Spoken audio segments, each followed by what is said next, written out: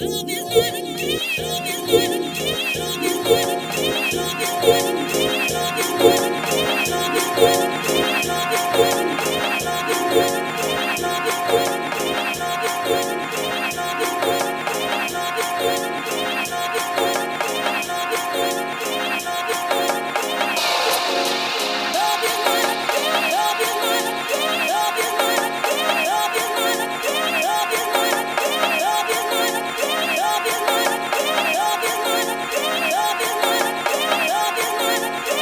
is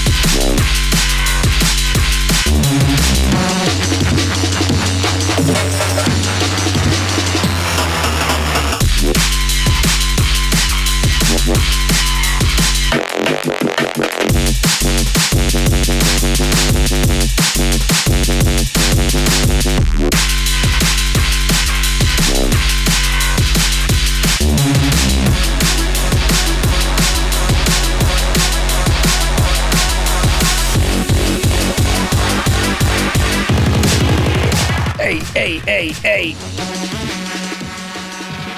What is going on, chat? Welcome in. Decided to start the stream with some actual classic bangers today. Sounds of the Original Sin Therapy on the 2025 remix right now, and before that was the Dillinger remix of J Majik featuring Kathy Brown with Love Is Not a Game. And we're here to talk about politics and all that kind of stuff. You know the score. There's them tracks if you want to find them yourself. And I'm bringing in the standard backing track. I think I'm going to start doing that. I think I'm going to start, doing a little bit of actual DJing at the start of the stream. You know, what do you think? Welcome in, everybody. We got the new setup, the new cam setup. Much relaxed, more relaxed, low lighting, looking more normal, more real, like a real person. Very exciting stuff. Thank you for saying that you love the setup, because it's good, isn't it? It's good. It's very good. Welcome in, everybody. We got everybody here in the stream. We have got Johnny, Morgana, Val, Fraser. What the fuck just happened? Why did that happen? Anyone see that? Cam just turned off for a bit. That's not good. That's not a good sign. Prezo, Atomic, Bellatrix. We got Morgana. We got Val. We got Hunter Biden's bathroom. We've got PBP. We got Red Bear. Welcome in. We got Neil, Confucianist. Who else do we got? Icky Trunks. What's up? Welcome in. Yeah, quick blip there. Not sure what that was.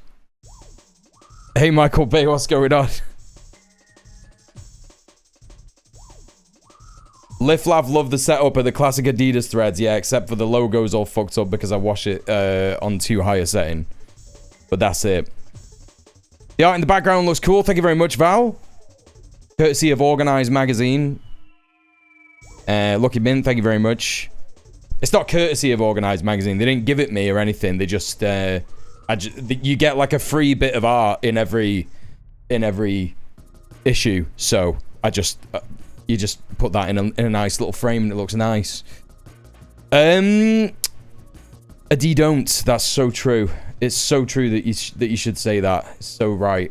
Yeah. Oh, look, it happened again. Now that's not good. I'm not happy about that. I think I know what it is, so just bear with me a second. I'm just going to see if I can stop this from happening. Just that.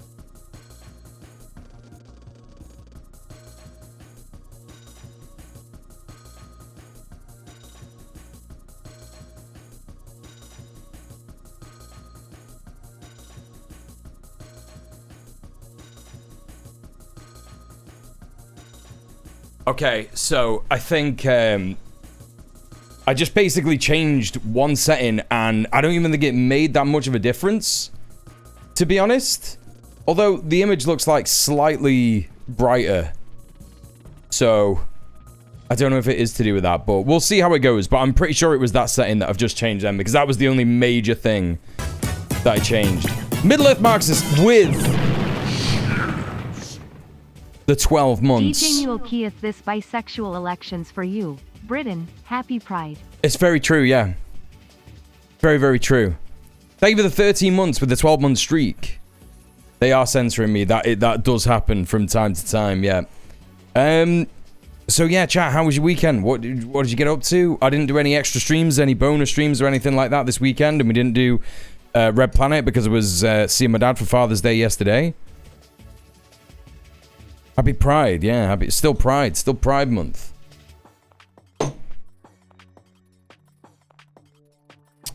On Friday, it's K's Revenge on my stream, it's true. Let me know if you see the blink again. I don't think it's going to happen now, but just let me know if it happens. I, on Friday, went to garden center, local garden center, with one of my good friends and his daughter. He's got like a tiny daughter, tiny, cute, young daughter. She's so funny. Kids are just funny as hell, aren't they? Like, seeing like a little baby human interacting with the world in a lot of times, like for the first time, and like saying certain things, just hilarious, man. I just love that shit. So yeah, had a very funny time hanging out with my mate and his daughter for a bit. Nice couple of coffees at the garden center, walking around, absorbing the green, you know, the green energy from the plants. When it hits your eyes, it does something to your brain. Can't remember what the science is, but it makes you relaxed. And then later on, went to do a horror movie quiz with some of my friends, which was very nice. And we came second. And I got some really good, not even just great brain juice from the green, from the garden center, but amazing brain chemicals from getting some questions right at the pub quiz. Because it was all old horror movie stuff, and I love that. I'm a cinema nerd, and I love horror films and all this kind of stuff. I got some dead obscure questions right, which I'm really proud of. Now, chat, let's see if you can get some of them right, because I've tested out my parents with this over the weekend, but they aren't really like mad horror fans, except for my mum. But I'll give you a question of... so here's two of the very obscure questions that I got right? So the first one is, can you name the character and the film that this quote is said by and is in, right? I'm not going to get it exactly right because I can't remember it exactly right. But the character says, the rules of the fairy tale have changed. I'm no longer the evil, wicked stepmother. I'm the evil queen. So come on, Snow White, give it your best shot, right? Can you name the film and the character that says it? I'll say it again. Oh, Atomic, that's disappointing. Nappers, straight away! Didn't even have to say it again! Yo! Crazy! Bellatrix with it as well. Yeah, you got it. Julia from Hellraiser 2. I was there for like a minute, right? They said the quote on the screen, and it like activated my neurons in it, and I was like, oh my god, I know this. Oh my god, I know it. And no one else in the team knew it. And I think I was the only person. To actually get it right. UE6969696969 says, first time seeing Mule without a green screen. And that's just not true, is it? Because you were here on Thursday. I didn't have the green screen the entire 12-hour stream on Thursday, did I? So no, it's actually your second time seeing Mule without a green screen. So I see that your love of the Halfling's Leaf has clearly slowed your mind. But welcome in, chatter. How are you doing? Tejan, how are you doing? Good to see you. Liz, good to see you. Happy Monday. Yep. Woke Greens. Very good stuff. Is it Chucky from Chucky 2? That's very funny, because he's not a wicked stepmother, is he? He's a little doll that is possessed by a man. Unless There's a trans Chucky that I don't know about. I watched that film so much when I was younger. It's quality. I've only seen it once. Need to watch it more. Yeah, it's a great film. It was destiny that Mule was at that quiz, the only person to know it. Yeah, exactly. Started reading a book about the making of the Wicker Man today. It's interesting. The first one. You need to be doing stream quizzes to make sure we're paying attention. I do, don't I? Anyway, so here's another question that I got right. It wasn't just me that got it right. It was also the team that got this right. This one's very interesting, right? Very, very interesting. The idea of the final girl trope in horror movies, yeah, which is the trope of a final girl character surviving, all the other characters being killed by the antagonist of the film, right? You understand what that is? The final girl, the last person alive in the slasher film, yeah? Often a girl.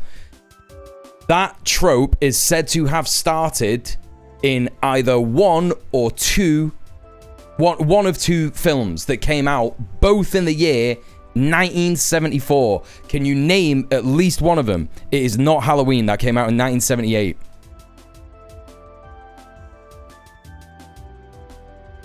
Chucky blazes it with the halflings. That's so true. So we're looking for the film that people say either one of them. It's a debate between which two. Yeah. It's not The Foundation. It's not Nightmare on Elm Street. That came out in 82. I always thought it was Halloween 2. Interesting. Yeah, no. Rosemary's Baby, no. PvP with the Texas Chainsaw Massacre. That's one of them. Does anyone know what the other one might be? I didn't get this one right, but my team colleagues pointed out this one. Hey, Slick Stick Stuck, how you doing? Thank you for the lurk. I've barely seen any horror movies. No, it's not Alien. That came out in 1979. Texas Chainsaw Massacre is 1974. Bellatrix with Black Christmas. Yes, that's right. Scream came out in 1997. What do you mean, Scream? Scream is a parody of those films.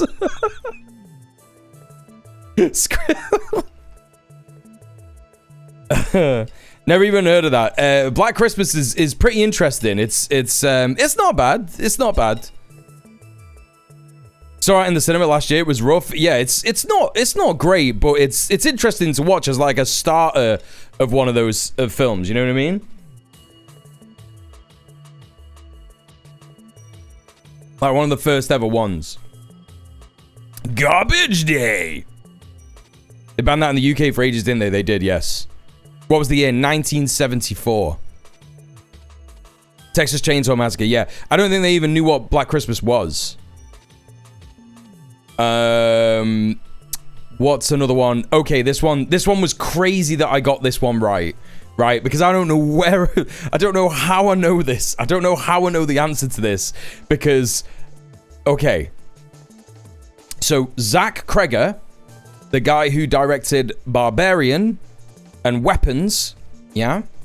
Zach Kreger, the director of Barbarian and Weapons, used to be, before he was a director, in a sort of late noughties, early 2010s comedy sitcom.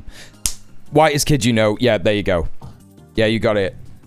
I think I was the only person to get that right. He was in the Whitest Kids You Know. I was there and I was thinking like, oh my god, like what I was like I know the answer to this. I know the answer to this. What comedy was he in? I knew he was a comedian, and I've never watched Whitest Kids You Know ever, I don't think. Unless it's oh my god, it just fucking blinked again. What the fuck? Why is that happening? Is it because I messed with it? Hold up, chat. Let me just restart the webcam. Let me try this instead. Let me see if this just works. Maybe it's because I messed with the settings earlier today, and then I don't know. We'll see what happens. It shouldn't do it now, because the only thing that I've changed genuinely is the ISO and that one setting that basically was just like the pixel size. But I don't think the pixel size made that much of a difference. Technology is all a load of shite. Very true. Well, I've turned it off and turned it back on again, so hopefully it'll work, because that's how that works, isn't it? It would be absolutely insane if, like, I haven't touched this camera in literally years since I got it. I got it, like, literally 5 years ago or something. Not touched it. It's had the same settings this whole time. And as soon as I touch it, as soon as I get rid of the green screen to make things easy, yeah, it just all fucks up. Hello, Husker, how you doing? Hello, Chilavina. I was hoping we'd get a lesson on the last girl trope or what the point of it is, but cool trivia. It's just a trope, man. I don't know. Like, speak to the fucking... What's his face? The director. What's his name? Tobe Hooper. Speak to Tobe Hooper.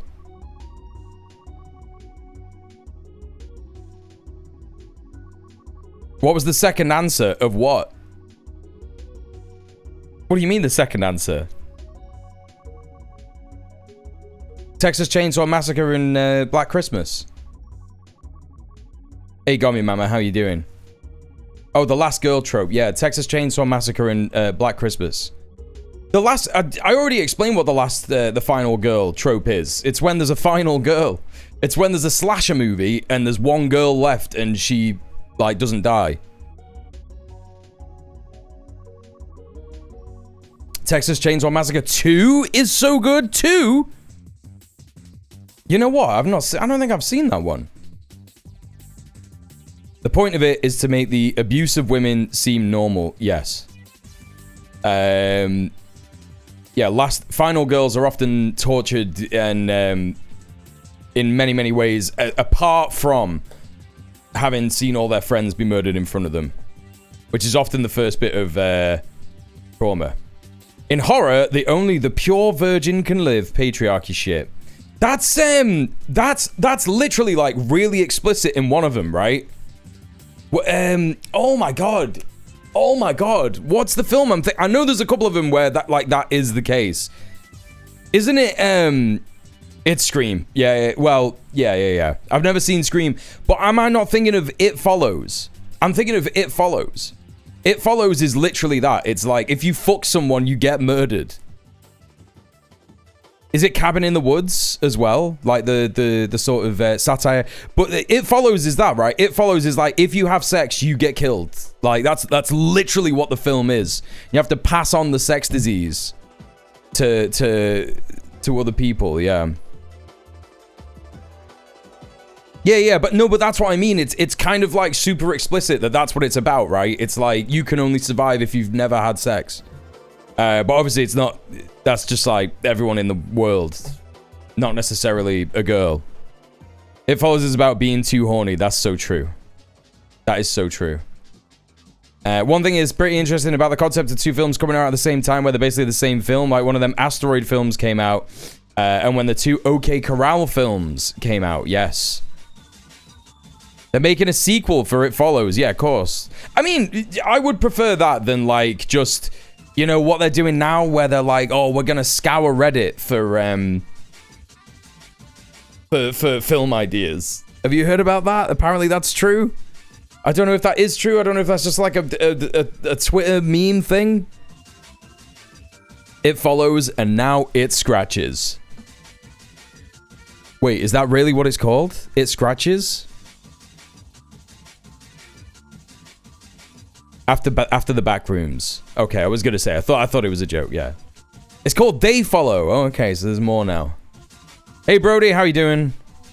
Starmeroids are coping so hard. Oh, hell yeah.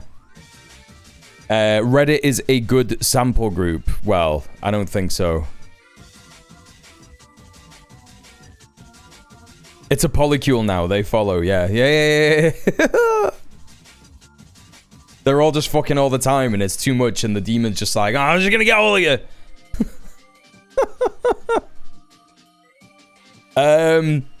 Right. What? There was something else I was gonna say. Yeah, it's chilled out on... Yeah, so we did all that on Friday. That was really nice. It was nice to see some friends. It's been a long time since I've been, like, socializing properly. And it feels good to socialize properly now. After just sort of, like, a bit of a shit year last year and, like, you know, recovering from everything this year and feeling like I'm back on track this year, so that feels great. And then Saturday did nothing, just chilled out. And Sunday, obviously, saw my dad because it was Father's Day. I made homemade fajitas, so chicken fajitas with homemade pico de gallo, homemade guacamole, and also homemade tortillas, all together. Everything. Just did everything from scratch for my dad and my stepmom, and it was dead nice. Had a really nice time. We went on like a bike ride. I got on the train to, and I took my bike on the train, and I was like, right, I'll cycle up to yours. And my dad and my stepmom were like, we'll meet you in town, and we'll have a coffee and an ice cream. So that's nice. So had a nice coffee and ice cream, and then they had their e-bikes. I had my e-bike, so we went on a big e-bike ride. But the only problem is because of like where they live, we obviously like got out the town center, and there was like a whole bunch of just like farm roads and shit like that. Now, my dad and my stepmom, these motherfuckers with the dough, yeah, they've got these like big fucking motorbike wheel fuckers. Have you seen them getting about? You'll see some Deliveroo drivers have them, right? But obviously, my dad and my stepmom have got them. They've got these big, thick-ass fucking tires. Huge tires. They might as well be like a scooter, you know what I mean? Like, they just look like a motorbike. Look like a moped. So they're just fucking ragging it about, right? And I had to go on my dad's, and it was actually fucking sick. I was like, this is so sick. But obviously, because they got massive tires, they're going around all these like dirt tracks and shit with like loads of pebbles and shit everywhere. And I've just got like mountain bike tires, and like I've got stuff on my back. I've got a couple of things in the pannier, you know what I mean? And I'm like, oh fuck, do you know what I'm saying? I'm just like, it's gonna fuck up my tires or some shit. I don't know. I'm just like a bit concerned about it and what have you. So like, you know, I'm having to like get off and like walk because they're going over the like fucking really bad cobbled streets and shit, and I'm like, I can't be riding on that. But anyway, it was fun and I had a nice time, so that was good. And then when I got back to Manchester last night, had like a nice cycle around the city centre, and sort of like inner city areas and stuff. And it was just really nice. It was like a really warm night, and it was dark, but it was like dead quiet Sunday night. It felt really like ethereal and shit, so that was proper nice. And yeah, just kind of tuned out of politics all weekend, and obviously logged on this morning, and I was like, ha! That's very exciting. Not too humid up there. It's extremely humid and bad, yeah, but obviously when you go out at night, you got the wind, and you're riding on a bike dead fast. You know, it's cooling you down and shit, you know? The e-trikes I would love, because I have been known to fall over randomly when I'm on my e-bike. That's a shame. Yeah. You want the e-trike, really. That's true. Or you just want like the e-van thing. You know, the e-van things that we were looking at.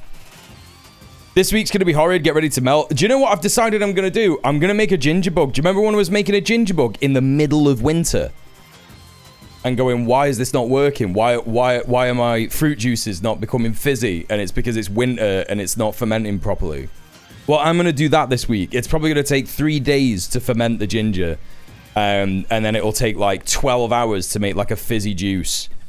So I'm going to take advantage of that. And, you know, because I'm running out of Vimto, and I shouldn't really be having Vimto either. Look how much it's fucking melted already. I've had this for like fucking... Well, it's been there for about 20 minutes, to be fair, but, you know.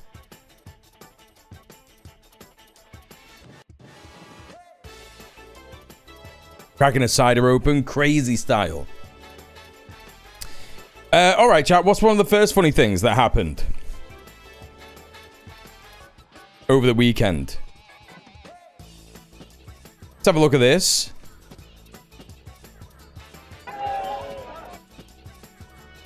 What's going on here? Oh, what's this? Katie Hopkins in a pub.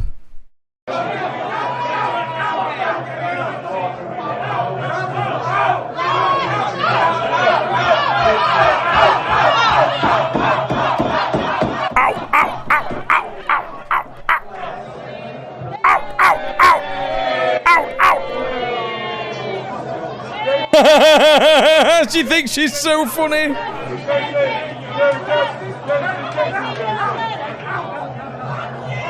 Look at her. She's fucking violent as fuck, man. Horrible. Literally just fucking hit someone. Crazy, man. She's a fucking thug. That's crazy shit, man.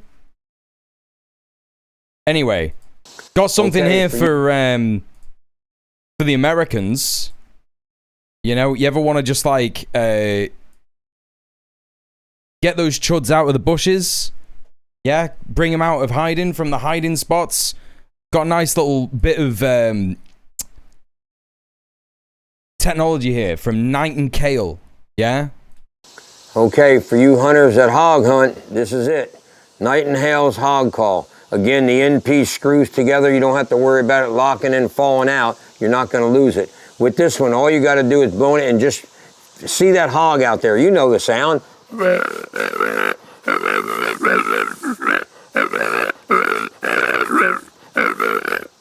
That's the hog call by Nightingale.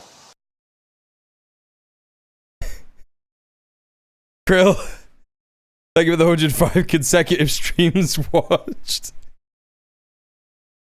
Just a little hand action. Just a little hand action. He's going to town on that thing. Yeah. That hog hunt, this is it.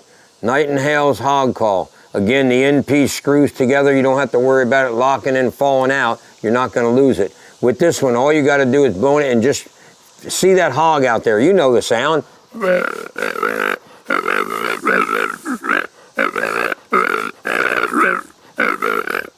That's the indie game dialogue sound. I don't need a bit of a tube. I can make that noise on my own.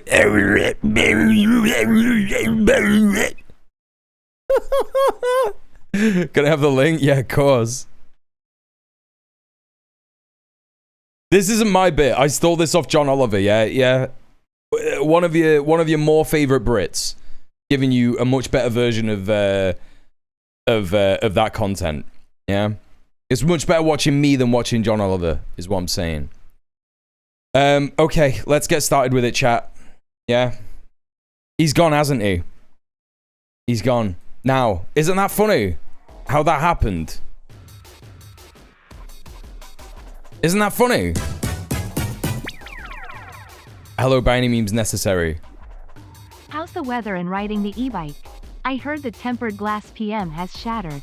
That's right. Thank you so much for the 6 months. Thank you for subbing. Enjoy your ad-free viewing and your remotes.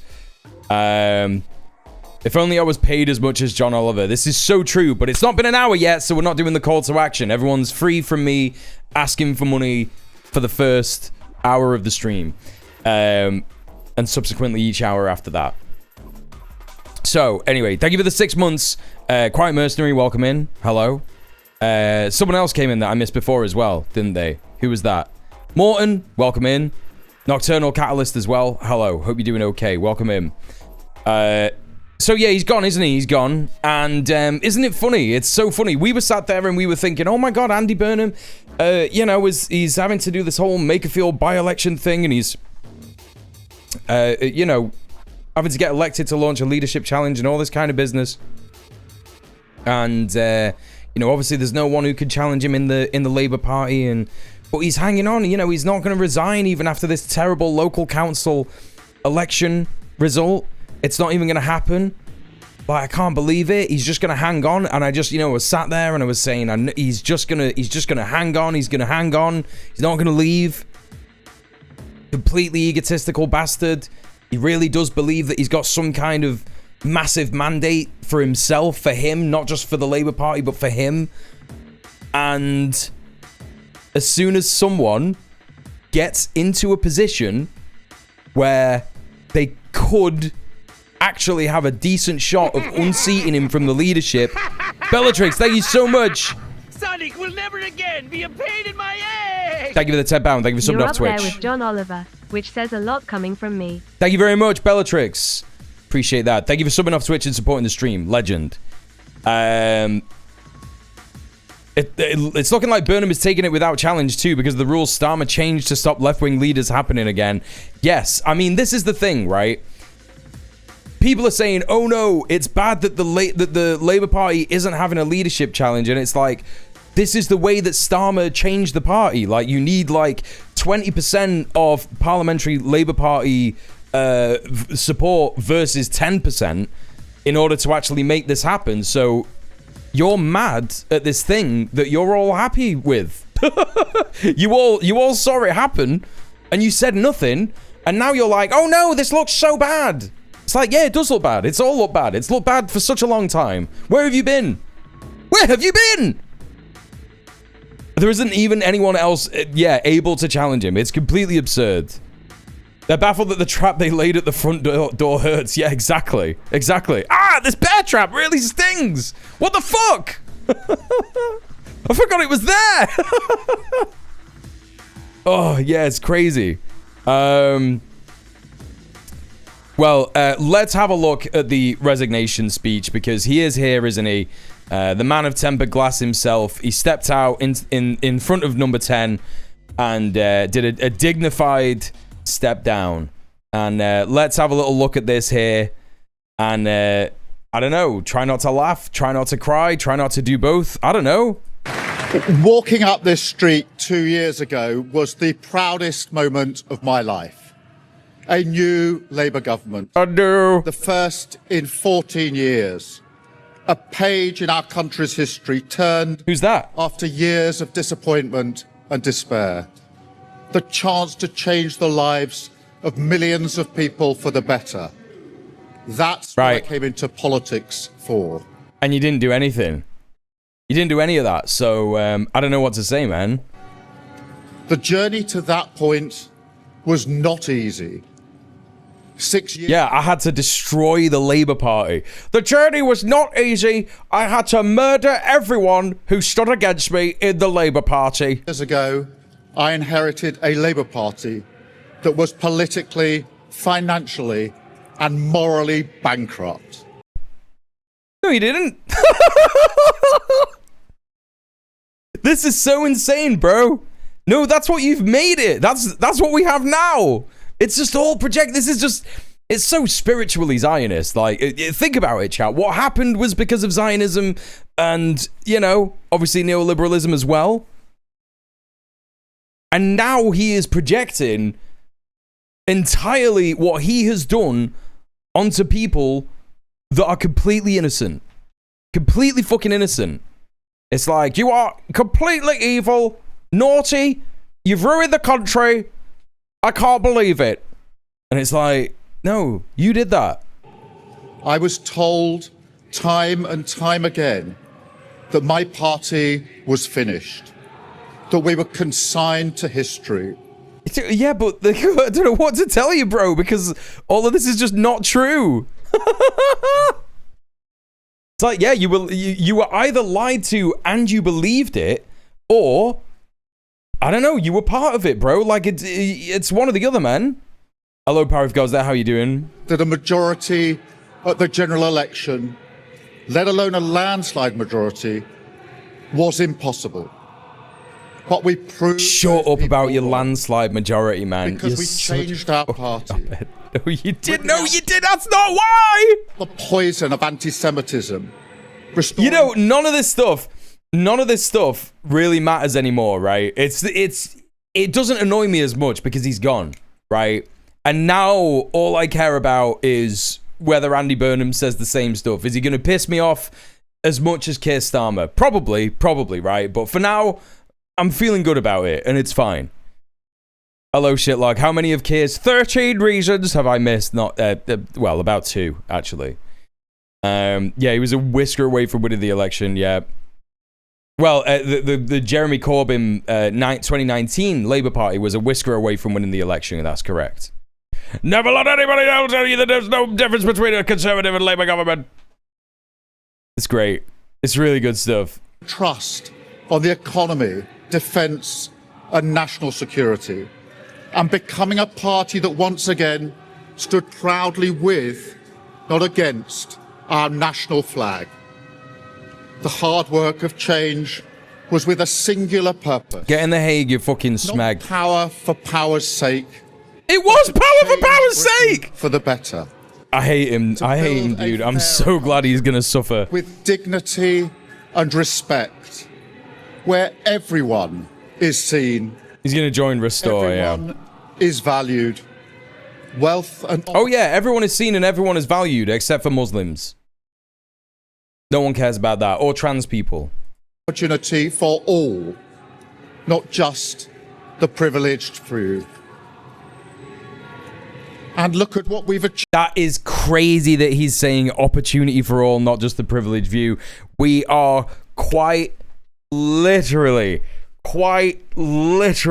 at the most capitalist Britain has ever been. Yep, disabled people, Palestinians. Yep. Well for everybody, but actually no. Not even really for white working class people, to be honest. You know? Just actually wealth and opportunity for no one. Actually, no, because I was talking about the everyone is valued thing. I mean, technically, white working class people not valued. If they're racist, then they are. But, you know, everybody else. Even like, you know, Scottish people, Welsh people, Northern Irish people, sorry. You know, even if they were racist, not valued. Because he pushed apart the union, didn't he? Fascinating stuff. Absolutely fascinating stuff. What I don't get is that you just don't have to lie anymore. Like, you're done, bro. Do you know what I mean? You're done. So, why does it, like, it does make me think that he does believe it. But I don't know. I don't think he does. I do think it's a grift. I do think it's an entire grift. The privilege. He's just completely pretending. He doesn't believe a thing he's saying. And look at what we've achieved in just 2 years. Oh yeah, I can't wait to hear this. An economy that is stronger. No. Growing faster than our peers. No. Wages rising faster than inflation in every single month. Oh my God!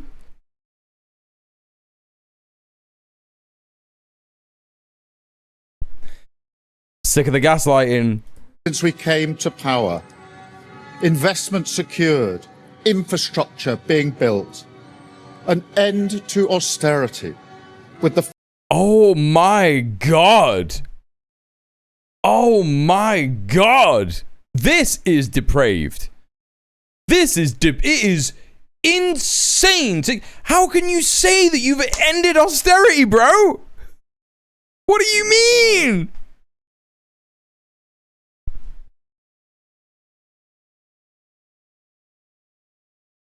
I don't think I've ever been as poor as I have. Like, I don't think I've ever been as poor as I am right now in my entire life, right? In terms of my own money.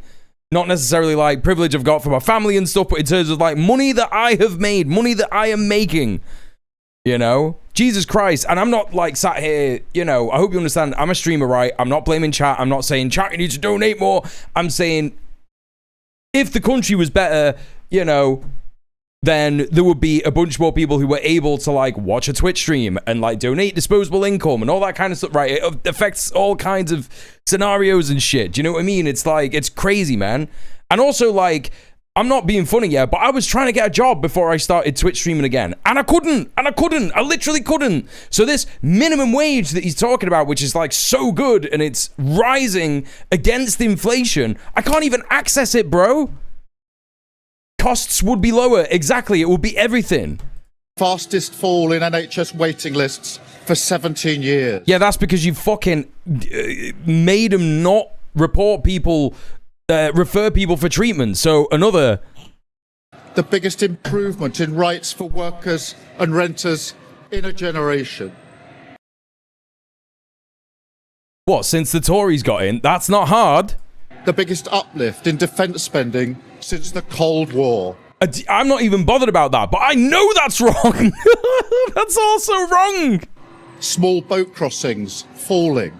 Well, yeah, he has done that. I think that's the only thing that he has done. But obviously, that's very easy. Punish marginalized people. Closing. Yep, punish marginalized people. People from social media. Bro, he's even...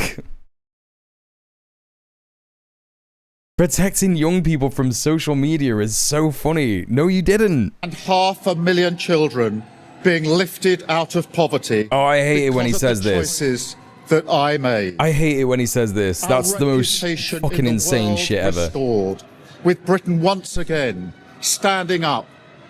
It is insane to say that Britain's reputation over the world has been restored. What do you mean? We're a joke!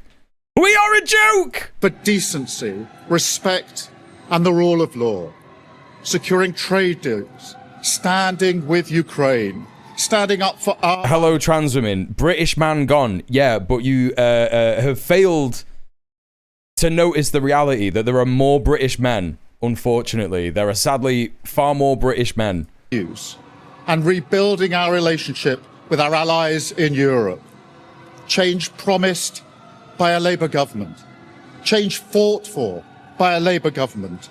Change delivered by a Labour government. But I know...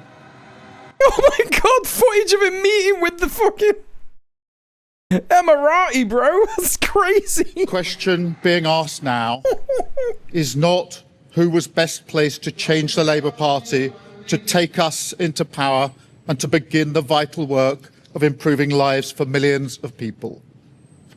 Those questions have been answered. The question... That's true, actually. This is true. Hassan must go. Who must go? That's right. Very true. Very true. He should have never overreached like that, chat. This is what did it. This was the thing that was finally the nail in the coffin for Brits. Andy Burnham saw this and he was like, no, I can't be having Hassan Piker being banned from the UK. It's not right. And that's that. See, listen, I'm already working on the Burnham voice. It's not hard.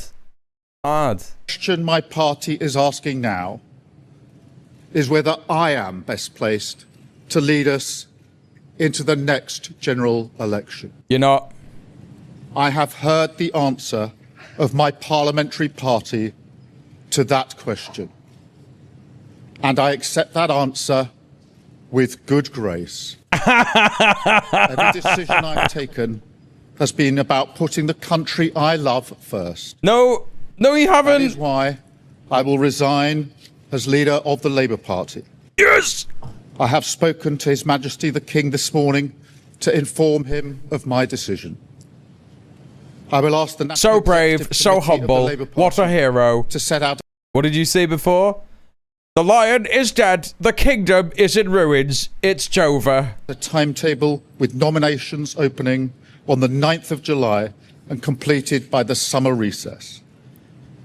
In the case of a contest, this will ensure a new leader is in place before Parliament returns in September. I will remain in post as Prime Minister until the contest is complete, and I will do everything I can to ensure an orderly handover of power. I will also give my successor my full... Hey, Crimson Tinted, how many people in the UK simultaneously exclaimed in joy today? I don't think it's joy so much as Schadenfreude. Because I think everybody in the UK knows that Andy Burnham is just going to be more of the same. The soundboard isn't working. Thank you, Sir Goosebumps. You're right. That's because I hadn't turned it on. Sorry about that. I've been doing that loads. I've been doing that and this loads. So thank you very much. And hello, Threads. We can't lose meep. No, of course not. Hey, Sorka. I will try and rush through everything Peter Thiel told me to do while I'm still in office. Yes, exactly. Yep. So there you go. Unequivocal support, knowing that they will inherit a Britain that is far stronger and fairer than the one I inherited 2 years ago. Insane. Insane. Better prepared for the challenges ahead and better able to ensure the Labour Party secures a second term in office. I mean, that's not going to happen, bro. That's simply not going to happen. I want to thank all of those friends and colleagues who have been at my side for these past 6 years or so, for their incredible commitment, service and support. I want to thank Give me a minute, the chat. I brilliant just number gotta- 10 staff and our country's extraordinary civil service who dedicate their lives to public service. And when I leave the biggest job in the country, I shall spend more time on the most important job, being the best husband I can to my fantastic wife, Vic, who has been a rock by my side through good times and bad, and being the best dad I can to my beautiful children, who are my pride and my joy. Thank you very much.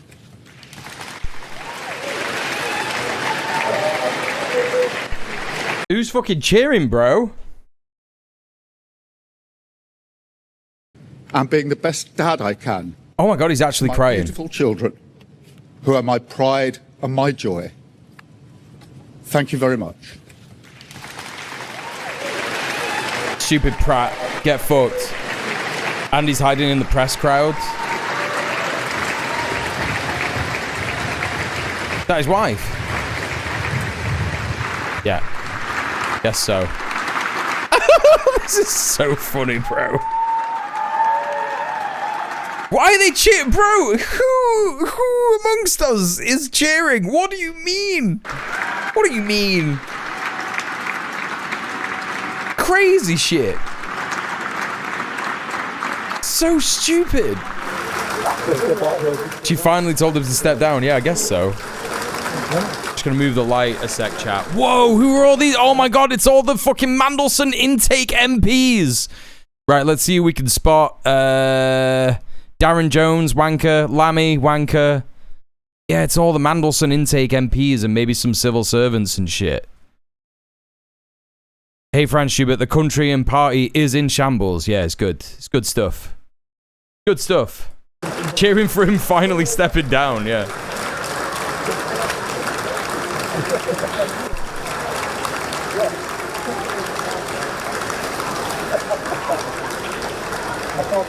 Yeah, it's just like a bunch of the staff of a bunch of the Mandelson intake MPs. Right. Well, that's that, isn't it? Anything else? Does he have a couple of pictures or something? Did he come back out? What's going on here? Are they all like having a little look inside the gaff or something? It's very odd. What happened? Oh, they're all going in.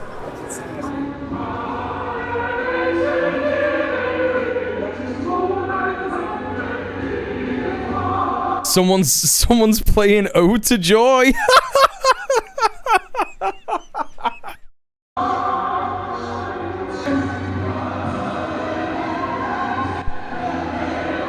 Oh, that's hilarious, dude. That's hilarious, man. Have I seen Zelensky's tweet saying farewell to care?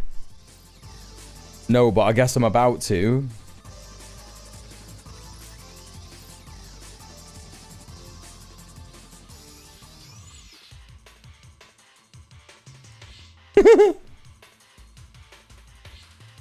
Okay. Let's have a quick look at this. Thank you for all our cooperation, your support. The joint decisions help make our Europe and protection of life stronger. The United Kingdom has been, is, and will remain among the world's leaders. Okay. Here in Ukraine, we deeply value Britain, and every meeting and every conversation we have has always been filled with real substance. Thank you for always being in touch, always engaged, and always striving to do what is needed and what will truly help. I wish the United Kingdom and all British people every success as well as realization of your national goals. Keir, you're always a welcome guest in Ukraine. Yeah, because, yeah. Just love doing war crimes, don't they? War criminals love each other. Makes sense.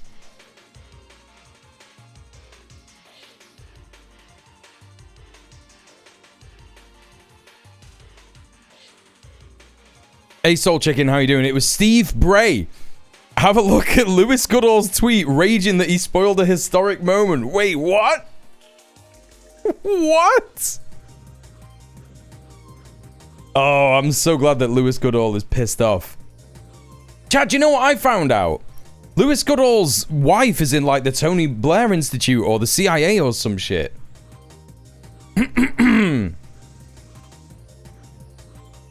Incredible things happening on Twitter today. Yeah, I've seen a bunch. Yeah.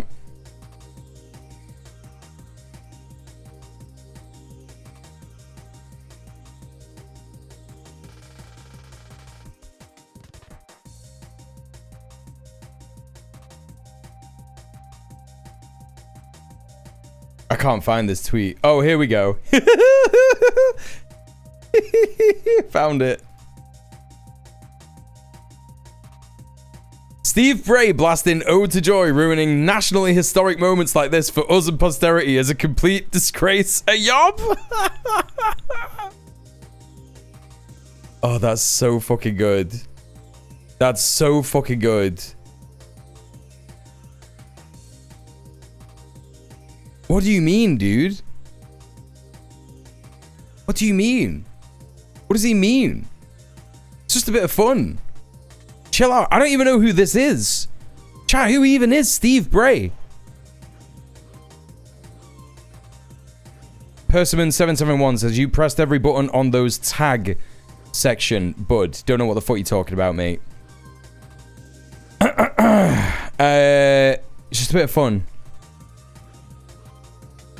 Oh, it's the led by donkeys guy. Steve Bray's been protesting outside Downing Street since Brexit. Oh, what? Is he like a FBPE guy? Was he doing the Brexit, the rejoin march this weekend? You're playing negative Nancy. I know it's not about me. Chat, you're being weird. I don't know what the fuck. I asked you to tell me what the fuck you're talking about. I don't know what the fuck you're talking about. Explain yourself or fuck off. I don't give a shit about what you're fucking talking about. Okay. So there you go. Very funny stuff. Now, here's what was happening in the meantime. Yeah. Andy Burnham takes a selfie with Labour MPs at Parliament. This is fucking funny as fuck. Oh, the state of his smile, man. The state of his smile is so insane. Oh. He's been like twatting ciggies all weekend or something. He's got big brown teeth. Mad stuff, man. He's a Lib Dem who did a lot of Stop Brexit stuff in the run-up to it. Right, I'm with you. The woman on the furthest right looks like she doesn't want to be in the picture. Yeah, pretty much. Uncanny Valley smile, yeah. Fucking weird shit. Weird shit. Well, there you go. They're all happy that Andy Burnham's coming in, aren't they? See what Phil Proudfoot is saying about Corbyn's speech, calling Corbyn's Labour morally bankrupt in his resignation speech. A man who defended collective punishment in Gaza, fed intelligence to Israeli genocidaires, had activists trying to stop it arrested as terrorists. Not a decent man, an indecent sociopath. Correct. Starting his speech by kicking the left when Labour under his leadership has destroyed its entire electoral coalition. Abysmal. Can't believe the country is still stuck with him for the summer. Even to the last minute of his pathetic premiership, Starmer resigns by first attacking the left of his own party. Yes, that will be his legacy. Just attacking the left of his own party. That's it. That is totally it. What's Max Shanley saying?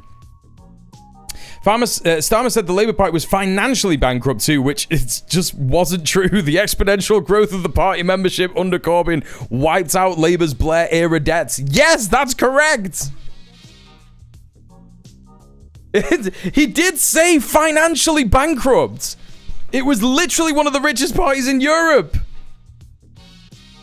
Insane stuff. Insane stuff, man. Crazy. Absolutely crazy. Let's have a look at what Nadia Whittam said. I'm constantly disappointed by Nadia Whittam. And this statement is also extremely disappointing, but we're going to read through it, chat. She says, the Prime Minister has made the right decision. I want to thank Keir for all his work as a leader of our party. What work? What, like for destroying the left? Nadia, what are you talking about? I believe he cares deeply about the people of this country, and his dedication to the role has never been in question. He achieved a historic victory at the last general election, and under his tenure, our government has passed the biggest uplift to renters and workers' rights in a generation. Again, just repeating what he said. It just, like, doesn't mean fucking anything, right? It's just not true. And if it is true, it's not a high bar to beat. You know? Hey, B-Rat, how you doing? Taking important action to tackle violence against women and girls. No, he hasn't. Girl, no, he hasn't. He's not lifted. Why?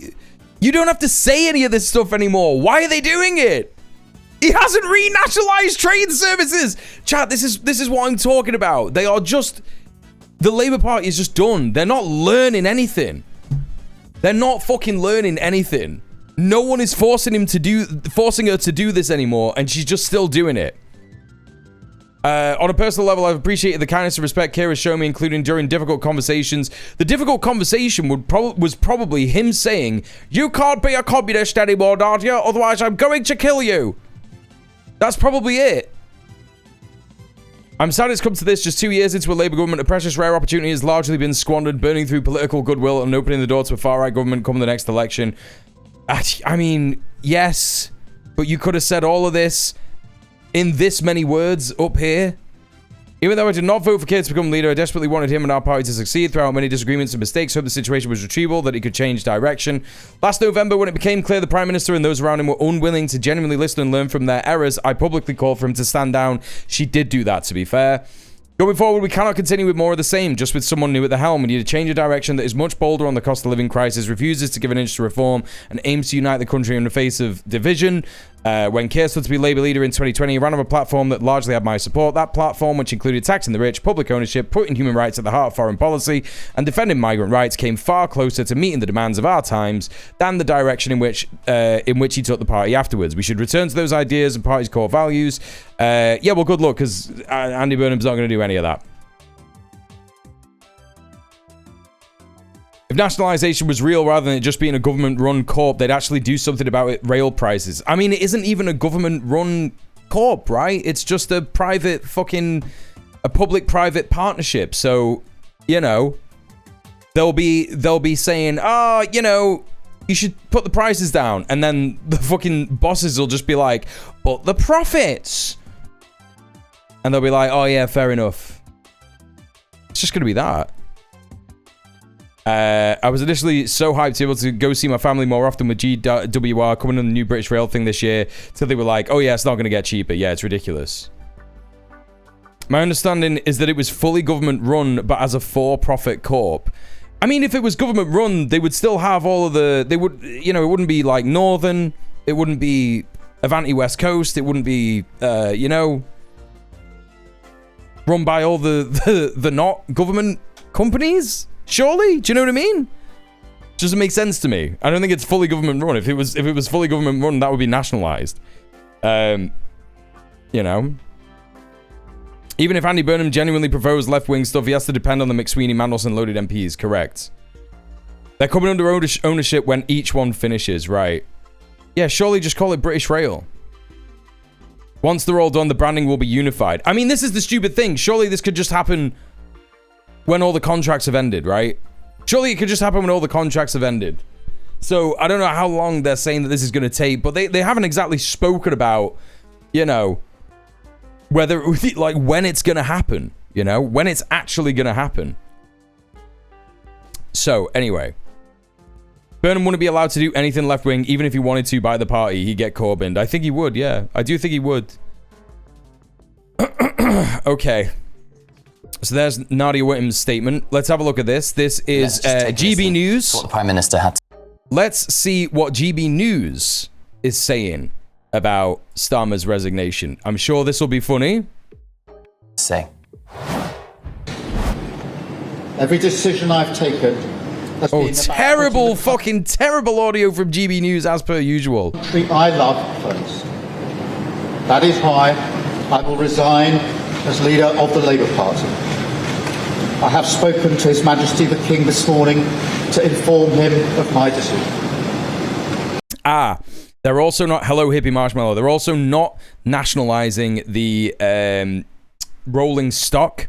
So the actual trains, the biggest cost setter will remain in the hands of the train landlords. This is the thing, right?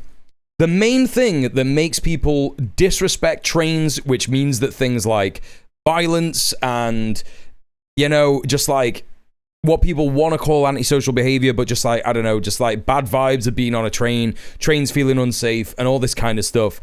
That happens because the trains that we get on are run down and dog shit, right?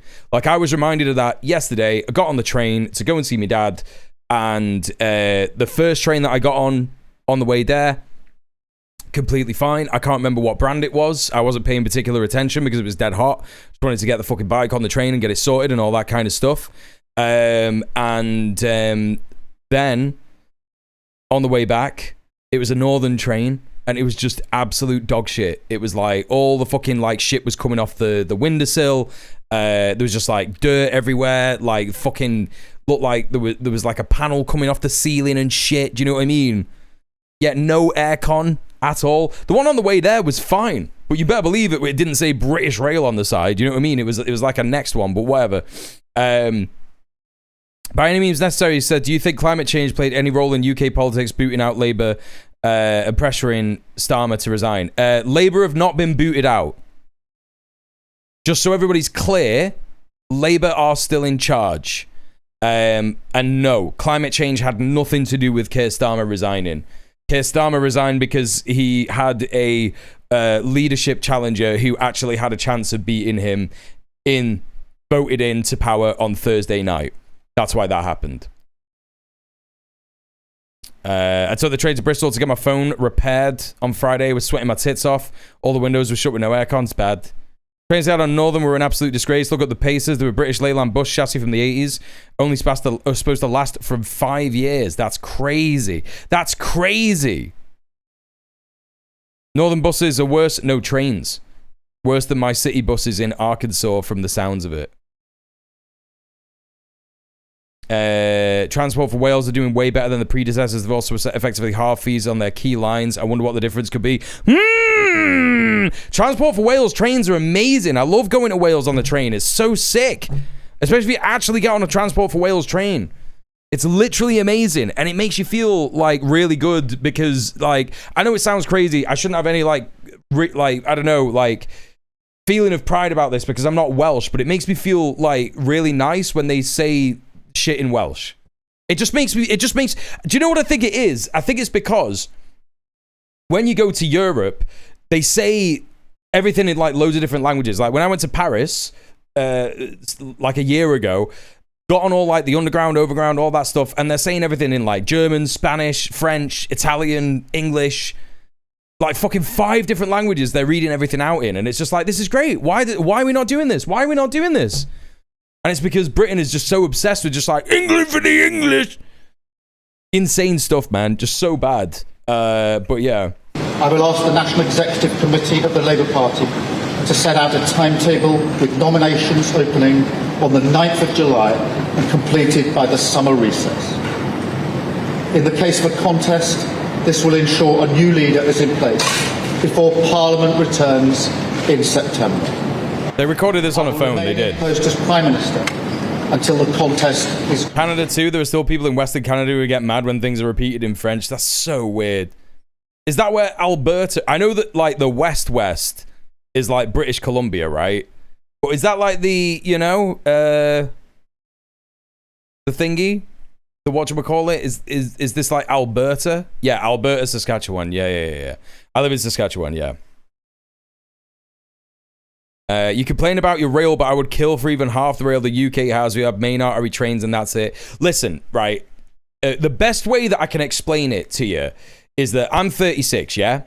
I'm 36, and I've been getting the train back and forward from, like, the town that I was born in, Warrington, and the town that I moved to when I was a kid, Manchester, right? So, because my family lives in Warrington, right? So get the train back and forth, and I have seen train prices go up throughout the years, right?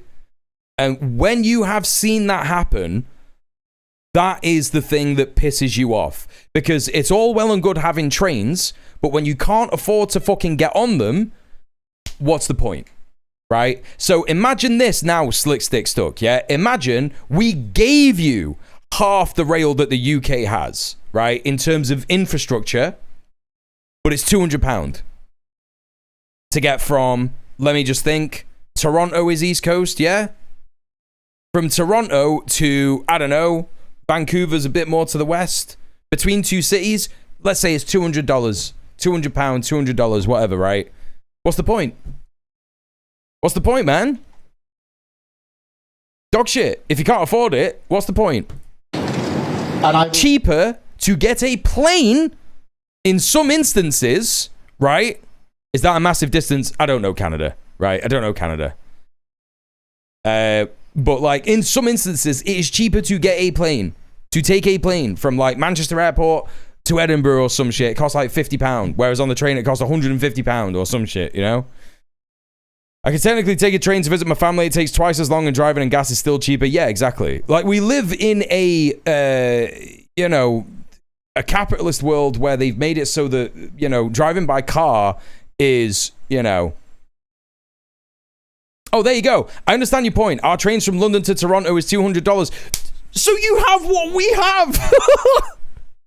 a 3-hour drive. It is worse than what we have, but it's essentially the same. I mean, that would be about £150, actually, probably for Canadian dollars to British pounds, right? That would roughly probably be about the same for like a 3-hour drive. Like, for example, it's a 5-hour drive from Manchester to London, yeah? 5-hour drive from Manchester to London, and it is going to be, for used, probably $250. So, you know, yeah, it's like that. We have one train, you have at least two. No, I know, but like even that upgraded infrastructure is just this totally, it doesn't make it, you know, it's all relative, right? It's all relative. I remember when it used to cost like £4 or something to get the train from Manchester to Warrington. You can still get it for £4 if you're lucky, but you know, peak time, it's rare. I just want more trains. We all want more trains, but they got to be affordable as well, right? Otherwise, what's the point? We can fly to Scotland from Stansted for about 30 quid. Train is 200. Yeah, there you go. There you go. Sometimes it's cheaper to fly to another country than another city in Canada. That's crazy. That's so crazy. Chat, I've been live for an hour. So please consider helping me get to the dono goal. You know the score. You know how it works. Melpo is not there, so I cannot tempt you with Melpo Cam. But maybe I could convince him to come in with some treats. If we get a £25 dono, I would only ask you to donate £5 if you are looking to donate towards the stream. Only the same amount that you would pay for a sub on Twitch. $5, £5, whatever. It just means that 100% of the money, minus a tiny fee from PayPal, transactional fees, comes to me instead of half of it going to Twitch. Of course, you can sub on Twitch as well. Got a little tiny sub goal of 5 subs a day. And yes, obviously, hitting the dono goal of £50 a day is where I'm up to. If we had, what are we up to, 10? If we had 8 people donate £5 each, and there's about 450 people who come through the stream on a daily basis, I'm just looking for 8 of yous to donate £5. Okay? How's Melpo handling the heat? He's doing okay. I've not seen him panting yet, so I think he's all right.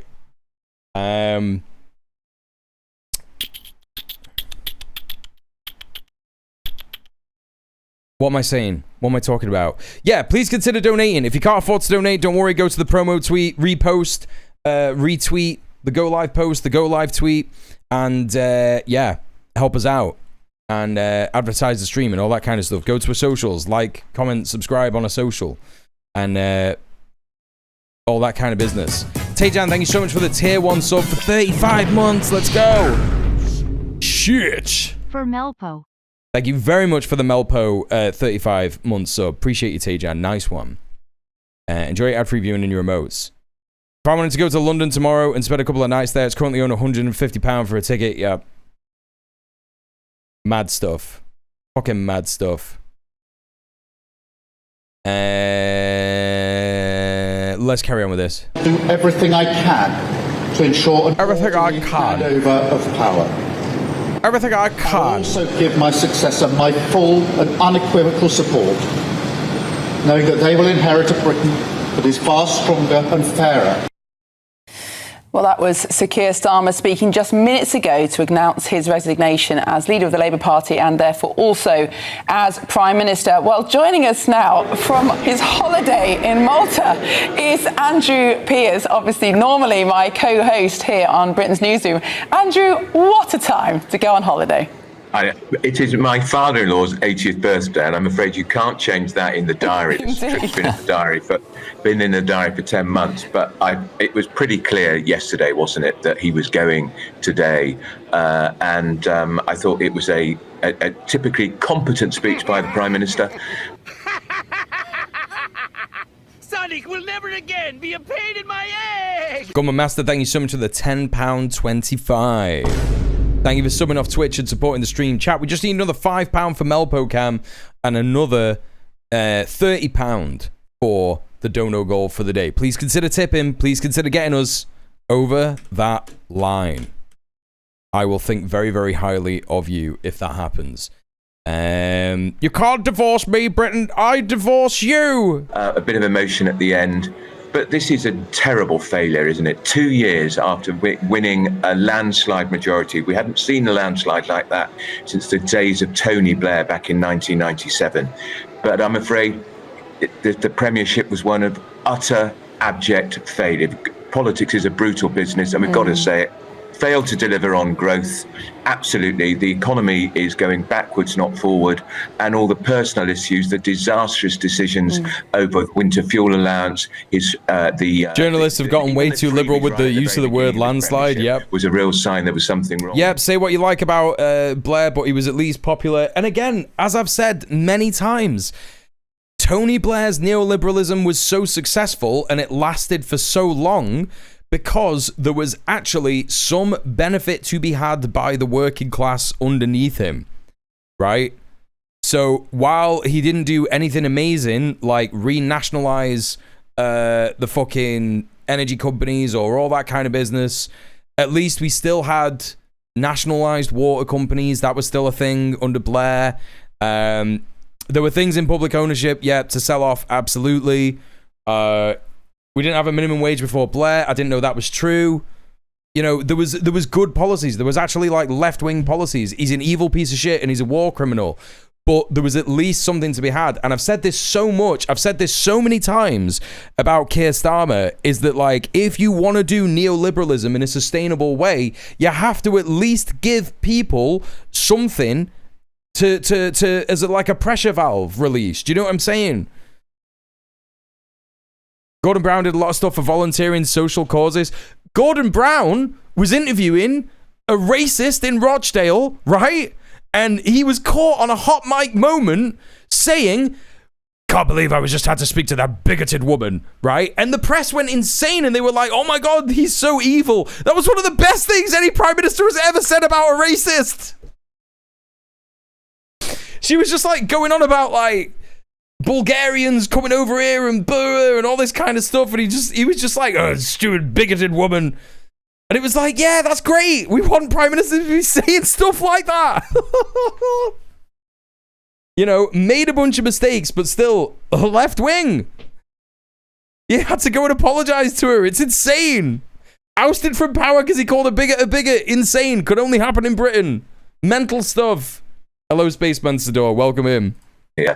And the disastrous decision to appoint Peter Mandelson, which went to the very heart of Keir Starmer's lack of political judgment. He's got no political instincts. He's got no political antennae. Yes, he's not correct. A politician. Yes. Kemi Badenoch's quite right. He's a lawyer, not a leader. He doesn't have proper Labour Party instincts. He's been a woeful failure, in my view, one of the worst I've ever covered. And I was around working on the Times covering the fall of Margaret Thatcher. She'd been Prime Minister for 11 and a half years and was one of the most remarkable. The Mandelson thing was, yes, that's true.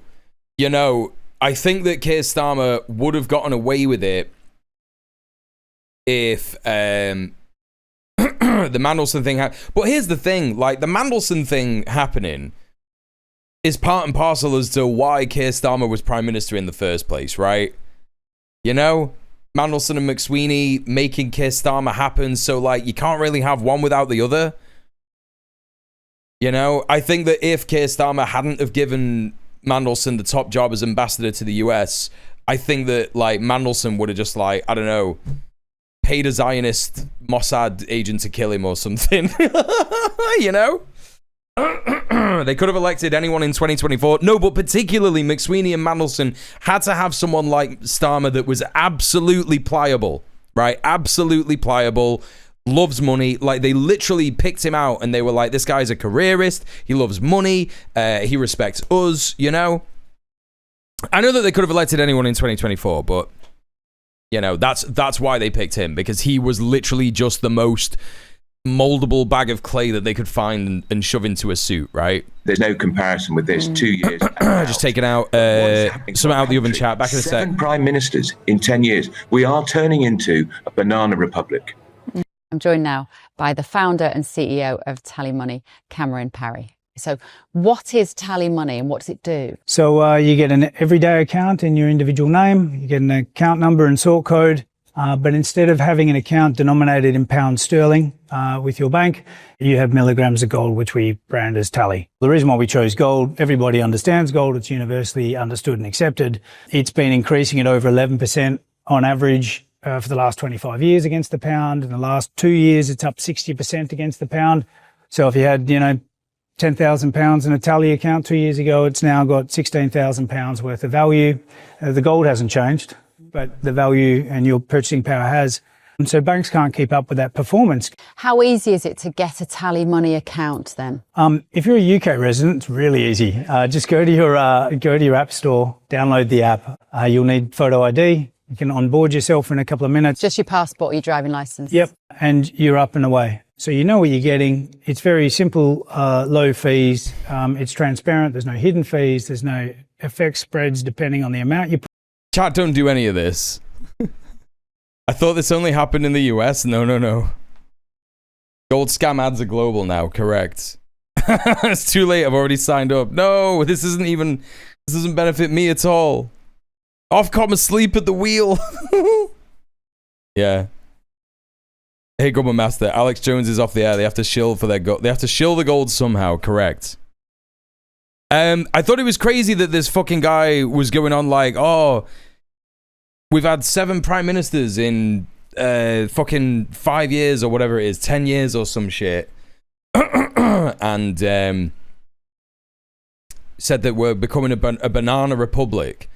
And it's like, yes, that's exactly what Brexit was all about. It was to turn us into a so-called banana republic, right? Where essentially, it's just a tax haven for corporations. The ASA can't deal with this because they got their hands full dealing with illegal settlement sales. Yes. Put in, and you just use. Yeah. Whatever. What the fuck is this? What the fuck is this animation? Hang on. Hang on. You put in, and you just get to go ahead and be productive in your daily life. Build up your savings again because it's useful to do it now. I was going to say. That's so funny. You don't necessarily put 100 from my. Simply scan. Frustrated by this constant change of leader. Public, meanwhile, Andrew, are getting increasingly frustrated by this constant change of leader. And in the last few moments, Nigel Farage, leader of Reform UK, has called for a general election. What do you think of his remarks? Well, why did Nigel Farage call for a general election? Well, that's probably because he's desperate to get in power, because he understands that Reform have hit their peak, right? They hit their peak at the Gorton and Denton election and the locals, and they are now on the way down because they are being exposed. The more and more that people are looking at Reform, they're going, oh, yeah, these are kind of like insane MAGA politics that I'm not sure I'm into.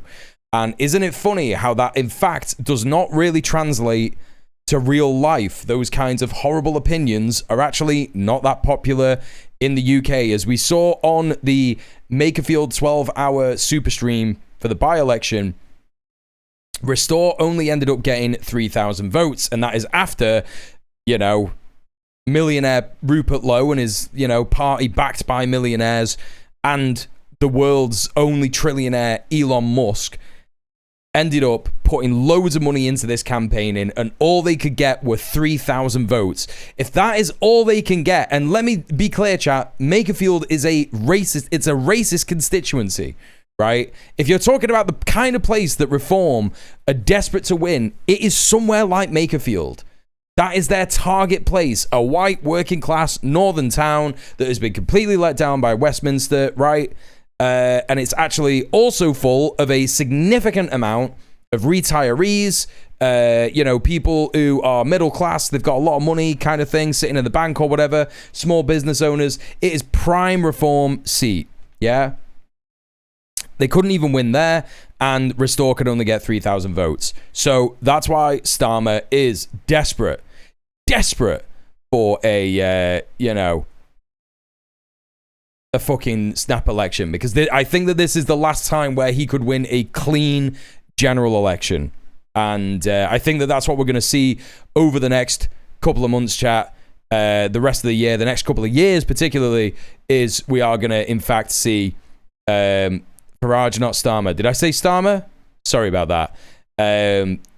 Farage. That's why Farage wants to call a snap election off the back of Keir Starmer resigning, because this is the only chance that he's got of getting into number 10, of winning a general election in a clean fashion. I think that that's why.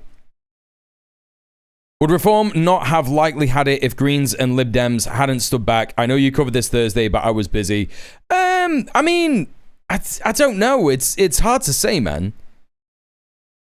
It's really hard to say.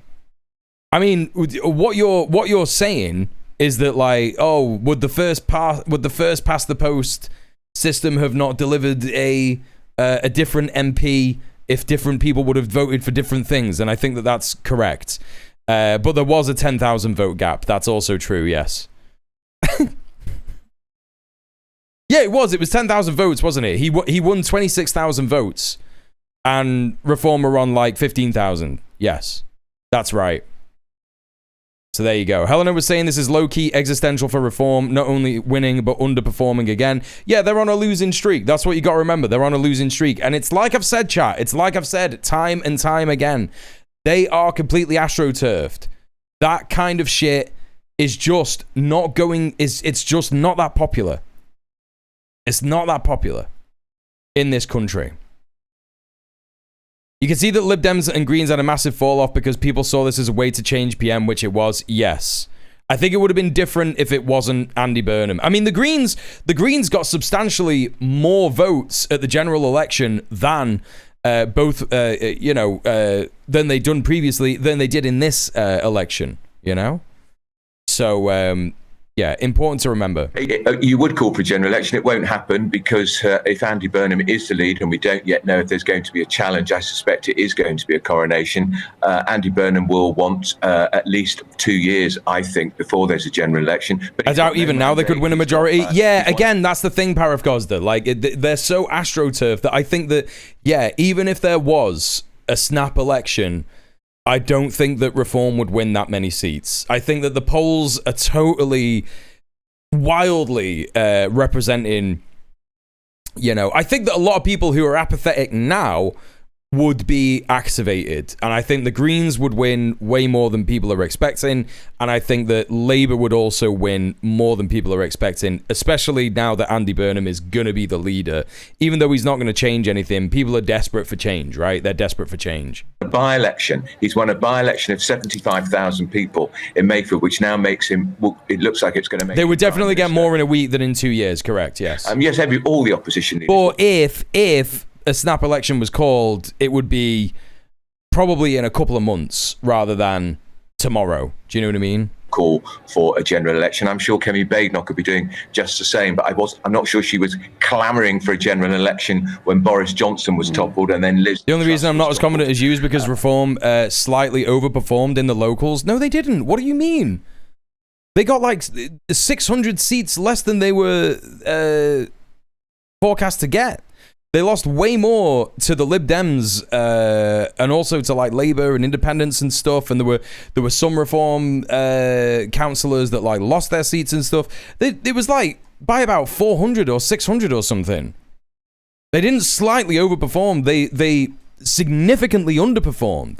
and then finally the public got rid of Rishi Sunak. But I do think it's a very, very bad way to go about governing our country. What will the markets do? The markets will hate this. The uncertainty it will cause on the markets, which costs all of us who are watching and listening money, because it would probably be at least until September. Yeah, pension funds. It affects so many. No, seriously, go and look. Absolutely. Like, I don't know if you're talking about like councils gained, like entire councils gained, or councillors, but I am certain that in terms of councillors, they underperformed by about 400. Like that number is just in my head.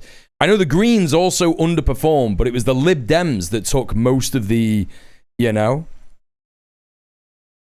Labour could totally implode in 2 years as well. It's hard to guess. I mean, they basically have. Like that's already happened. That's a done deal. Like again, like Andy Burnham so far has not committed to do anything that sounds remotely left wing. He is on record in the past as criticising the Tories for not privatising the NHS enough. Labour Friends of Israel have congratulated him on his win. He is a member of Labour Friends of Israel. He voted for the Iraq War. All this kind of business. Soundkiller says, you all heard the man of tempered glass has resigned. What? I'm just hearing this now. Makerfield is the 7th strongest constituency in terms of immigration being considered an important issue. That is crazy. And that's what I mean. Reform didn't win there. Restore, which is more right-wing than Reform, only got 3,000 votes. Both parties chucked fucking thousands and thousands of pounds at this election. Crazy stuff. You're telling me now? You're telling me this now for the first time? Brand new information. Things. And the markets, as we know, Andy Burnham famously said he won't be a prisoner of the bond markets. Oh, he will. I think that this guy's right. However much I hate this fucking prick, he's a piece of shit. I hate him so much. I think he is right. I do think that he will be a prisoner of the bond markets. I don't think he's going to do anything remotely. Like, the one thing that would shock me, right? When we watched that guy, what's his name? Richard, what's his face? The guy that, he came for Gary Stevenson recently. He's like the older fella, and he's like a proper left-wing Marxist economist. And we watched that video of his ages ago, and he like said there's like, it was around the time of the budget being released, and he laid out like it was like a 6-point plan or something of things that Labour could do overnight, right? That would change the economic face of Britain in terms of making things easier for working class people, right? And one of the main ones was renationalise the Bank of England. And if Andy Burnham did that overnight so that the government could control interest rates, right? To prevent inflation, that would be it. That would literally be it. Just whack up interest rates, bro. Just send interest rates through the roof. That's it. And it'll stop all these fucking, for corporations, obviously not for like working people and shit. I don't know if I'm getting it wrong, by the way. Also, a very hazy memory about that, right? Very hazy memory about that. But yeah. The thing about the bond markets is not so much what you do, but that you have set out a plan and you follow it, right? Gordon Brown is making a sad face. Corbyn tweet is in a similar lane. Wait, what's the Corbyn tweet? What, saying that he should renationalise the Bank of England? Yeah, like he has to do these like instant things that would be like sweeping radical reform. And that would actually make a difference, but it's just really not likely, From everything in Keir Starmer's, from everything in Andy Burnham's history, he just probably won't, Well, Andrew, it does make us ask the question: what exactly do we want from our leaders? We had David Cameron, who was perhaps a classic public school boy, old Etonian, cut from the same cloth as many previous prime ministers. Brexit ruined his premiership. Theresa May. I'm now starting to think that I've really got the interest rates thing wrong. Is it that you freeze interest rates, or do you push them higher? I can't remember. We're going to have to watch that guy's video again so that I can learn about economics properly. So I can learn about I can learn about the Bank of England properly. Not the neoliberal project is just convincing the general public that their hands are tied. Yeah, that's what it is. It's like, oh, we can't do anything. We're just a small bean government. People agree. Wait, what was the thing about ruining his thingy? From our leaders, we had David Cameron, who was perhaps a classic public schoolboy, old Etonian, cut from the same cloth as many previous prime ministers. Raising interest rates would also raise inflation. So I think what you do is you bring down interest rates. I think that's what you do. Now it's making sense. If you raise interest rates and that raises inflation, you bring down interest rates. You reduce them. You renationalize the Bank of England. You reduce interest rates. People borrow more. That's what it is. That's what it is. People borrow more and they pay off their debts easier. And that means that's what it is. That's what it is. People pay off their debts easier. More money goes into the economy. That's how it goes. That's how it goes. High interest is better for savers, yes, but that's the minority of the country. So you want low interest rates. You renationalize the Bank of England, lower interest rates, allow more and more borrowing and shit like that. People can pay off their debts easier. You freeze it for about 20 years, and that's it, right? And you'll piss off like corporations and shit like that. But who cares? Right? Who fucking cares? Brexit ruined his... It's insane that like the Bank of England is just like a private company. That's always been insane. Always been insane to me. Here's the Corbyn tweet. I think I already have this on the docket, but we'll look at it anyway. Oh, okay. This is like a little clip of him on Sky News or something. Let's have a little look. Did I already have this? That's Zach. Yeah, thanks for this, Paraf Gozda. Appreciate you. Yeah, I don't think I actually had this. All right, let's take a look at this. Reports are that he has been ringing round senior members of the party to say, give me your ideas of what a first 100 days of a Burnham premiership would look like, what you would bring to the table. You just piss off the upper middle classes with property. Yeah, but they should just be happy with having one property, right? Get real. I don't give a fuck about you. Do they pay dividends or anything to the government? I think China does that. Well, this is the thing. Like, I don't think that they even do that. They gave away some of their most powerful monetary tools out of some insane technocratic fantasy. Yeah, it's so crazy. What do you think his priority will be, and who do you think will be in his close team? The close team appears to be around Louise Haigh, Annalise Midgley, and Angela Rayner. That looks like what his close team is. On the policy objectives, I'd be more confident if he actually set out some ideas of his own, but I would have thought the first thing has to be examining and dealing with the appalling levels of poverty and inequality in our society. I mean, I walk past homeless people every day in my constituency and anywhere else in London or any big city. I see huge queues outside food banks all over the country. This is not a country at ease with itself with that degree of poverty and inequality. And so then the siren call from the Conservatives and indeed from quite a lot of Labour MPs of cutting welfare to spend more on warfare, what does that do to the cohesion of our society and our communities? What does that do for poor and often hungry children? Yeah, I mean, he's right as always. I think that the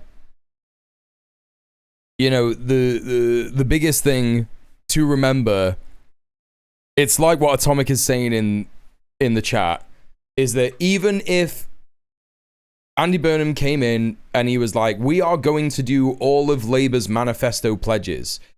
Labour's manifesto pledges in 2024 were the same Jeremy Corbyn manifesto from 2019.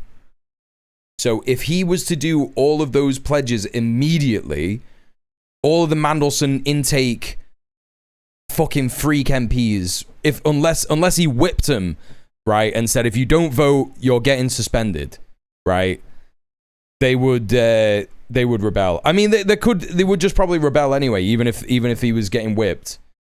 So, if he came in and he was like, right, we're going to renationalize energy companies, we're going to renationalize all this, we're going to renationalize the fucking Bank of England, yada, yada, yada, he would come up against opposition. So, it's kind of one of them. Like, the Labour Party has just been completely fucked into the ground by Starmer, Mandelson, and McSweeney, and by extension, huge fossil fuel lobbying groups. the Zionist entity lobbying groups, and all this stuff. Yeah, they've fucked up the party probably permanently. I don't think there's any way that it could be saved. Genuinely, chat. I think that his approval rating is going to fall off a cliff within 2 months. Premiership. I will be so surprised. I will be pleasantly surprised if he does some, little bits and pieces of good stuff, right? But I don't think it will be enough to stop the Green Party from growing in support, because I think if he goes for like a Blairite, okay, we're going to do some fairly decent social democratic stuff. Like if he did a rank cap, first of all, that would just get him a lot of support, right? That would just immediately get him a lot of support. And if he had that until all the way until the general election, then, they would probably do amazingly well in the general election, right? But again, it's whether he could do it. But if he wants to go with this, like, all right, we're going to have some social safety nets, but we're going to be like, I don't know, insane about foreign policy. It's hard to know. I think if it was foreign policy, he might, like, I don't know, try and join the Iran war, or like join the war on Russia or some shit. And I just don't know. I don't know, man. I think that would be fucking crazy. Obviously, I don't want any of those things to happen, but if you really want to gain popularity, you got to do big flashy things that everyone can remember and really make a difference. The sort of things that everyone can recall when they're asked, what is your favorite policy? Yeah, exactly. Like Tony Blair. Like, what's the first thing people say about Tony Blair? He's a bastard. He's a war criminal. He was Margaret Thatcher's favorite boy. But did he do something that was good? Yeah. He didn't, he didn't like, fuck over social housing and shit like that. Sure Start. All this kind of stuff. People will remember that stuff, and that's it. Straight to the fucking Hague, along with Starmer. Minimum wage, yeah. Theresa May, most people agree she was extremely hardworking, diligent, honourable, honest, but clearly not cut out for leadership. Boris Johnson, very charismatic, didn't last very long. Liz Truss lasted even less time. Rishi Sunak, extremely clever. Everybody who worked with him knew he was very bright, on top of his polity brief. Again, well-meaning. Now Keir Starmer, a very, very successful lawyer. On paper, you might say... Tax credits changed our lives growing up, yeah. What do we want from our Prime Minister? Tax credits, yeah. Well, I quite agree. I think the job is becoming almost impossible to do, and social media puts them under so much more pressure because they're under the intensity of the scrutiny. Oh my God, fuck off. Is so much more intense now. But what I think we want from a prime minister is a prime minister with a vision for the country, a strategy. And Keir Starmer had Hello, no Blue vision. Vixen. I was shocked the first 100 days. There was no plan. He should have hit the ground running. My God, they've been out of power, Miriam, for 14 years. They had 14 years to come up with a proper, coherent plan to how to govern the country, how to restore economic growth. We are, after all, a part of the G7. We're on the United Nations Security Council. We are still a major player on the world stage, but there was nothing. So Andy Burnham, over the coming weeks, he's just got to come forward with proper plans. He's talked about massive state intervention, which makes my heart sink. But I like how the door has 60% of the screen, the remaining 40% is split between 3 people. I mean, they're still getting it wrong. Like GB News just like getting it wrong again. Like, their producers are sat around this table, like, sniffing this, like, high-grade coke, and they're just, like, getting all this stuff wrong. They're like, yeah. In fact, you know what? No, they're probably not sniffing high-grade coke. If they were sniffing Bing, they would make better decisions than this. All right, they're drinking sherry and smoking cigars, right? And they're rotting their brain with, like, Twitter and stuff, and they're thinking, oh, what do people like? What do people like during a prime ministerial resignation? Oh, they like watching the door, don't they? It's too late. He's already resigned. He's come out of the door. He's done. It's over. Door watch is a thing that was popularized during the revolving door prime ministerships of the Tories, right? Don't need to do it now because Keir Starmer's already came out the door very early today. When was this broadcast? Obviously after he's resigned, because it's right there. Resigns as... When was this? Okay, I'm probably going to be eating my words. 9 hours ago. Hang on a minute. 9 hours ago. When was that? At 10 a.m. Surely he came out at 10 a.m. Surely it had already happened by then. Okay, fair enough. They were doing door watch right. What time did he resign? It was about that time. Oh, okay. So they were doing it right. Anyway, listen. Whatever. It doesn't matter. They're probably doing it wrong. They were probably doing it wrong for other reasons. Fuck them. They don't get stuff right. They don't get to get compliments from me. Anyway, Link Retro, how you doing? Wes Streeton is preparing to jump in the moment he senses a chance. I mean, I don't think so. I think that even Wes Streeton knows that he's not going to be able to. He's not going to be able to win. He won't be able to beat him. He's already said he's back in Burnham. He's not going to stand. Let's go. Oh, that's great. That's great. Yeah. No, it's not going to be anyone. It's not going to be anyone other than Burnham. That's it. Hello, Robin Xavier. How you doing? BBC Sunday with Laura Quinsberg did the same proportions before it happened. There you go. I don't know much about UK politics. I do know people hate the PM, so I assume this is a W. This is a Pyrrhic victory.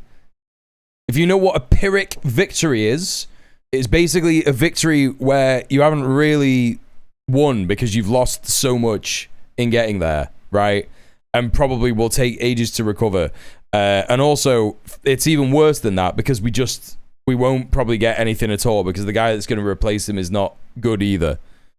Won the battle but lost the war. So, you know, it's just funny because Starmer's a bastard war criminal and he belongs in The Hague and, you know, he's crying a bit, so that's funny. But it is funny to, like, see people who support Keir Starmer and what he did to the Labour Party to, you know, getting mad and not understanding why this has happened. That's very funny. That stuff is very funny. Like when the US elected Joe Biden. I mean, yes, pretty much, yeah. But also not quite, because it would be like if Joe Biden died and Kamala Harris took over. That's what it would be like. That's the best way to explain it. Because our Trump is like Nigel Farage.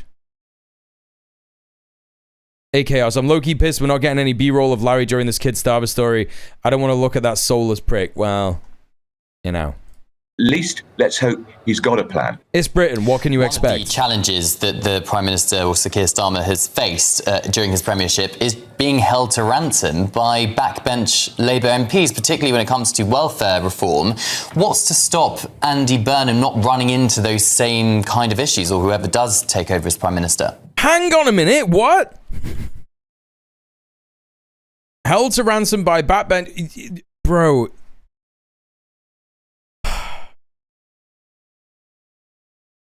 These people are delusional. They're completely delusional. No one in the Labour Party is going to stop him from doing cuts. No one in the... It's so insane. So insane. Labour MPs, particularly when it comes to welfare reform. What's to stop Andy Burnham not running into those same kind of issues, or whoever does take over as Prime Minister? Well, as Miriam knows from her time in Parliament, they've got the whiff of power in their nostrils now, and they're going to wield it as often as they can. What? I always thought when the Prime Minister backed off that... If that was true, we would have socialism in a week. What are you talking about? ...on cutting the welfare bill by £5 billion. I thought his authority is disintegrating within the parliamentary party, within Parliament, within the country, because he should have saw off those rebels. He should have seen them off and said, this is the plan. We cannot carry on as we are with welfare so expensive. But we're barely generating enough money from revenue to pay our welfare bill. That's what he should have done, but he was frightened. He was fricked, as Mrs Thatcher once said of Neil Kinnock, the Labour leader, a good Lincolnshire expression for being frightened. But Burnham will have a bounce. He's got to exploit that bounce, and in my view, he's got to set out a timetable for how he is going to cut back on the benefits bill, how he is going to continue to make sure legal migration falls. And it's a bit rich for the Prime Minister to talk about reducing the number of small boats. We all know the only reason small boats numbers falls is because of the weather. And I imagine in the next week or two, we're going to see an awful lot of small boat migrants illegally crossing the channel. Remember when they talked about smashing the gangs? They didn't. So he's got a huge, huge agenda. But for the Prime Minister, politics is a rough old business. He'll be in the Commons this afternoon delivering a statement on the G7 summit. And you watch those Labour MPs who demanded his head, cheering him, roaring approval. everything he says and does, which is exactly what they did to Margaret Thatcher. Now, Andrew, of course, Keir Starmer, the most unpopular Prime Minister in history, although that does seem to be a trend possibly because of social media. But one thing he has been praised for is building relationships with world leaders. That all has to start completely again now. All the headway he's made with Trump, although that's been slightly more difficult in recent months, but certainly with European leaders, now goes. And a new leader has to start completely again with those relationships. That's not great for our country, is it? No, and Andy Burnham is almost an unknown on the international stage. He was a cabinet minister for a few years under Gordon Brown, but yet he's a mayor in charge of a budget of £3 billion, and he's going to have to get to know all these world leaders. But I do think about these Labour MPs. It's a salutary. I keep thinking, Andy Burnham was rejected by Labour MPs for the leadership of the Labour Party in 2010. They chose that rather peculiar Ed Miliband. And in 2015, they decisively rejected Andy Burnham again and chose the ageing Marxist Jeremy Corbyn. Have his shortcomings gone away? Has he suddenly become a much more competent politician and would-be Prime Minister because he did quite well as Mayor of Greater Manchester?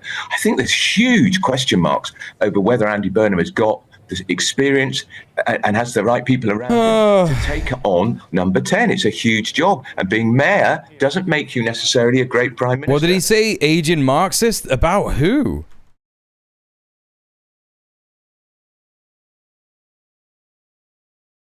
Is he talking about Corbyn? Hey, Nellis. Oh, that's so funny. That's so funny, dude.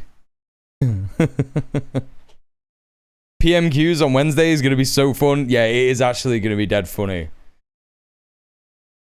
I really wish bullying politicians into resigning worked in Canada. I've been putting in some serious hours. Chaos, you don't understand. That's not what's happened here. That's literally just not what's happened here.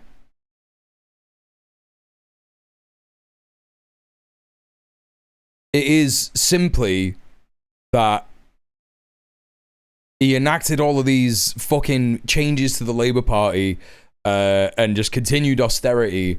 And everyone was like, this is very bad. We didn't vote you in for this. And so he lost tons of councils, the biggest defeat in the local council elections, you know, in history, in the history of the Labour Party. Like, he is the worst Prime Minister that the Labour Party has ever had in terms of performance. And you missed all this bit, right? Just made the country worse, oversaw a genocide, and all this kind of business, right? And even though he was clinging onto power to the very last minute, as soon as someone was able to challenge him, that was able of beating him, he resigned like a coward. That is what happened.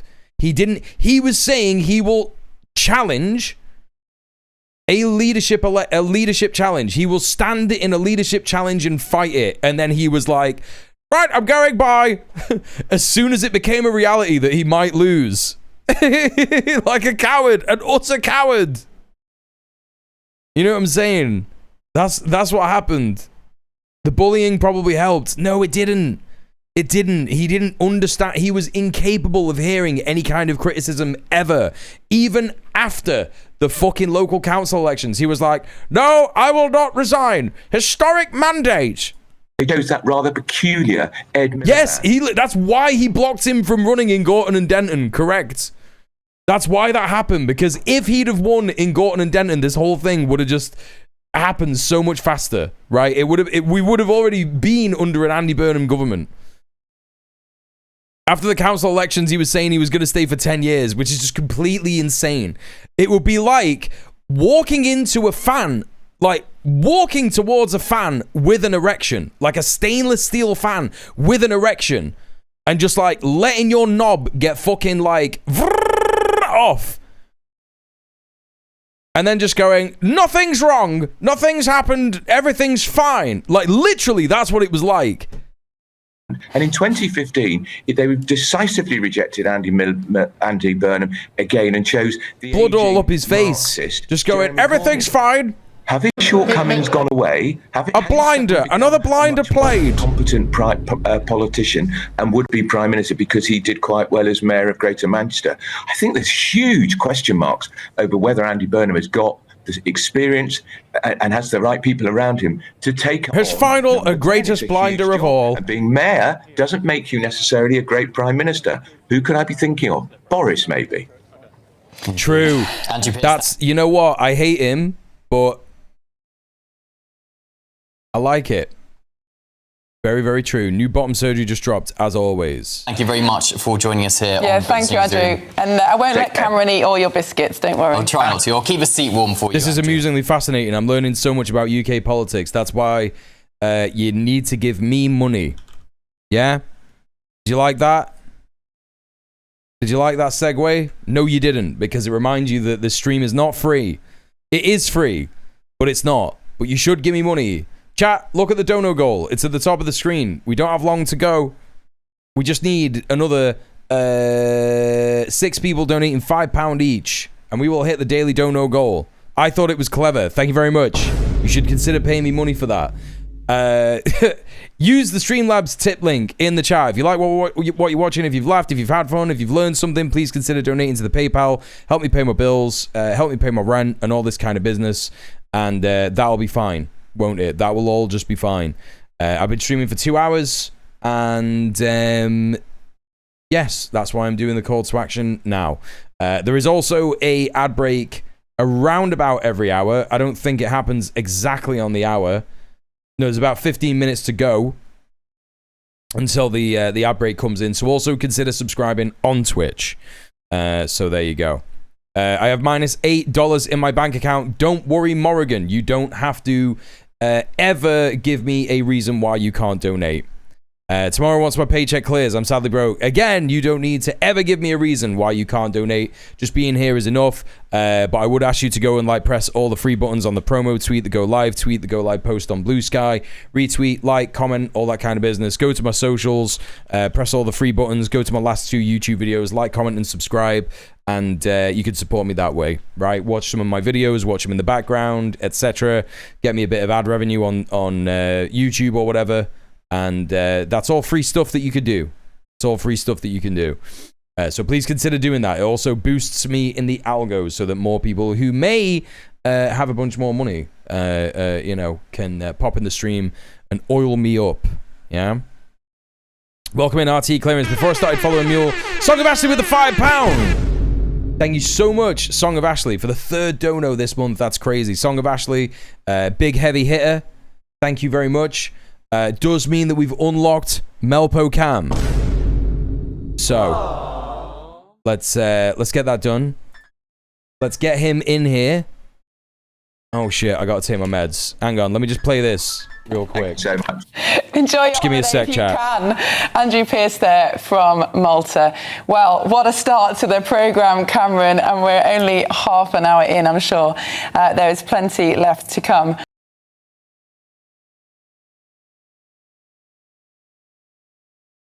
That's a crazy thumbnail. That's a crazy thumbnail.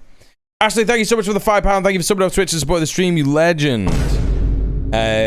Doing the work.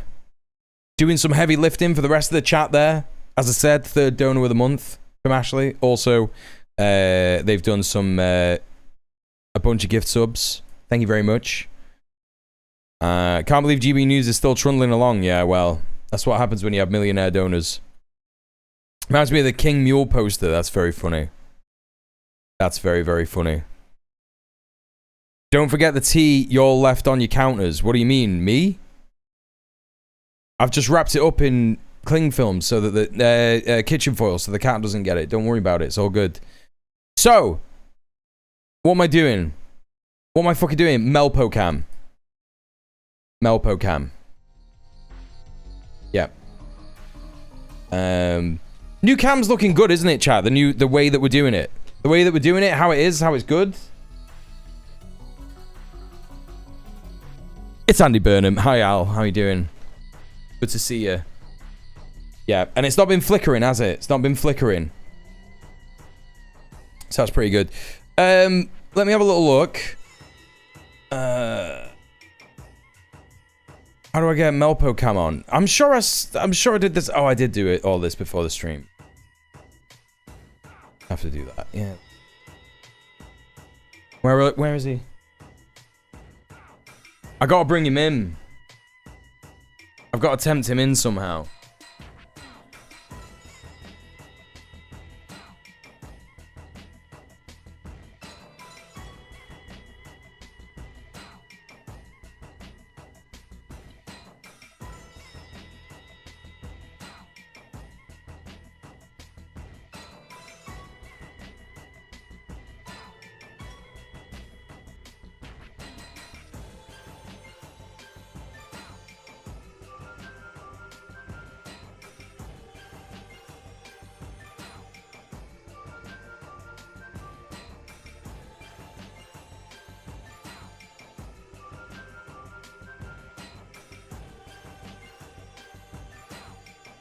Okay.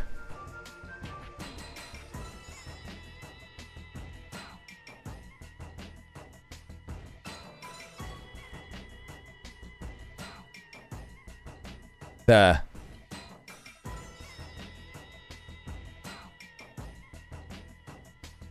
There he is.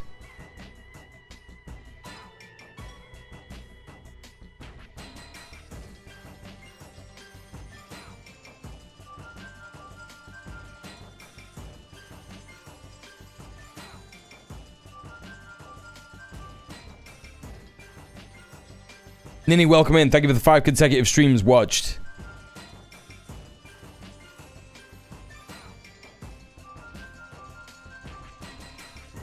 Hey, I'm this old. How you doing? Oh, come back! Alright, well, I'll just leave it there. He might come back. Okay? He might come back. That's how it goes. Have you got him any licky treats in the freezer for the heat wave? I don't think you're meant to have it upstairs. Up north. It's hot as fuck here, man. It's hot as fucking fuck. If we're good, he'll come back. Yeah, he will. He will indeed. What are we looking at next? Let's take a look at this stuff that we've got here. Harriet Simmons here, who is political reporter at Politics Home. Labour source texts Andy Burnham would rather bring down the government than have the courage to launch a challenge. Tells you everything you need to know about that man. Snivelling little rat. Always has been. It's why he's lost 2 leadership elections. That's good, isn't it?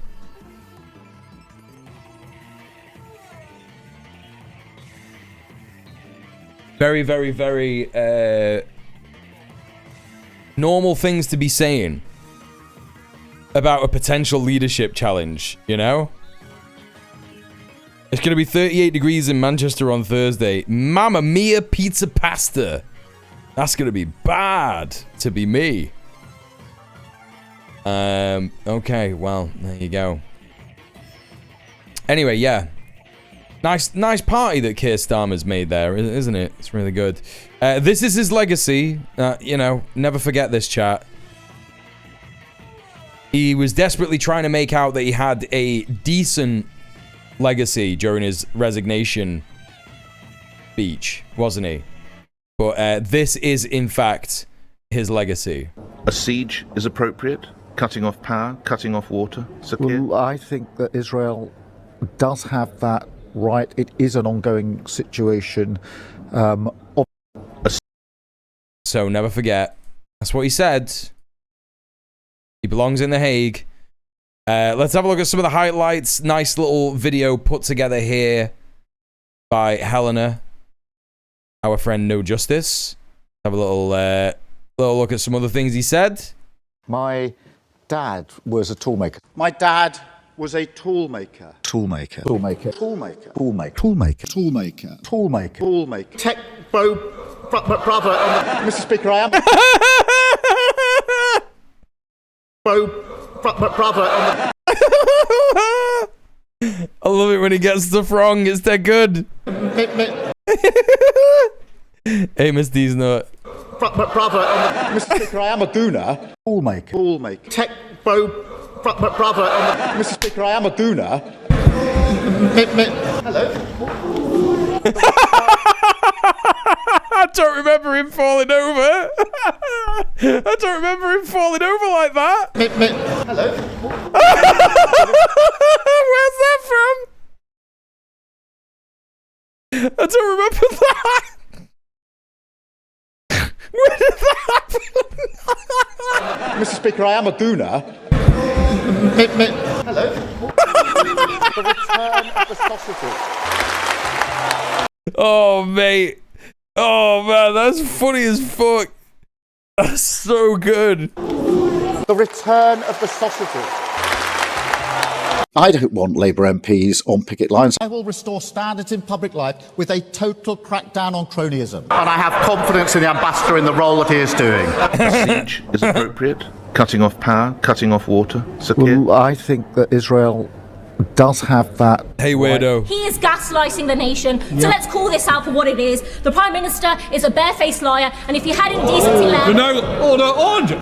Well, I am telling you now, and I hope this goes out, you have failed this country. And you have expelled and witch hunted in the most vicious way I've ever seen in my lifetime.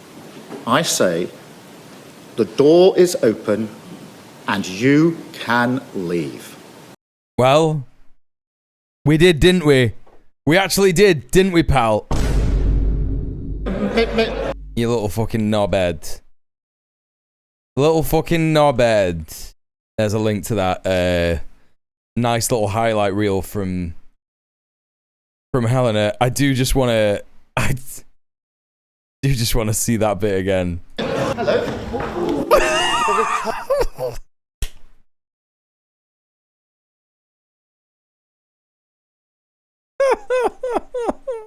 I'm keeping that there. All right, chat. You know who's going to be the most brain rotted about this, don't you? You know who's going to be the most brain rotted about this? It's James O'Brien. Yeah, you ready for the brain rot? You ready for the liberal brain rot? Is he going to cry? I hope so. Give me the J-O-B rot.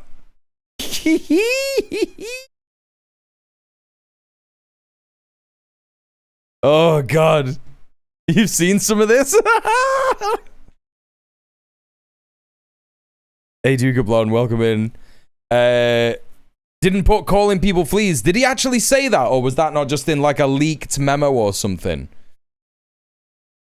He just needed some friends. Is that so much to ask? Wait, is that what he says? Oh my God. Yet another prime ministerial resignation. Yet another changing of the guard at Downing Street. The 10 years since the Brexit vote, which of course hits its anniversary tomorrow, have not coincidentally seen an extraordinary disruption to the democratic order, which has... Okay, listen, I was watching Marcus today, you know, our boy Marcus, struggle for, yeah, and I love him. He's a comrade. He's a great guy.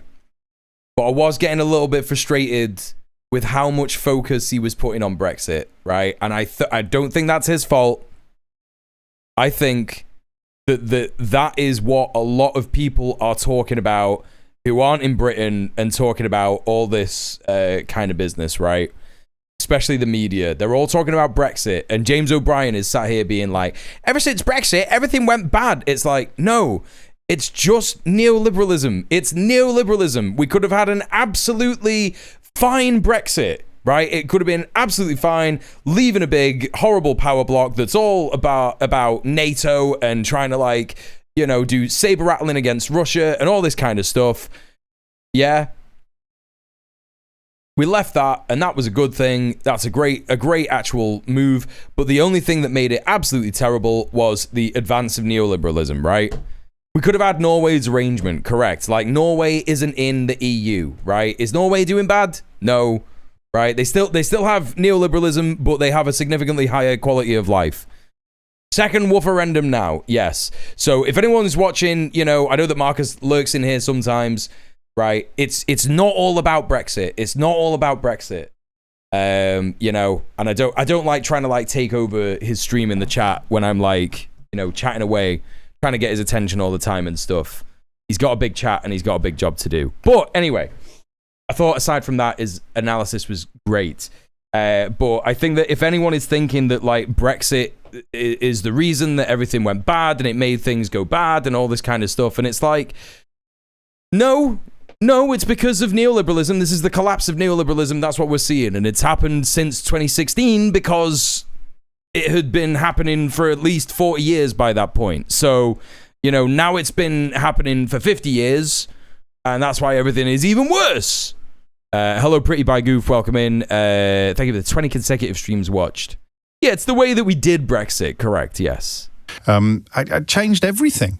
We may have a little look later in the program about some of the most notable elements of that change, whether or not we're seeing a continuing sort of reverberation from a democratic deficit, or whether there is something subtler or more sinister going on. But Keir Starmer has gone, and many people will now be wondering whether they wanted him to go after all. Many people will be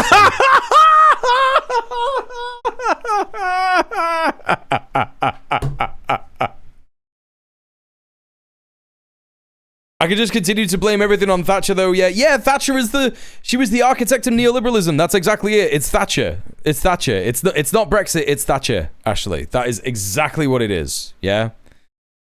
Thatcher, and more broadly, neoliberalism, the projects of neoliberalism, and of course, capitalism, right? Because capitalism, you know, is the mode of production. Who has allowed this man to just wax lyrical about his own middle-class cis-white male grievances? No, it's fucking crazy. Completely crazy. Or at least cautiously greeting the possibility of a new prime minister, or not the possibility, the inevitability of a new prime minister. And you don't know. Hey, Eric. Don't worry, I'm not doing Joni Mitchell yet.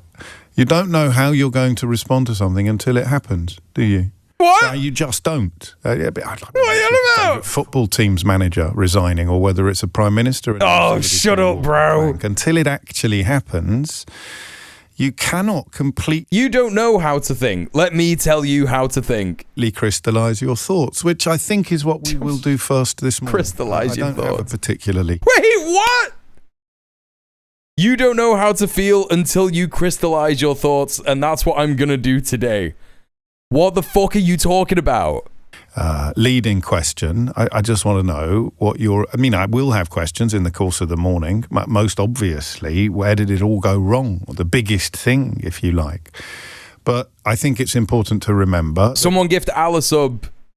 Someone get some gift subs in the chat. Thank you, Bellatrix. There you go. Keir Starmer has gone because no more ads for you, King. His own colleagues, his own parliamentary party, have essentially delivered. The reason that you have 7 ads in a row is because that's how many they like squeeze into the 3 minutes ad slot that they that they make me do on Twitch. Yeah.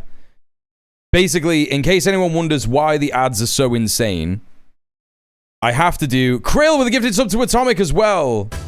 Thank you very much. Okay, we're doing a hype train. Hype train happening. Bringing it in. Playback. Yeah. Seen a bit of VOD Watchers. Sorry, welcome back in, VOD Watchers. You haven't really missed much.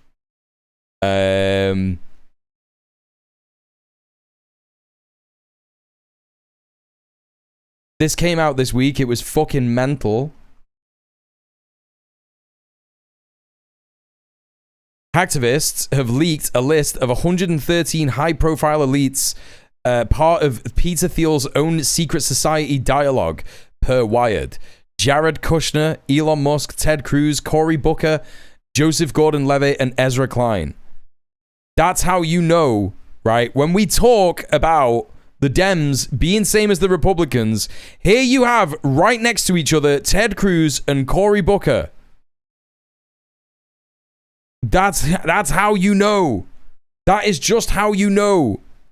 Suddenly Joseph Gordon-Levitt. Who is that guy? Is he the guy that played Robin? Yeah, he's the guy that played Robin in the Batman films. That's all I know him from. Yeah, he's just him. I don't care about him. Why do people care about him?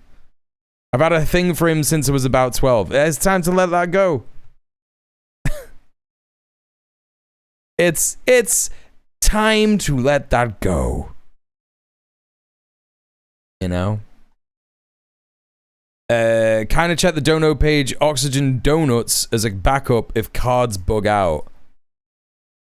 Wait, what? What do you mean, new chatter? What are you talking about? There's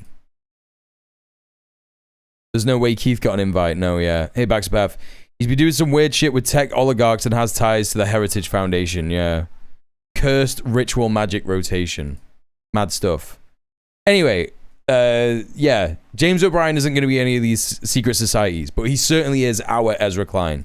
Nostalgic I am for the days of John Major, a politician who I was ideologically opposed to, but whose dullness somehow represents a halcyon period in British politics when the Prime Minister felt able to prioritise traffic cones on motorways as an area for... Keir Starmer's AI advisor was invited? No! No! Oh, that's so funny. He wants to go back to a time when he didn't have to think about politics. Yeah. That's what it is. He just doesn't want to... People like James O'Brien are just like, I don't want to have to think about anything. I want to watch football, have a little laugh, and that's it. And it's like, sure, man, I'm sure that you could just, like, do all that. Like, this motherfucker could do all that even during a reform government, but there's, like, some kind of semblance in his head that is like, oh, well, no, that is bad. A reform government would be bad, even though the Labour Party is just doing a load of stuff that reform would have done. So, I don't know, man. Major public intervention. These politics based around entirely minimizing how much you think, correct. One factor that we'll no doubt discuss later in the programme is the role that social media has played in the toxification of our discourse. Do you know he put up a perfect... Sure talk, man. This is so online-brained. On Facebook yesterday. And the abuse. And remember, on Facebook, you kind of have to use your own... Wait. What is this? Of our discourse. Do you know he put up a perfectly pleasant and rather charming Father's Day message on Facebook yesterday, and the abuse. And remember, on Facebook you kind of have to use your own. This is so stupid, dude. This is so stupid. He is the Prime Minister. He was the Prime Minister of the country. He's still the Prime Minister of the country. It is literally his job to take abuse. He's just like, why can't everybody just be nice to Keir Starmer? Shut up! Shut up! Do you think this makes people like you, you fucking sod? Oh my God! Name. So the days of Billy Buncher numbers with a bulldog avatar dominating the poisonous side of discourse in this country are far behind us, thanks to Mark Zuckerberg and Elon Musk. Imagine just putting up a picture of your dead father and stressing how important it is to you to be a good dad, and then British people displaying British values or Judeo-Christian values or whatever lies they tell themselves as they disappear ever deeper into a vat of bile. He's just going left bad, right bad, hate it all. Attack a man for and from... Shut the fuck up now. Yeah, we care about dead fathers now, do we, James? Yeah, exactly. All corners of politics, well, from two corners of politics, from both extremes. Attack a man who both is extremes expressing left and bad, right. Love for his father. Left and right, both bad. On Father's Day. That's where we are now. That's who we are. Or at least it's... Hate it all, want the quiet, and exactly. The rest of us still, in many ways, dance to their tune. So... Wait, what? And the rest of Father's Day. That's where we are now. That's who we are. Or at least it's who they are. And the rest of us still, in many ways, dance to their tune. He's not even thinking about what he's saying. That just didn't even make any sense. It didn't even make any sense. He thinks all forms of consciousness are false consciousness. Correct. As if that is the biggest... It's so weird. As if that's the biggest indictment of today. If he wasn't a shite leader, people would have been better to him. Yeah. He's afraid of people with opinions. Correct. Correct. The true consciousness, no consciousness. No think. No think, just exist. Just watch football. Watch football. Listen to editors. Block party. And all that stuff. Remember the noughties when you were in your prime and just complain. So, What is your reaction? I've got no greater question for you this morning. Not at 10 o'clock. I love Block Party, not you. How you respond as a human being to this story. Because oddly, as a human being, I responded to that vile... And listen, I'm not having to go at Block Party, by the way. Block Party are a fine band, not my cup of tea, but they have become synonymous with the briefcase wanker, don't you love the quiet politics. And I don't want to ruin Block Party for anyone by saying that. No least a great chatter like Gom Your Mama. But, yeah, nah. It's just, it's become synonymous with them, sadly. I haven't really listened since Intimacy. Vitriol on Facebook yesterday in a surprisingly visceral way. I really did, for the first time in a long time, find myself thinking that, God, you understand how all the really bad stuff happens, don't you?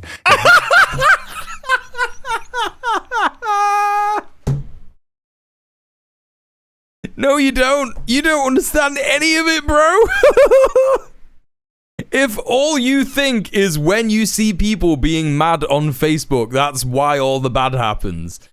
Come on, man. Listen, let me tell you something. The Nazis did not have Facebook, dog. They did, in fact, not have Facebook. So, come on, man. The way he prefaced this with how important it is to be your authentic self, it's the most real thing he's ever said. Yeah.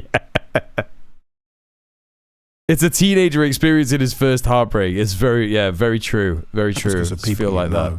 It doesn't happen because of people who somehow turn up when things are bad or who have been in hibernation. It happens because of people you know. What do you mean? The really ugly human feelings, the really ugly human emotions that rise to the surface in times of crisis, carefully manipulated ugliness and viciousness and cruelty. It's there. Could be in your own family, could be in your own workplace. Bro,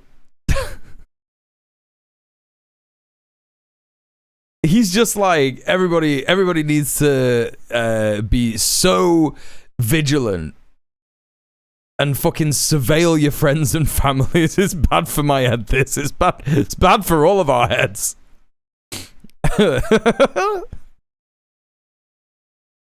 He is literally afraid of people with any form of consciousness, and he wants everyone else to be as well. Yes, that's what it is. That's what it is. Doesn't matter whether it's false consciousness or class consciousness. He is threatened by all of it. But he is exhibiting false consciousness because of that, right? It's just mad stuff. Absolutely mad stuff. Could be sitting next to you right now. You could be looking at it, at this. You know it's there. Bro, that's crazy. My first reaction to the suspect your fellow man, be a cop, yeah. Father's Day post yesterday, and I think it still influences my reaction to Keir Starmer's resignation. Just that idea that here is a man more sinned against than sinning, who had to go, not least because he'd lost the support of his own team, his dressing room, the chairman, all of them. I've decided that he has to go, but I worry that we'll look back upon this as evidence of what the country has become. What do you mean? As evidence of what Keir Starmer did or didn't do. But it's 12 minutes after 10, and you know how often I've changed my mind about this bloke over the course of the last few years. I will, no doubt, change it again. So let's listen. Yeah, is this. Yeah. Support your local thought police. It's so true. This is James O'Brien. It's like you've had a little bit too much to think. To what he actually had to say just a few moments ago outside number 10 Downing Street. He genuinely believes Starmer's been harmed more than he's done harm. Yeah, it's about 3. It's the entire encapsulation of neoliberalism in a person, right? He's like, as long as things are fine in this country, it's all well and good.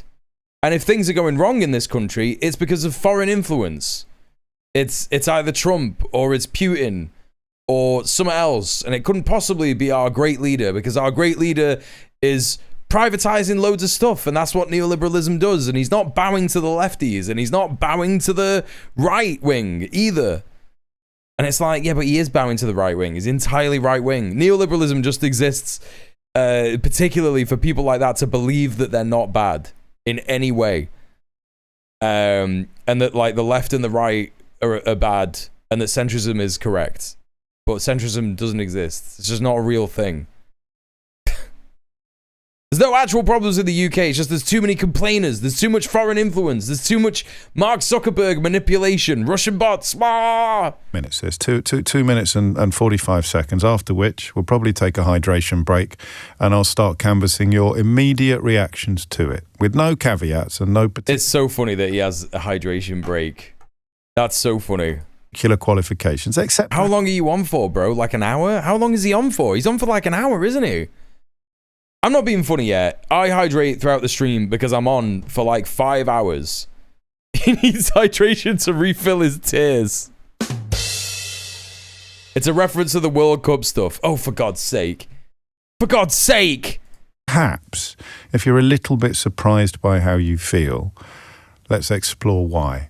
Here is your soon-to-be ex-Prime Minister, Sir Keir Starmer. The question... Oh, the way he introduced it, he loves him so much still. It's so... He cannot deal with the reality that he's in, where everything that he's been told is a lie. He just can't do it. He literally can't do it. That's why he's so much like our Ezra Klein, right? I'm not listening to another word of this. We already watched all of it, you know? Soon to be ex-Prime Minister. Oh my God, how... Literally like 3 minutes of it. You don't need to listen to 3 minutes of it. He definitely saluted in front of the telly when he was watching Starmer this morning, yeah. Yeah. It's just crazy. I'm gonna miss the auto subtitles misspelling Keir Starmer, yeah. Yeah. Mad stuff. When I'd wobble when I talk about my children. Wait, what? That's when I'd wobble. And my joy. Thank you very much. That's when I'd wobble when I talk about my children, and he wobbled.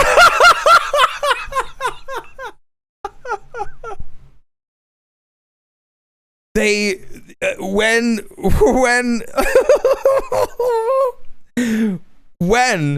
they were finding, right, when they were finding guys who were the right people to promote Keir Starmer's ideology, which is just be a dictator without admitting you're a dictator, they were like, James O'Brien is perfect because he's just the same as Keir Starmer, you know, in terms of like, he knows generic things to say.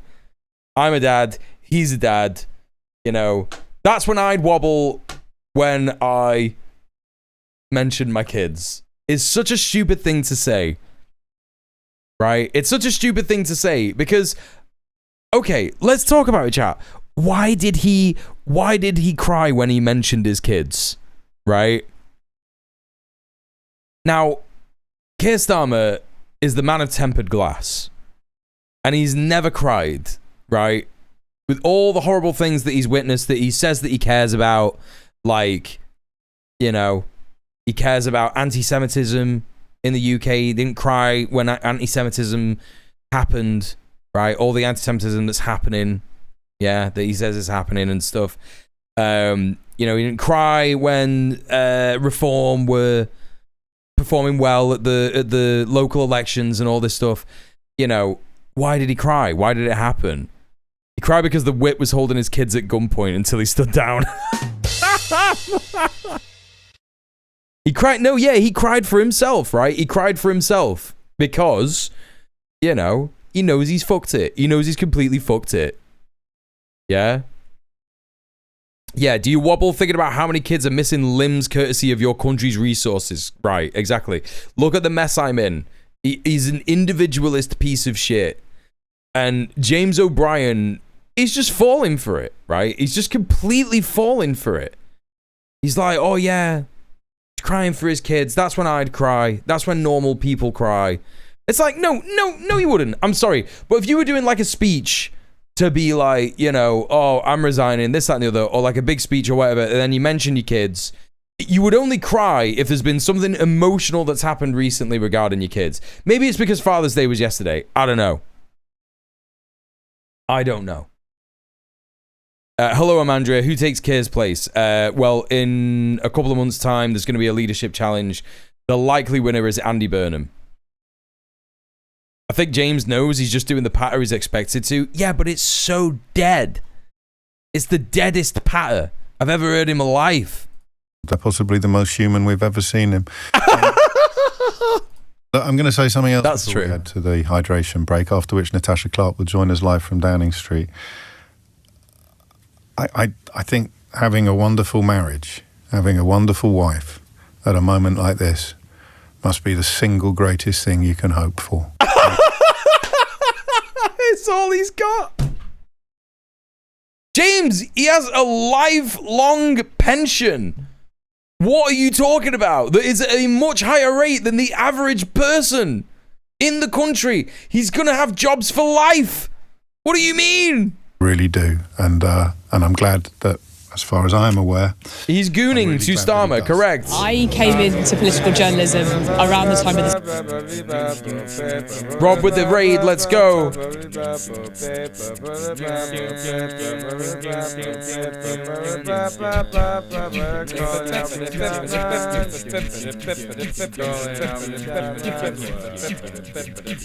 Raiders from Rob. Thank you so much. Little baby beef, thank you for the resub. Steer Karmer TRRS Rob Knife. Indeed. Rob, thank you so much for the raid. If you're coming in from Rob's raid and you don't know me, my name is djmuel. I'm a leftist political streamer from the UK.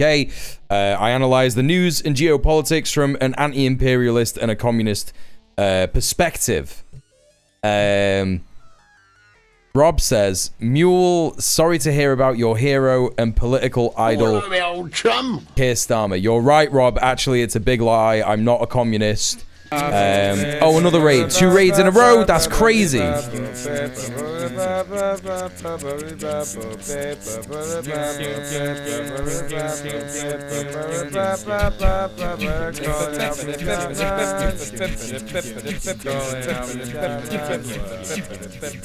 RTP talks as well with the raid. Thank you so much. Everybody, thank you so much for the raids. Rob and RTP. I'll start again. Raiders from RTP. Raiders from Rob. Thank you for joining. My name is djmuel. I'm a leftist political streamer from the UK. I look at the news and geopolitics from an anti-imperialist and a communist perspective. Of course, I'm British, so we're looking at the Keir Starmer resignation. But Rob Rousseau just outed me, just completely exposed me in the marketplace of ideas for actually championing Keir Starmer. He is actually one of my heroes. That's why you should go and follow Rob Rousseau, because only he can expose djmuel for actually not really being a communist and actually just being a neoliberal centrist who loves Keir Starmer. And I'm so sad that he left. I've been crying all day. And I can't wait for Andy Burnham, my mayor, to take over. Actually, I can't wait. This is sarcasm as well. I understand that a lot of people don't understand British sarcasm or just sarcasm in general because of neurodivergent. It's all sarcasm, just to be clear. Makes me feel sick to even consider something like that. I am, in fact, a communist, Marxist-Leninist first, ideologically anarchist communist, okay? So, just so you know, yeah. And I, of course, dip my toe into liberal bourgeois electoral politics from because of the necessity of doing that. But welcome in. Thank you so much for the raid, Rob. Everyone go follow Rob. Also, everybody please go and follow RTP Talks, another great leftist streamer from the States. Thank you so much for the raid, both of you. Welcome in all the raiders. There's so many people to welcome. We've got Little Baby Beef, temporary secretary, great reference to a terrible tune, Neil Confucianist, Rich Ramon, Joe One, my Sealy Mum. Hello, welcome in. Thank you for the follows, by the way. Mermaidrienne, welcome back. How are you doing? Little Baby Beef, thank you for the 4 months resub. Vegan Meat. Who else do we got? Rob himself, Dr. Maggot, Irate Lump, Copioid Crisis, Follow Stan. Who else? Well, Stickers for Cookers. And I think that's it. Dragon Wizards. Yep, I think I got everybody. Rob and Mule both feel this pain, especially as they share a monarch. That's so true. Every piss begins with spray, one of my favorite Twitch names. Hello, welcome in. What's a Keir Starmer? Doesn't matter. Susie, welcome in. Good to see you. Oh my god, there's just too many people here. You've all got to go. You've all got to go. There's too many people here. Leave me! There's too many people.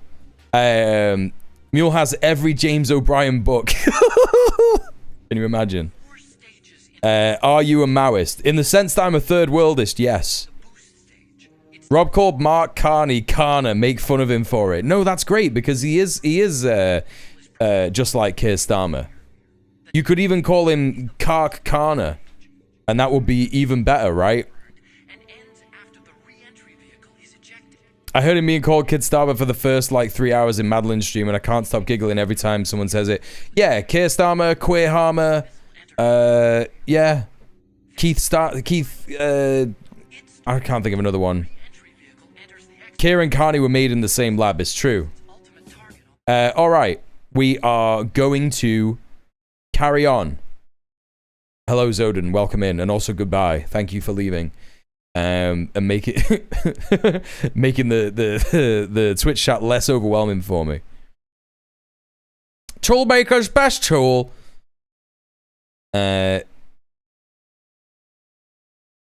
Whatever you've heard about Mule being an anarchist or British is untrue and slanderous. This particular assertive bald white man has passed the TRRS cool guy evaluation. Yeah, but I am actually an anarchist. This is the thing. It's just that unfortunately there's a lot of tankies. I am also a tanky, yeah, by the way. You know, difficult for some people to understand. There's a lot of tankies in Rob's chat who will just be like, oh, he said anarchist, so see you later. You know? I am, in fact, as I said, ideologically an anarchist communist, but first and foremost, a Marxist-Leninist. I'm a pragmatic communist, yeah? So, you know. I don't do this like anarchists are cringe or tankies are cringe or anything like that, yeah? It's a waste of time, so don't bother with it in my chat. So there you go. I tried to imply that the best as I could with the quotations.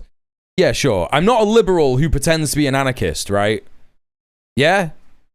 I'm not a liberal who pretends to be an anarchist, because a lot of the anarchists that people take the piss out of are in fact just liberals who are pretending to be anarchists. I hope everybody is aware of that. Anyway, let's crack on with the LBC bullshit, yeah? British referendum, which genuinely feels to me when British politics went absolutely mad. And since then, yeah, I've covered every Prime Minister from David Cameron to now. But are you a Brianist? I don't know what that is. You've made that up, I think.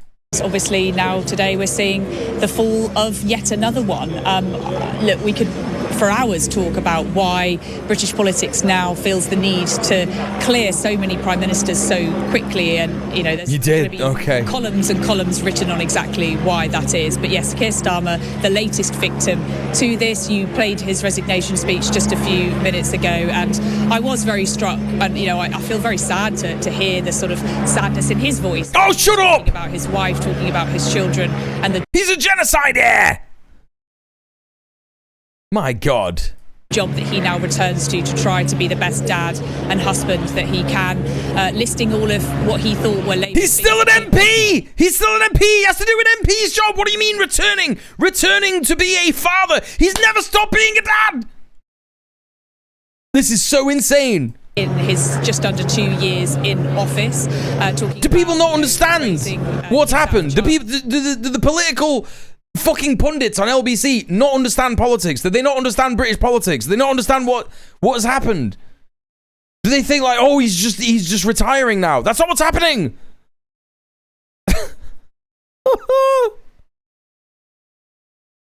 Hey, Bubble.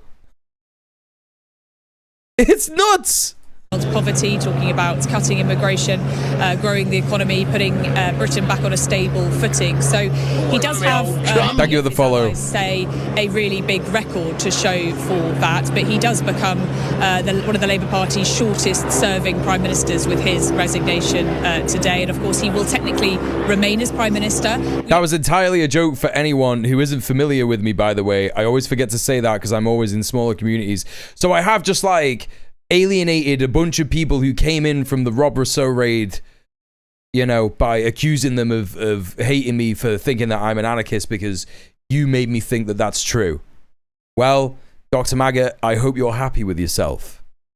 I don't know how long he will remain as Prime Minister. It all depends on this leadership contest that's to come. But yes, a very sad day for Sir Keir Starmer. He kept glancing over to all of the staff, all of his cabinet colleagues who were standing just outside number 12 Downing Street behind me, watching him give that resignation speech this morning. And so many of them looked really crestfallen, really. Rob has the same position as you. Anyone who doesn't listen to Rob is no true friend. That's true. That historic landslide. And, you know, we were on air, James, weren't we, when Keir Starmer was in Downing Street coming into Downing Street for the first time as Prime Minister just under 2 years ago, after that historic general election on July the 4th. And, you know, the cheers, the smiles, the hope, the optimism that was there, now today completely replaced by gloom and by sadness, and obviously reflection of the Prime Minister's short... No one is sad.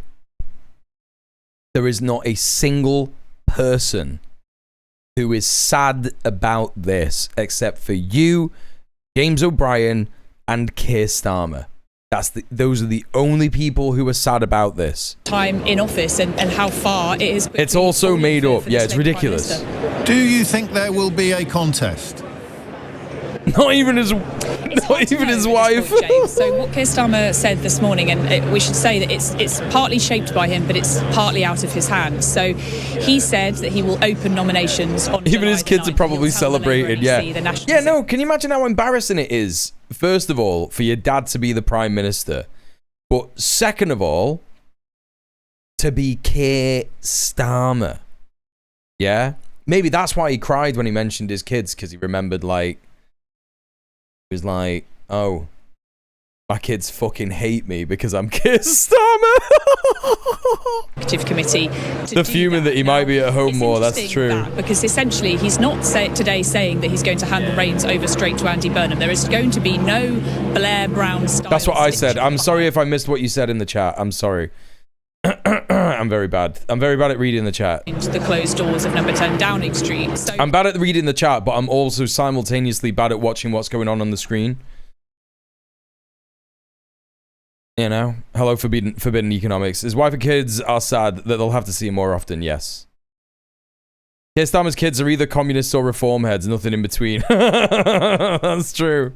What we can deduce from that is actually, I think that Keir Starmer is potentially hampering Andy Burnham's... We're coming PM so I can avoid interacting with my kids backfired. Down from Manchester to London today with momentum, with a spring in his step, with the message that he delivered on Friday night in Bakerfield, and of course will do, I'm sure, when he's sworn into the House of Commons later on, that he is the guy that potentially can beat Nigel Farage. He mentioned his love to his wife to make up for hiring Ukrainian male sex workers in one of their homes. Yeah. He's had to do a lot of that. No. I still think it's true. I still think that she's like a chaser understander wife, like the wife of the taxi driver in Tangerine. I think she understands and she just like tolerates it. She's like, yeah, we can't have a relationship if he doesn't like fuck men. So I just have to let him do it. I just have to be okay with it. And like, you know, there was like an awkward Christmas dinner where his father-in-law found out, or his mother-in-law, and went insane and were just like calling him slurs and all this stuff. And she was like, no, just chill out, it's fine. Let him do it. Just let him do it. Did you see that BBC and Sky had a helicopter following his train the entire way down? Andy Burnham had a helicopter following his train all the way down to London. You have to be joking me. That's fucking mental. What do you mean, man? It's already begun. Yeah, it's already begun. If this is true, the Burnham rot has already begun. Andy Burnham's train, I guess.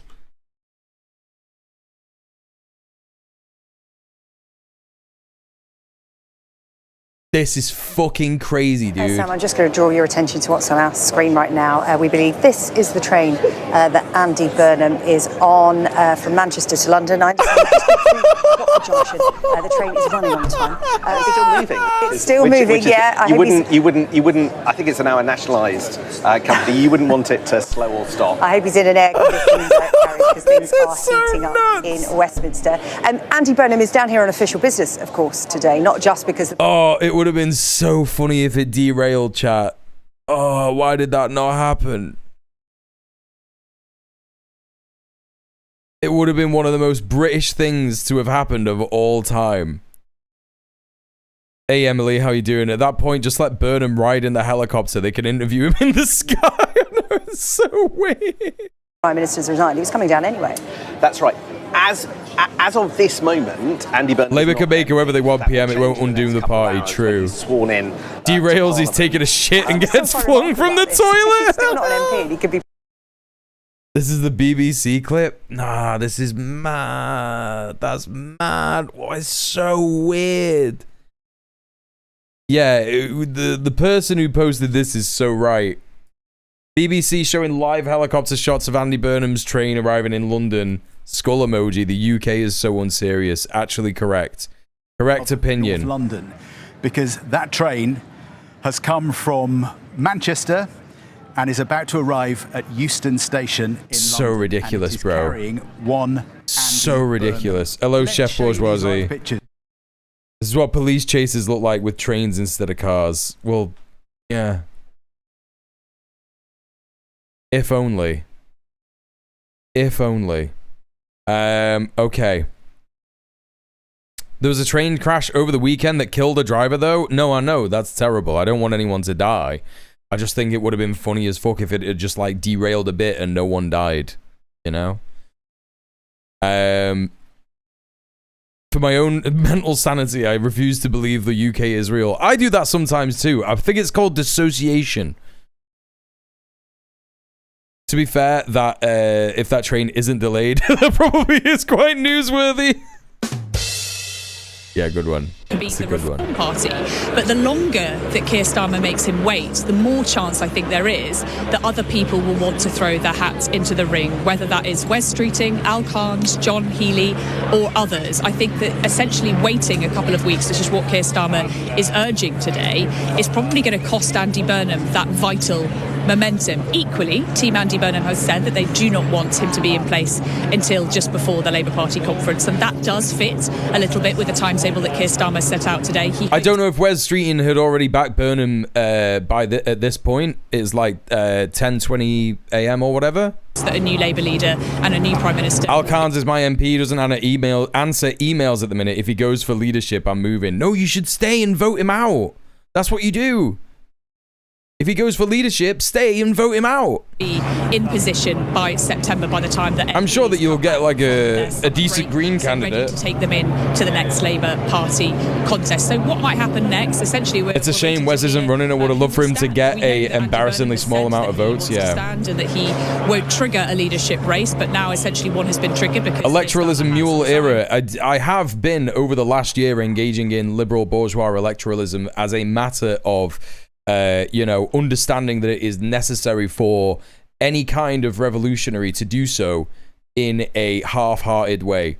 Obviously, I cover electoralism on the stream because it's news, and that is me reacting to it and analyzing it in a communist and anti-imperialist way. Yeah? So, the closest thing that we have to a vanguard party in the UK is the Green Party. They literally engage with dual power organizations like tenant unions. They are attempting to court trade unions and get their support. So, this is why I value the Greens. I'm just being a big shit. Oh, okay. I imagine that Andy Burnham will stand. Baited. We Good wait bait. to hear whether Wes Streeting or any other Labour Your biggest ops are your long-term fans, correct? Yes. can get those That's good bait. 81 MPs Dickhead. needed to be in this race. And like I say, Green Manchester will be mint. I mean, July the 9th. we're going to get into that in a sec. Of a waiting game, and it's going to be very odd. Keir Starmer is now a lame duck Prime Minister. We've got a couple of weeks where essentially everything could happen. Maybe we see a situation where he's been a lame duck fucking Prime Minister for ages. Bullshit LBC nonsense. What is this? Well, here he is. It is time for a general election. And as I said, chat, earlier, and if you missed this, here is my take on why Farage is doing this, yeah? Tom Tug on that is my local MP. Yeah, he should stay home and tug on that. Yeah.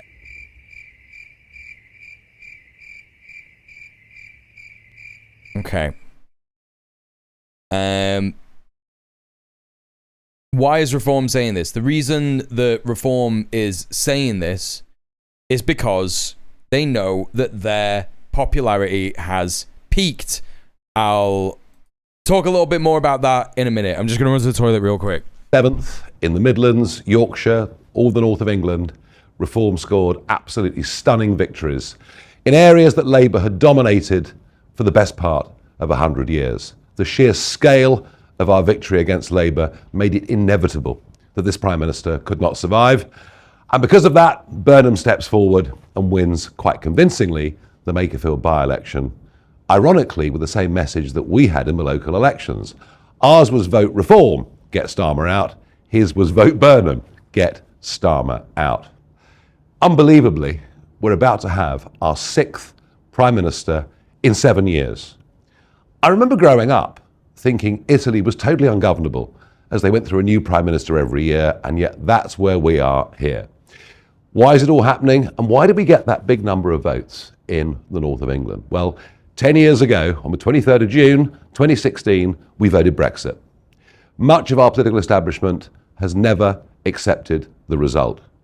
And even those that reluctantly did, namely the Conservative Party, refused to implement what voters demanded, namely lower levels of immigration and more freedom for our sole traders and small businesses. They were just 2 of the benefits we could have taken having got back self-governance. Under Starmer, the Labour Party has moved much closer back to the European Union, and if Mr Burnham wins, they'll go closer still, which means Labour voters and the Labour Party are completely divided on this issue. But the bigger point today is that of a mandate, is that of legitimacy. I've no idea whether there'll be a contest or a coronation, but what I do know is the British public have simply had enough of political parties chopping and changing their leaders at will. We vote for somebody in a general election to be our Prime Minister. We expect them to serve their term. And barring ill health or exceptional circumstances... Okay, I'm sorry, but is he like... in this, is he fucking whining about reform not getting as many votes? That tie is horrible. Yeah, it's like a downgrade Dan Flash's tie. ...that we had in the local elections. Wait, hang on a minute. Burnham steps forward, wins quite convincingly. Yeah. ...of our victory against Labour made it inevitable that this Prime Minister could not survive. And because of that, Burnham steps forward and wins quite convincingly the Makerfield by-election, ironically with the same message that we had in the local elections. Ours was vote reform, get Starmer out. His was vote Burnham, get Starmer out. Unbelievably. Yeah, and like it's happened, so like, are you not happy? That's so stupid. We're about to have our 6th Prime Minister in 7 years. I remember growing up thinking Italy was totally ungovernable as they went through a new Prime Minister every year, and yet that's where we are here. That's so bizarre. And why did we get that big number of... What is with the Berlusconi? Yeah, why is he comparing us to Italy? What's going on? North of England. Well, 10 years ago, on the 23rd of June 2016, we voted Brexit. Much of our political establishment has never accepted the result. And even those that reluctantly did, namely the Conservative Party, refused to implement what voters demanded. Okay, here's the thing. The Conservative government has implemented what Brexit was supposed to be. That has happened. We have left the European Union. We left the free market, the free trade market, or whatever the fuck it's called, the closed trade market. I can't remember. We've done all that stuff. It's all happened, yeah? So what Reform are talking about when they say that they have a single market, that's right, whatever the fuck it's called. What Reform are talking about is the lie that Nigel Farage's party, UKIP, sold to voters about Brexit, which is that it would get all foreigners out. Yeah, that's what it was all about for Reform voters. That's what it was all about for Brexit party voters and all that kind of business. So that's what he's talking about. And of course, it was never going to do that. It was never about that. He misled the public. And now he's trying to get some political upheaval in order to get himself to be Prime Minister because, you know, that's how he's going to appeal to a voter base that he already misled in the past. Lower levels of immigration and more freedom for our sole traders and small businesses. They were just two of the benefits we could have taken having got back self-governance. Under Starmer, the Labour Party has moved much closer back to the European Union. And if Mr. Burnham wins, they'll go closer still, which means Labour voters and the Labour Party are completely divided on this issue. But the bigger point today is that of a mandate, is that of legitimacy. I've no idea whether there'll be a contest or a coronation. But what I do know is the British public have simply had enough of political parties chopping and changing their leaders at will. We vote for somebody in a general election to be our Prime Minister. We expect them to serve their term. And barring ill health or exceptional circumstances, what is going on here, frankly, is reminiscent of a banana republic that has totally devalued the very process of general elections and democracy. I demand, we at Reform demand, a general election. After all, when the Conservatives were chopping and changing prime ministers, Labour kept saying there should be a general election. On that point, the Conservative Party say there's no need for a general election because they're part, frankly, of the Uniparty. It's as if the whole thing is a game. Labour did not actually carry out their mandate of 24. Did a whole number of Did he say Banana Republic? It's funny because that's what he's trying to actually turn the UK into, right? That's what Brexit was all about. He said we're like a banana republic. Well, isn't that funny? Because that's exactly what the host on GB News said. That we watched it earlier. Hey, Grandpa Simpson.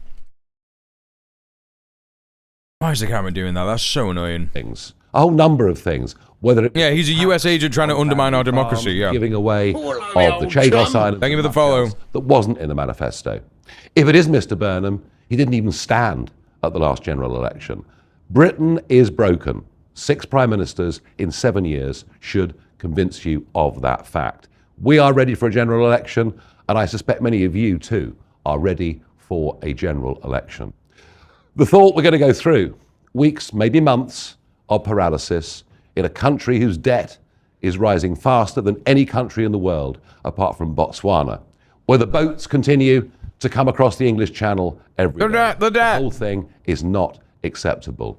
Let's have a general election. Let's get a government with a clear democratic mandate. Now again, chat, the reason for this is because Reform are peaking.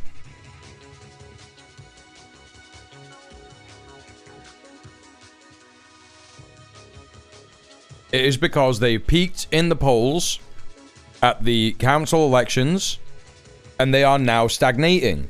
They have lost every single by-election that they have tried to get an MP elected at. The last 6 of them in a row, they've lost. What's up with Restore Voters? Minority of a minority. They got 3,000 votes in the Makerfield by-election that Rupert Lowe, a millionaire, threw thousands and thousands of pounds at for canvassing in one of the most racist areas of the country. Yeah? And even Reform in one of the most racist areas of the country only got 15,000 votes compared to Andy Burnham's 26,000. So again, chat, it just proves what I've been saying all this time, right. The majority of the country do not want these kinds of Americanized, overly fascist, openly fascist politics. And I believe that if the British public knew that they were going to get a Labour government like the one that Keir Starmer is running, I believe they wouldn't have voted for them in the general election either.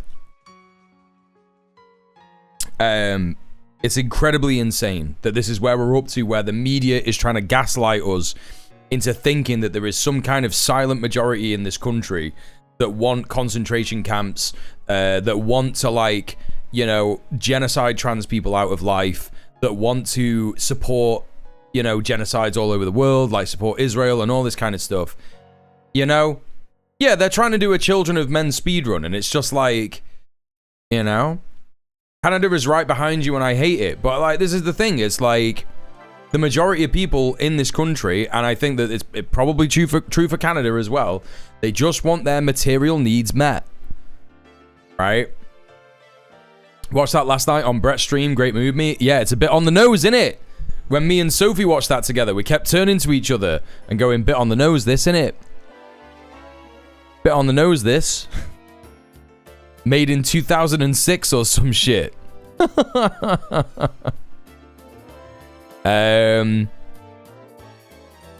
Yeah, so Rupert Lowe is also saying that he doesn't identify with ethno-nationalists and neo-Nazis, even though he clearly does, so splitting it even further right. The right wing in this country will be defeated a lot by their own cowardice, but mostly by regular normal people standing up to them, right?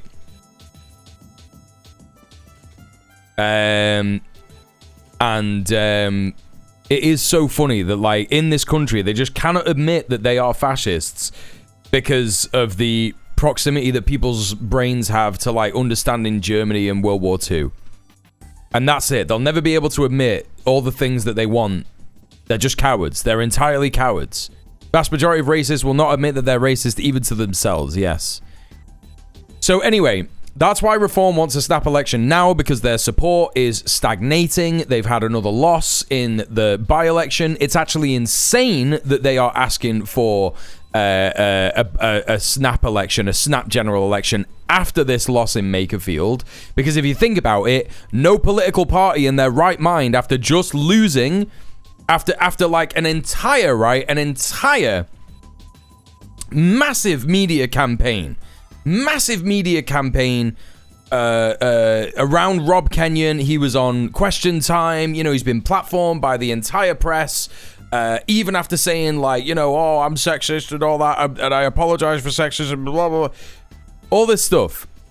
And still got like 50,000 votes, but still lost by like 10,000, right? Still lost by 10,000.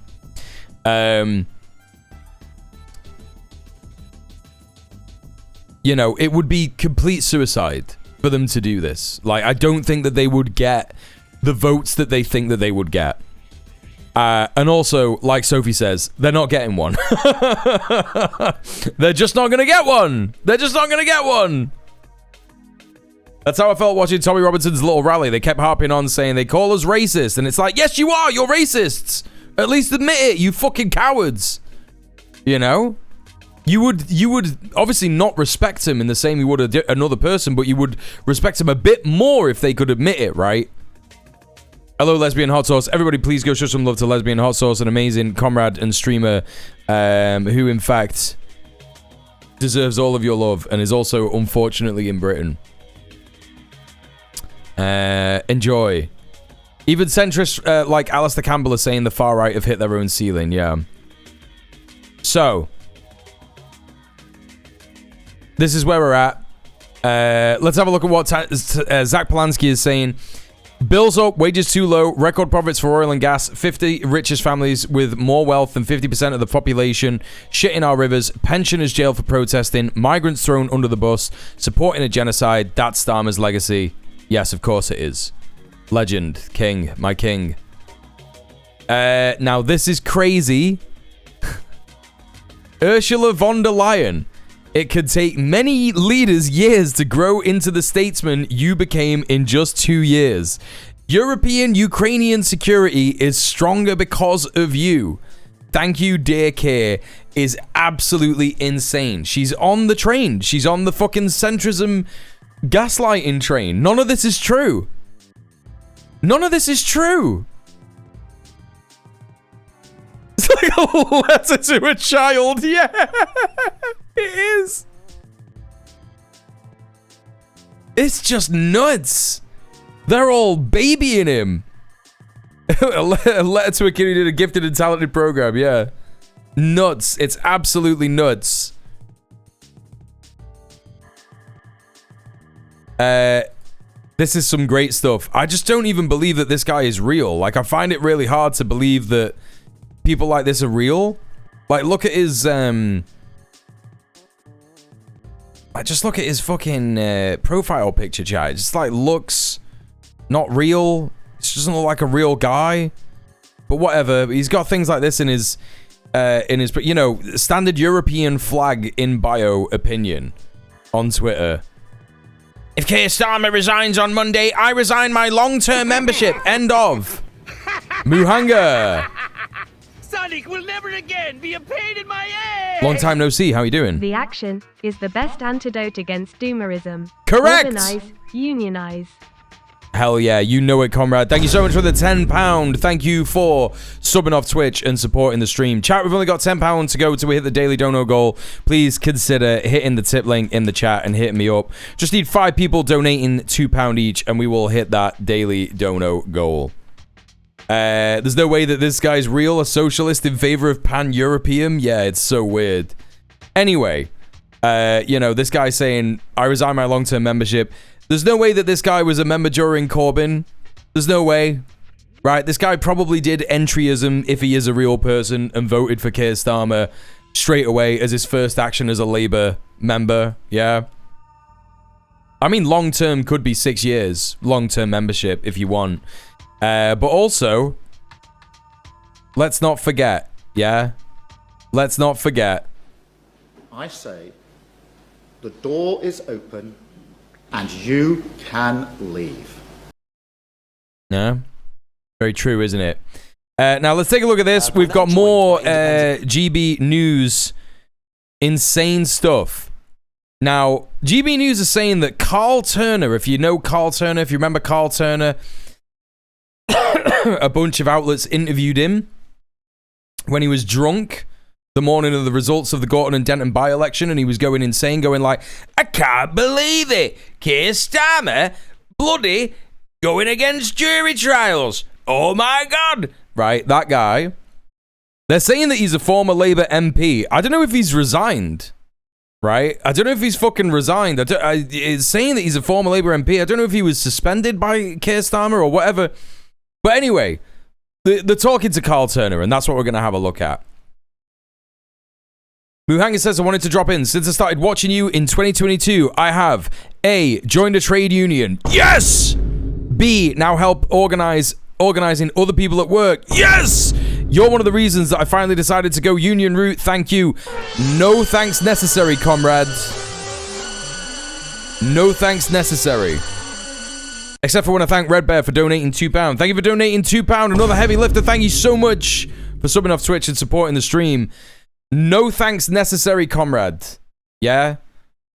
As revolutionaries, as organizers, we don't say thank you to each other because that implies that you've done me a favor, right? Like an individual favor. But you've not. You have participated in revolutionary action. You're organizing. And for that, we say, great work. Yeah? Instead. You've not done me a favor, you've done the revolution a favor. The global international of workers organizing, and you're part of it, yeah? Great work. Great work, chatter. I love to hear it. That's something to be celebrated for sure. Were there really any fundamental differences between this Labour government and the last time the Conservatives were in power? No, in fact, the Labour government did worse things. The country has gotten worse. It's gone bad. They were tougher on immigration than the Tories. Insane stuff. MP for Kingston upon Hull, Carl Turner. Carl, thank you. Of course, you were a Labour MP until relatively recently, weren't you, as well? What's your take?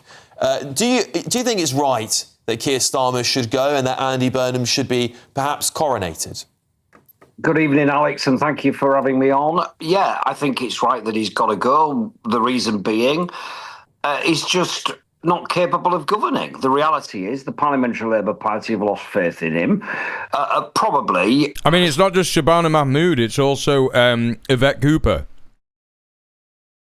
Every Home Secretary since Keir Starmer was in power has deported around 60,000 people roughly on average every year. Same time that the country is losing faith in the... Not necessarily the Home Secretary, it's the party. Prime Minister.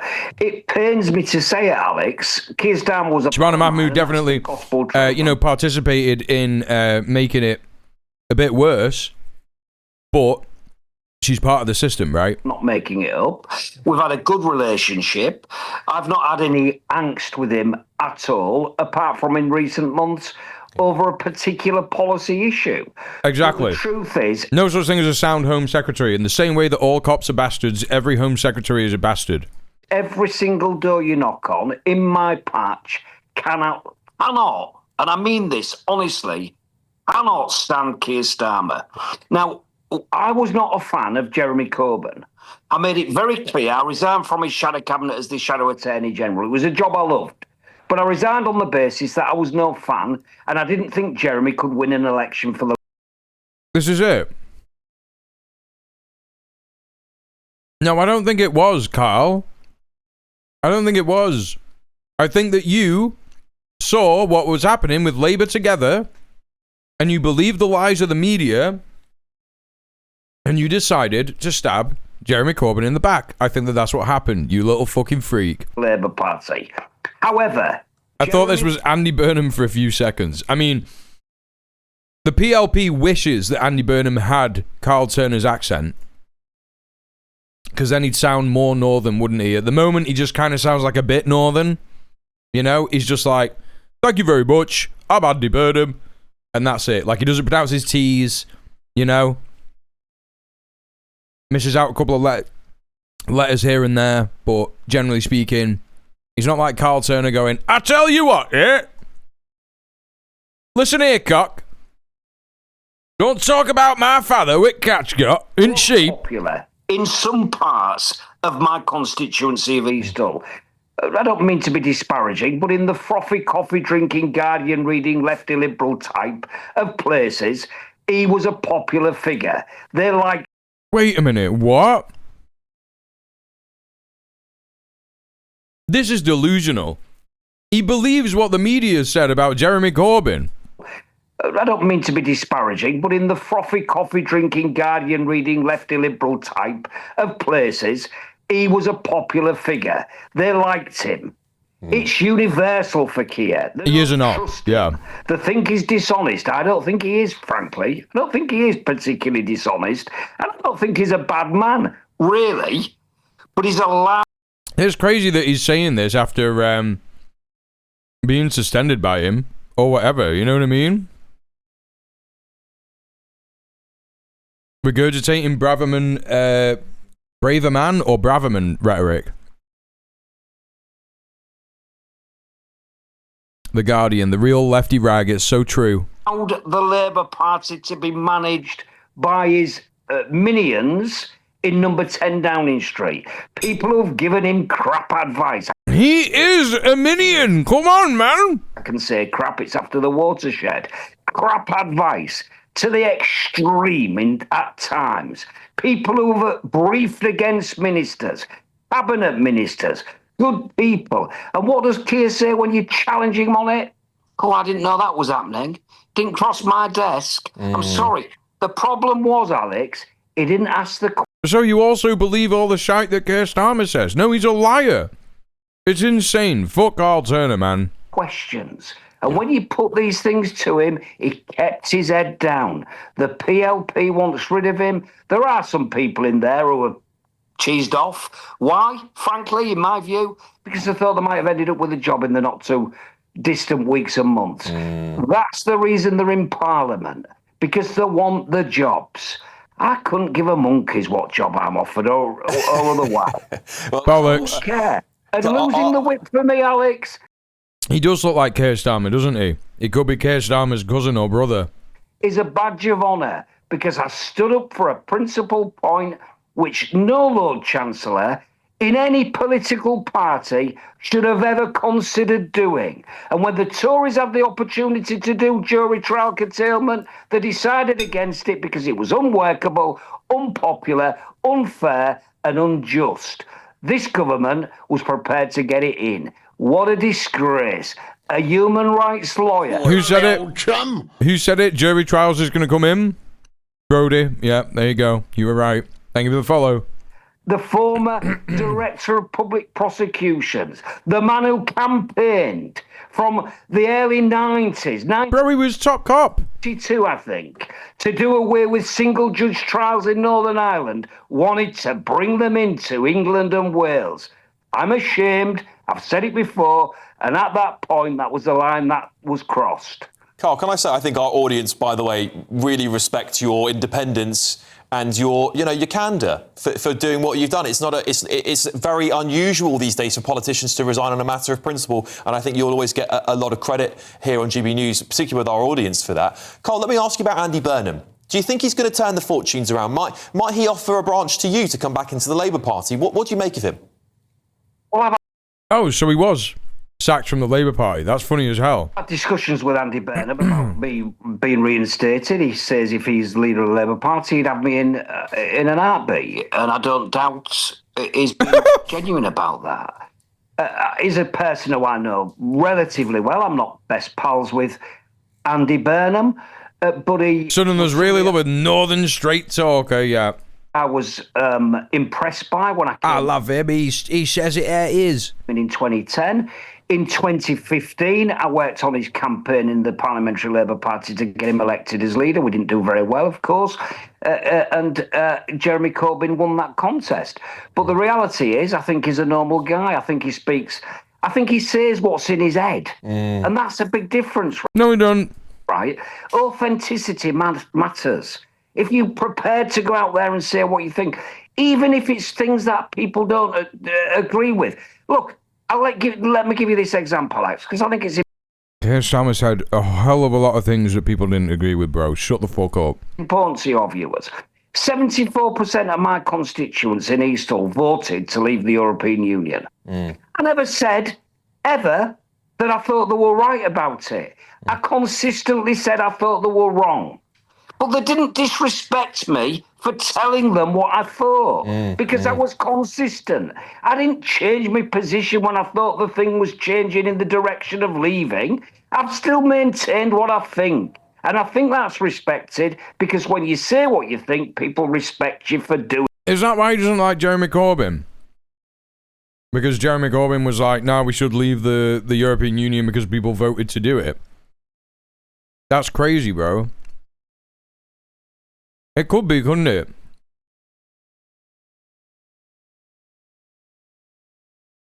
You know? If you say something genuinely hated, people will not respect you for it, yeah. I don't know what he's on about. He's being stupid. Absolutely right, Carl, and I think he's been on the source. In Parliament, I think this is the thing that's lacking, isn't it? Authenticity. People are desperate for their politicians to tell them what they think and be judged on that, rather than say what they want to hear and then be disappointed when actually the reality is they don't believe in it at all, and they're completely shocked by it. And I think that has perhaps defined Keir Starmer's premiership. But Carl, listen, that's all we've got time for with you. Thank you so much for coming on. I hope you'll come and join us here on the show again soon. I know the audience is writing and saying, wasn't expecting that. Carl Turner, great to hear from you. Thanks very much, Carl.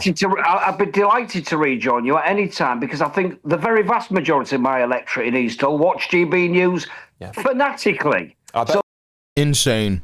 Absolutely insane. You shouldn't be going on GB News, bro. Nuts. That was his position. On 26th of June 2016, Turner resigned from the Shadow Cabinet following the EU referendum among a number of his colleagues unhappy with Jeremy Corbyn's leadership. He supported Owen Smith in the leadership election. On the 14th of October 2016, it was announced that Turner had returned to Labour's front bench as a whip. That's ridiculous. So he resigned from Corbyn's Labour for a bit.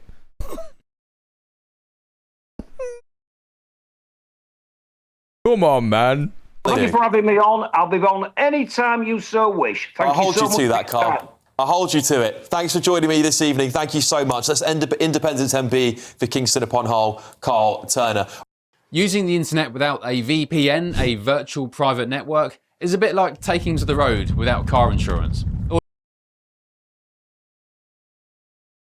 There is no way the average audience of GB News is going to be able to understand any of this.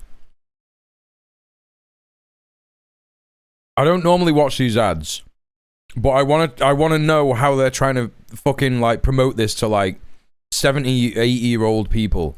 All it takes is one unlucky moment to cost you a lot of cash. Oh my god, they're using this fucking stock fucking thing. They use this in memes all the time, right? This video's sponsor is Private Internet Access. They are the VPN to help keep you safe.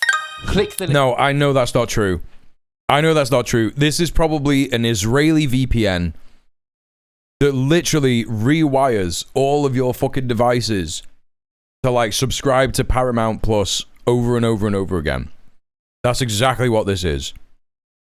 Most of them are, I mean, you say that, but like some of them are just like they have like guys, there's some, well, no, I think you're right. I think most of them are Israeli, yeah. Iron Moth, well done. Well done. Welcome in. How you doing? Liz Monkey, hello. How are you doing? I bought my first VPN this week. It's Swedish. They tend to do okay. The only VPN you should buy is Proton. Link in the description below to find out why over 30 million people have downloaded PIA to protect themselves online. Proton's the best one. Private Network is an app that hides your IP address and helps keep your data private. When you're browsing the internet at home, you give up a large amount of data to businesses, to shops, and indeed to social I bought media. Mulvad on recommendation from Tech Friends. Shouldn't have Tech Friends. Also Mulvad.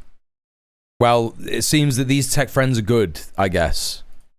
Hackers have the ability to steal your personal data with ease, including sensitive information such as passwords, keystrokes, and even your personal photos. They're leftist Tech Friends. Still got to be suspicious of him. Leftist friends working in tech. What tech? What tech are they doing? What are you doing? What are you doing working in tech? Peter Thiel? Yeah? Private internet access helps protect your personal data by encrypting your internet connection to keep your data out of the hands. Didn't Proton give in to police in the USA? I don't know.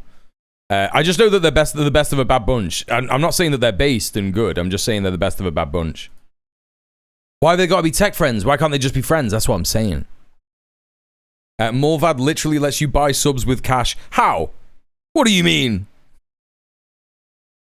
How? You go to your local Mulvad store and buy it with cash? You send it in an envelope? What do you mean? Of cyber criminals. And it's not just hackers either to be concerned about. Information can be... No! They let you send them an envelope with cash in it. To Sweden? That's crazy. Okay, I didn't want you to actually tell me what your friends in tech do in the chat. I'm just being sarcastic, yeah? I'm just being sarcastic. You don't have to, whatever. People work for all kinds of things. As long as they're not doing genocide shit, it's fine. They accept multiple currencies too. I gotta stick up for my friends. No, you don't.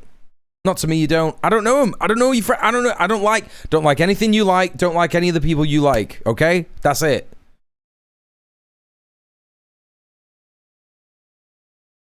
Proton gets their VPN service from Mulvad. There you go. I was right. I don't know any of your wee daffy pals. Bullshit. You like a lot of stuff. I've been re-watching Twin Peaks.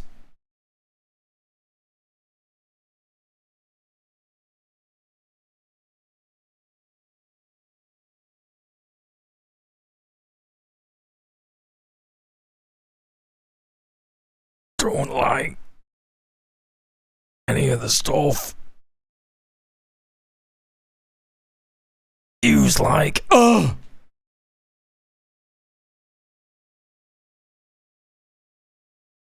got it out. Managed to get it out in the end. Forgive me, David. Too. When Canada passed their C-18 bill, social media giants decided to ban news content on their platforms. But PIA can protect your ability. Oh my God, Americans in the chat. Wee Daffy is some strange Anglo speak. Please don't piss off the Scots. Please don't piss off the Scots. Got a lot of Scottish people in here, yeah? Consume the news and content you love. Private internet access is available for Windows users, Mac OS, Android. Saw a big vein in your head then. Yeah, it's because I'm fucking hench. And you can use one PIA subscription to protect an unlimited amount of devices. And we've got a huge GB News discount for you too. Click the link in this video's description and you'll get a massive 83% off PIA. That's under £2 a month. Okay, well, that was insane. Oh, why are they fucking... I don't want to see what the sun said. I'm not having the sun on my fucking screen for that long. I think it's going to be around 8 AM, similar time to David Cameron's. Hey, Pharaoh 3D, what's up? And I think that's partially because the weather's going to be so hot. Who wants to be sweating in a suit outside number 10 where you're... Scott Lurkin should be a word. The gbnews.com website tonight, Labour Minister Mac... is saying I'm just a wee daffy little guy, the same as, like, being small being. No. It means you're a little stupid idiot. Like, your little stupid pals. It's like saying, I don't know all you fucking little stupid mates. That's what it means. Mike Tapp, indeed, demands a general election. Mike Tapp says there should be a general election if Starmer's forced out. That's so funny, bro. That's so fucking funny. If Keir Starmer is forced out as Prime Minister. I have to say, I fundamentally agree. I think we have got a dangerous habit in this country now of constantly cycling through Prime Minister's bill. BPN relationship map. But look, you know, in terms of if we have a change of Prime Minister, should there be a general election?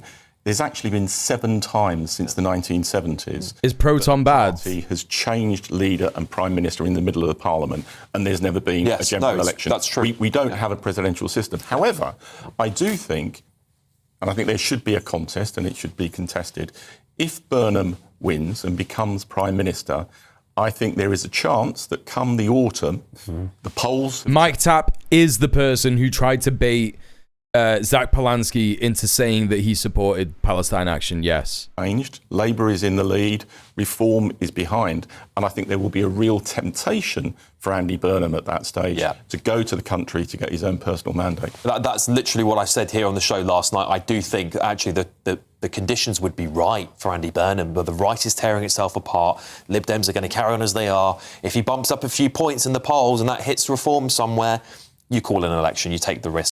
That's crazy. That's crazy that this guy is trying to say the right are tearing itself apart. Bro, you know that this guy is paid to support reform. What are you fucking on about, bro? Don't you, Poppy? Yeah, I mean, I think the problem for the right at the moment is that it's a uniquely bad situation for them, which is that you're seeing a now united left. I think the left will unite behind Andy Burnham. You can see... What do you mean? Oh, my God! What the Greens did in Makerfield. They essentially didn't campaign in the seat at all. You know, their candidate was a paper candidate. So don't you dare try and say that Green Party supports Andy Burnham. Get fucked. Stood aside because they believe... I mean, it is incredibly funny that the Greens are going to win political capital for that. Yeah. LHS, I love you. Please don't joke about that in the chat. You can't joke about shit like that in the Twitch chat, okay? You just can't. You can't. I know you're mad. TOS stuff, you can't joke about that at all. Yeah, that's right. Yeah. Yeah, I mean, I do think it's funny that, like, the political capital that the Greens are gonna gain, yeah, from, like, not campaigning too hard in Makerfield, it's gonna look like they let Andy Burnham in. You know what I mean? That they like, and I think that that's incredibly funny because it makes the Greens sound stronger than what they are, right? And no offense, you know, to any Green evangelists or whatever in the chat, but like, right? It is just true. There are just some places where the Greens just aren't going to win, even if they are legitimized in the same way that the Labour Party is legitimized. You know, there are some people who don't want the you know, there are some places where Labour wouldn't win, right? When Labour are legitimized. There are places all over the country where certain parties just won't win, right? It's stupid to say that the Greens would just like win absolutely anywhere. They will absolutely win where they campaign. If they choose to campaign in a particular seat, they can win if they campaign and canvass and put the money into it. We've learned that. Especially with the local elections. But when it comes down to it, you just have to, like, accept that there's going to be places where you're not going to win. And maybe Makerfield is one of those places, right? Maybe when the Greens are legitimized as the party of the working class more and more over the next couple of years, maybe they could win in Makerfield instead of the Labour Party and Andy Burnham, right? Because the people who have voted in Makerfield for Andy Burnham have voted for a more left-wing Prime Minister. They're not going to get that, but that's what they've done, right? No, it's okay, LHS, don't worry. Resources are often limited, yes. The Greens wanted the leadership change. No, I don't think so. I think that the Greens knew that Andy Burnham would be as bad as Keir Starmer. It's what most Green Party politicians, if you well, not necessarily Zach Polanski or whoever, they're kind of like, you know, keep it a bit stum about it. But I think that most of them know that Andy Burnham is going to be as bad as Keir Starmer, if not worse. So, and even if he is a little bit better tangentially, Labour has been totally destroyed by the right wing of the party. And it's even starting to show, the cracks are even starting to show with Andy Burnham, right? Oh, that's what I mean. They wanted to highlight that they're all shit under a different leadership. That was possibly the strat, yeah?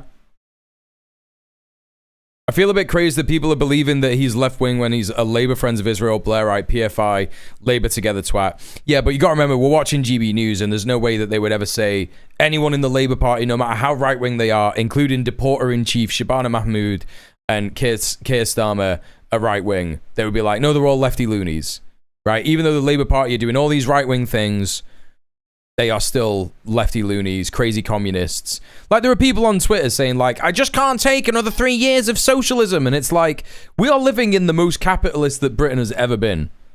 This is what we are living in, mate. Like, what are you on about? You know, they're just like, it's Labour, so it's left. Andy Burnham. I think the Liberal Democrats will do exactly the same, because ultimately... But anyway, what I was saying was, the 19th century was more capitalist. Well...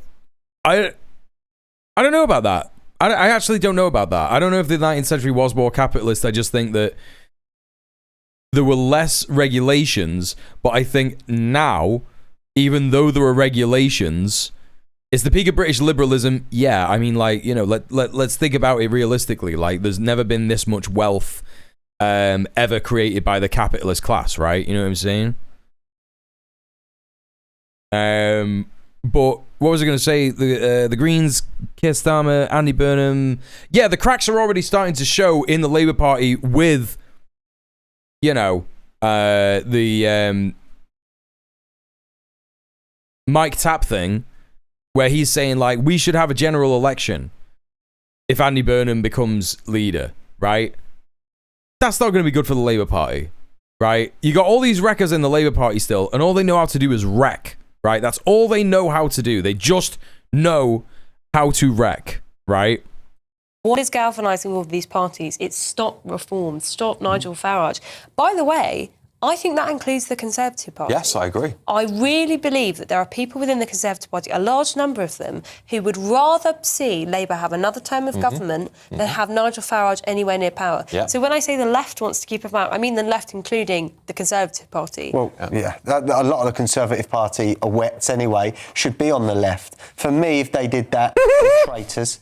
We cannot afford, this country cannot afford to go left again. This guy has been back from Dubai for 3 months. You can tell. Never been outside. Designer glasses.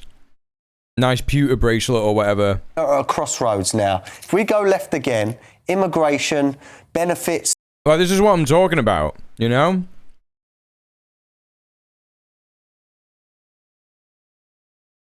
Anyone to the left of reform are left wing to these cunts. Yeah. The lot. This country will collapse over the next 10 years. It is so important that we go right at the next election. And unfortunately, Andy Burnham... He does belong on Towie because he's got an Essex accent. Did you hear that then? Gotta go right We got to get right. Makes that possibility a lot less likely. So look, the right needs to sort of get itself together and realise, right, hold on a minute, Reform are up there, we need to get behind them, because it's going to be Reform now versus Labour. He's mad at Restore. He's mad at Restore. That's so funny. Whereas I thought it was going to be Reform versus Greens because they had the traction. Now with Andy Burnham, I mean, Zach Polansky he's just destructed that Green Party over the last 3 or 4 months. Spectacularly with his comments, with his actions, and now suddenly... Otazone, long time no see. How are you doing? I'm good. How are you? And the left will galvanise behind that. Yeah, and I think when you look at what the Lib Dems might offer for a coalition, it looks very attractive to Andy Burnham. He's a Remainer. They'll say, right, we want a referendum on the EU. He's not a Remainer. Oh my God, this is so stupid, bro. They will definitely ask for that. They'll want electoral. A referendum to rejoin the EU would be absolutely insane. That would be one of the most unpopular things of all time. You know? Who the fuck is still talking about Brexit? I know. Like, Andy Burnham would be so stupid to do that. Reform, the other thing that Andy Burnham's also in favour of, it would be a very cosy coalition. I'd be very worried. If you're on the right, listen up. I think you're going to have to start thinking about putting your differences behind you. And they're obsessed. This is so funny, chat. This is make a field by-election result cope. This is make a field by-election result cope. They are so pissed that Restore Britain took 3,000 votes away from Reform, even though it still wouldn't have allowed them to beat Andy Burnham. This is so joke. We need to unite. We need to unite. They'll never do it. They'll never do it. You can unite, because if you don't, I do think you're going to look at another 5, maybe even 10 years of Labour. If that's what you want, that's absolutely fine. Andy Burnham might have the fact they're more focused on Labour than the Greens is funny. Yeah, it's because they're actually scared of the Greens. That's what it is.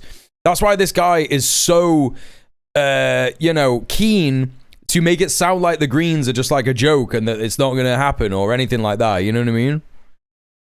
Yeah, I heard something like that before. Unite the right rally. Yeah, crazy. I think he could, but I think he needs his agenda to be fleshed out. And one of the reasons that I'm in favour, even if it is a coronation, one of the reasons I'm in favour of the change... It should be a Breastwood pivot, you're right. ...is I think Andy needs time to prepare and develop his team and his agenda so that he hits the ground running when he comes into government. Yeah, very briefly, Poppy, your final thoughts. It's a joke that Ofcom don't think this channel is biased. I'm glad Starmer is... Well, it's not even that they're not biased, because like I think that surrounding bias, I think that there's plenty of different channels that have bias, and I think they allow for certain amounts of bias in Ofcom, and GB News probably breaks that amount of bias for sure.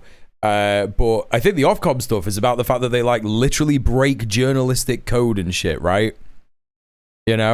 Today, let's just say he's going to be out, but I can't say that my stomach isn't sinking at the prospect in the next couple of months. Doesn't it label itself as entertainment? Yeah, I think so, yeah. All right, well, there you go. There's GB News. Here's a good one. This was him on...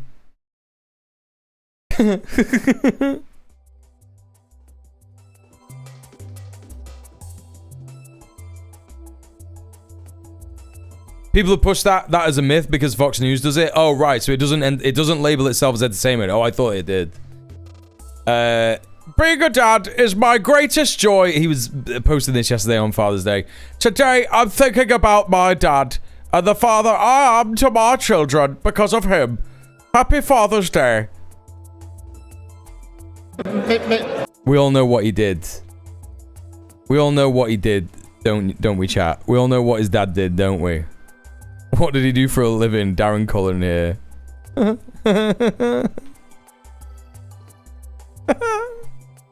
This is great. My dad was a toolmaker. Boo, get better material. That's all I have.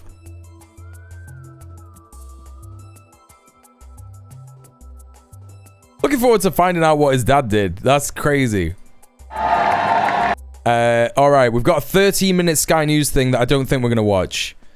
Okay, here's John McDonnell with a little bit of copium. I don't think this is going to happen. John McDonnell here saying, now the inevitable has happened.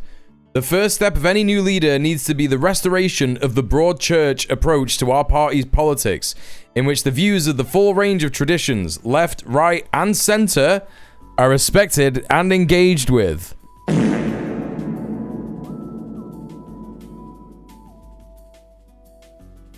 I mean, good luck, John. But what I would say to you is that you don't need to respect or engage the right and the center. You just don't. You simply don't. No worries, Tejan. Enjoy your curry. You simply don't need to engage in the left, in the right, and the center. That's just the end of that, my friend. Here's another little tribute to Keir Starmer.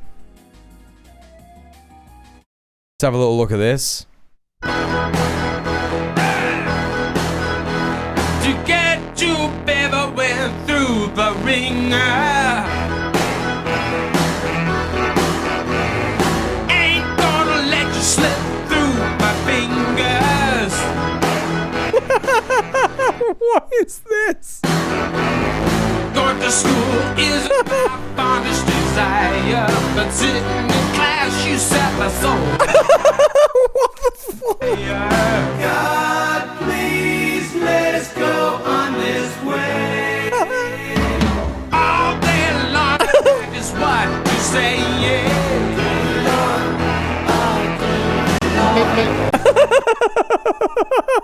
Think about this game that I like to play. Oh my god.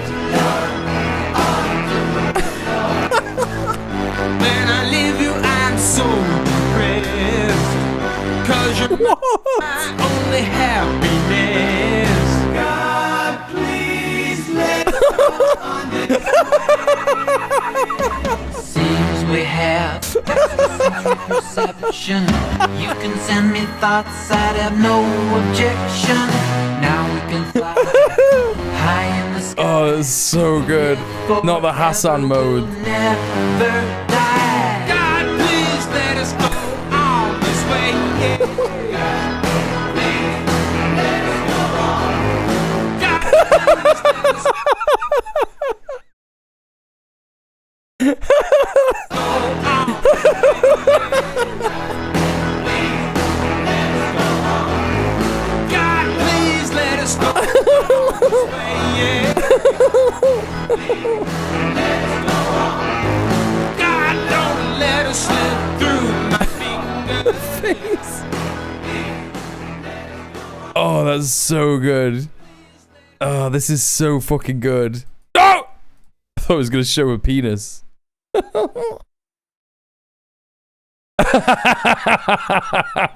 the fuck? Oh, that's so good. That's so fucking good. Chat, has he done an aura post? That's what we need to find out, don't we? Any aura posts?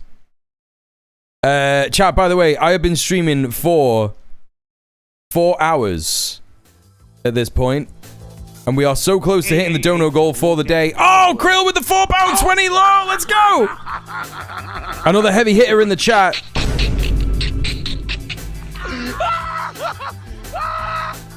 Can I get a meep meep? You can. Thank you so much for the £4.20. Thank you for subbing off Twitch and supporting the stream. Chat, we have simply got £4, actually more like £3.15 to hit the daily dono goal. Yeah? It's not that much. This is a one-person dono. It's like $5 for the Americans. That's right. We're so close to hitting it, chat. One burg. Really? You could get burgers for $5. That stopped a long time ago in the UK.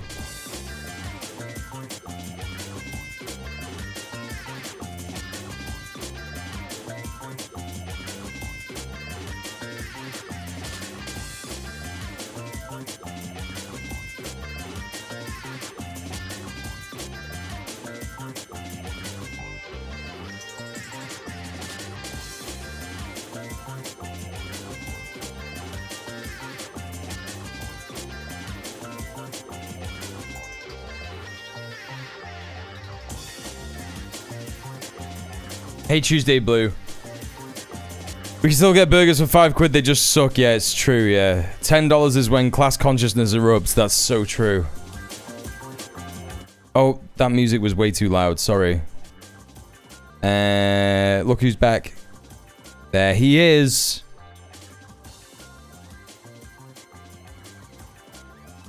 Okay.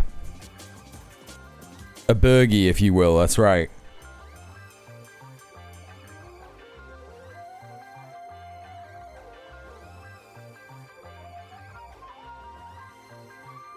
Rob. Did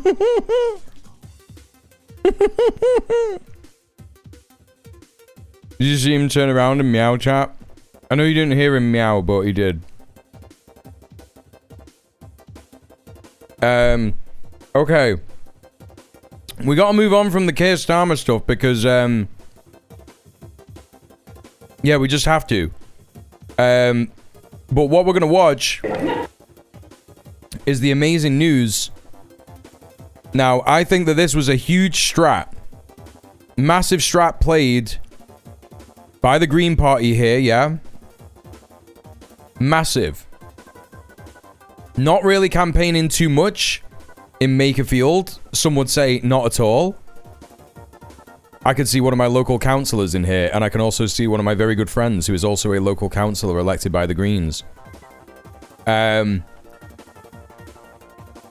Chat.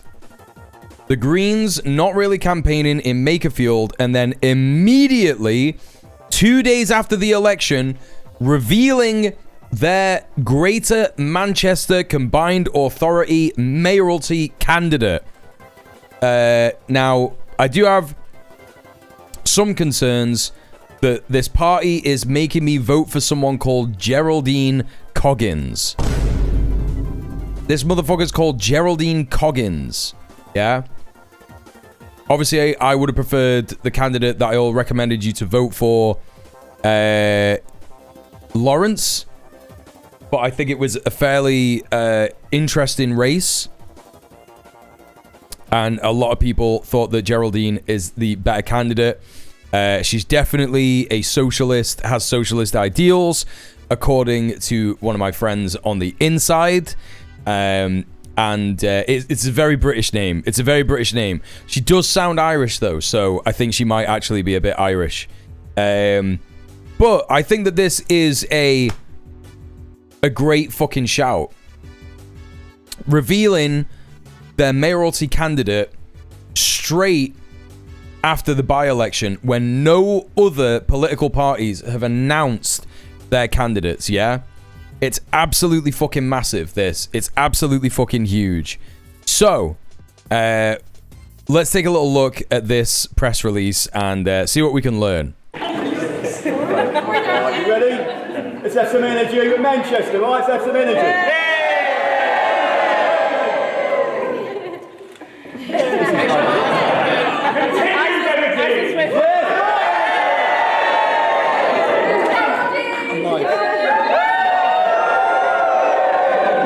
This is lovely. What a lovely shot. We do beautiful. Can you run to these cameras well, please? Yeah, As this way. Big cheer again. 1, 2, 3.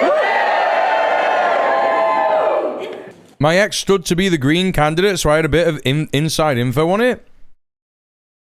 You didn't used to date Lawrence, did you?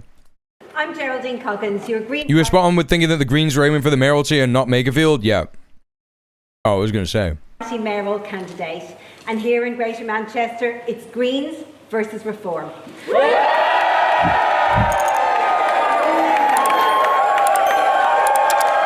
Hello, banker.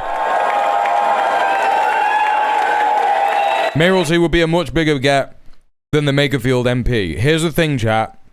A lot of people used to say all the time that Andy Burnham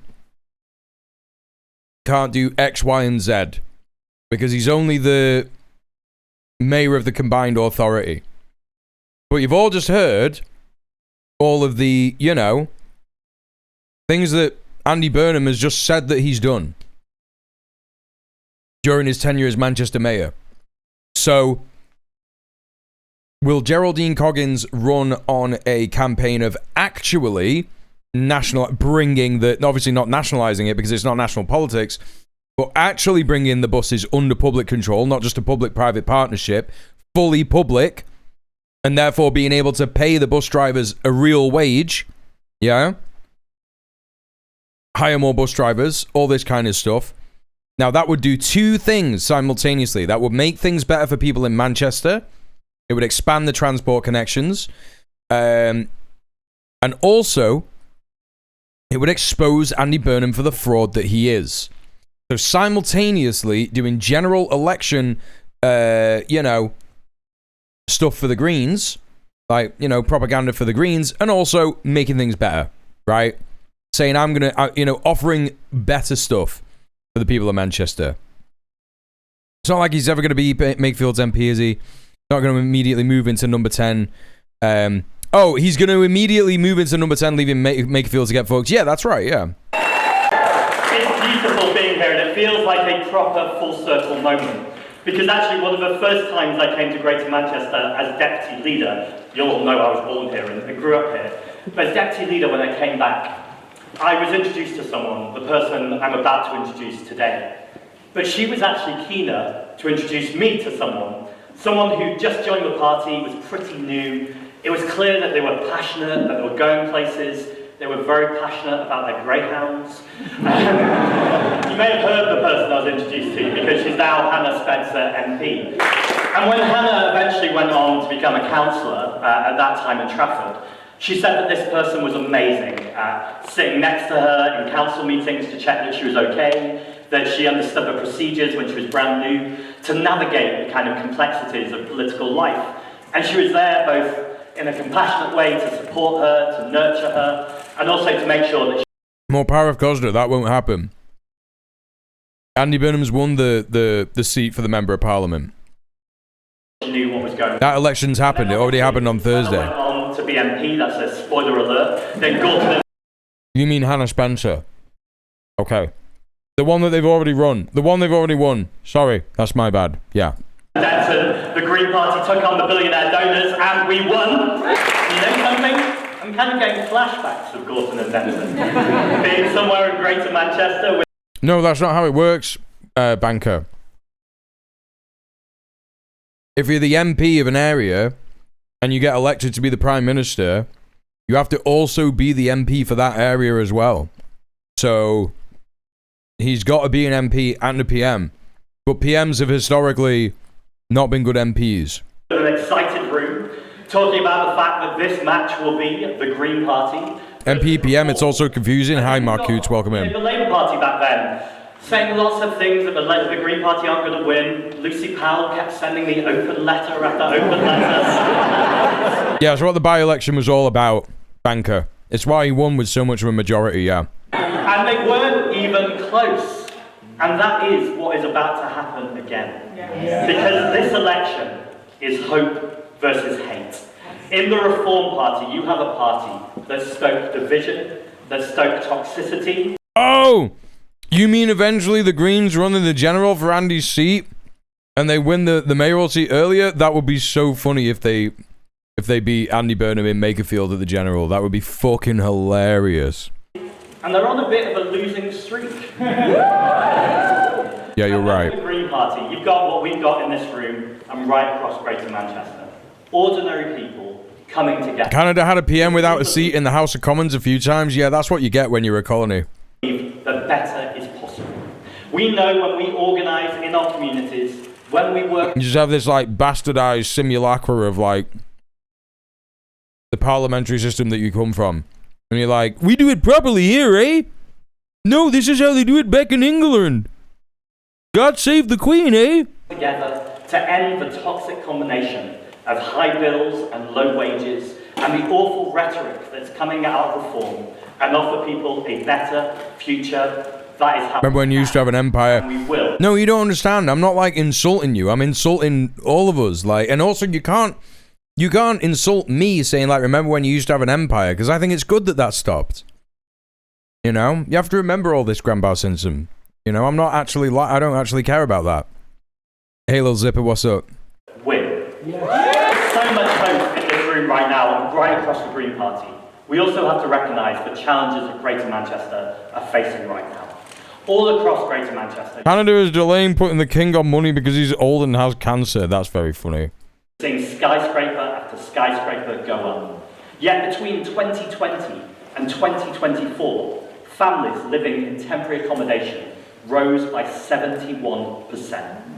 Meanwhile, rents across Greater Manchester are far too. Lose your seat as an MP and you can't be PM here in Australia. That's why they make sure that PMs are in safe seats. We could still have a PM that isn't an MP, but it breaks parliamentary tradition, so they don't do it. Isn't that what Atomic was talking about, where they would at least have to be a lord, but that would be considered insane nowadays. High. Far too many people are struggling just to keep a roof above their head and keep food on the table.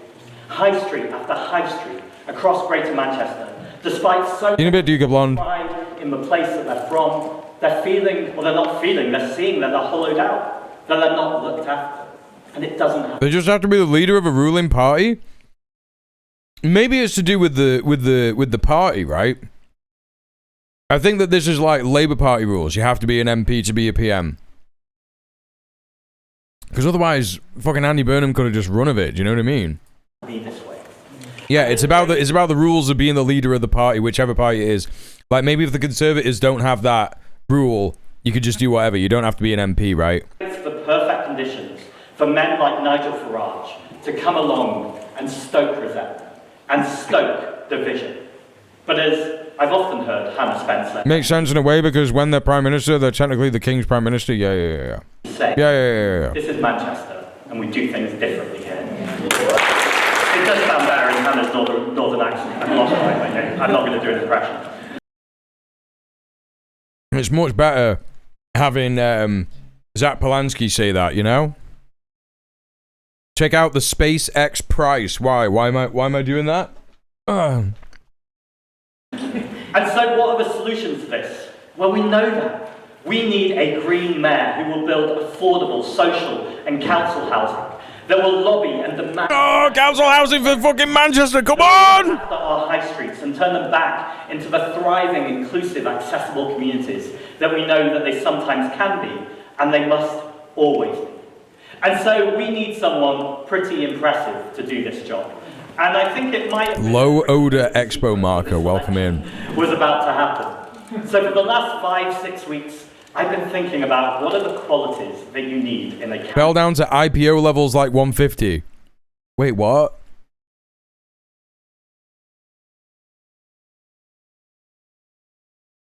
Why has that happened? Hey, bright person. Oh, wow. Oh, yeah, they fell by like fucking $20 whole.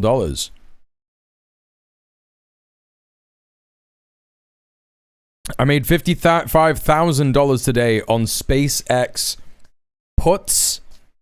You mean, yes, no, I know what you mean. That's fucking crazy. You should consider donating to the djmuel stream. I only need £3.15.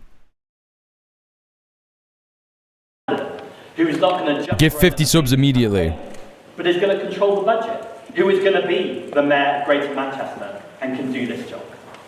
You need someone with a plan, someone who is organised, someone who cares about others, someone who is compassionate and will lift up and empower all communities. Make sure that they listen, are there to protect both people and planet, protect our communities and protect the environment. And if all of that wasn't enough, I thought you need a little bit of luck. So how about the luck of the... If the drop continues and I sell my position, I'll drop to 100 subs. Do it now. You made $55,000. Do it now. Just do it now. Please. I don't want 100 subs. I want 50. Sell now. Sell. Sell. Sell. Sell. Sell. Please welcome to the stage your next mayor of Greater Manchester, Geraldine Coggins. I'm originally from Ireland. It's crazy that she's called Coggins, but I guess it is an Irish name, so fair enough, you know? Fair enough. What was I going to say? Everybody, please go follow Goblin Hooker, another amazing streamer. Excuse me, give him 10k. You don't need all that. Yeah, exactly. Think about your streamer. You're here watching the stream. Think about your streamer. You made the mistake of telling all these poor fucking leftists in my chat how much money you made.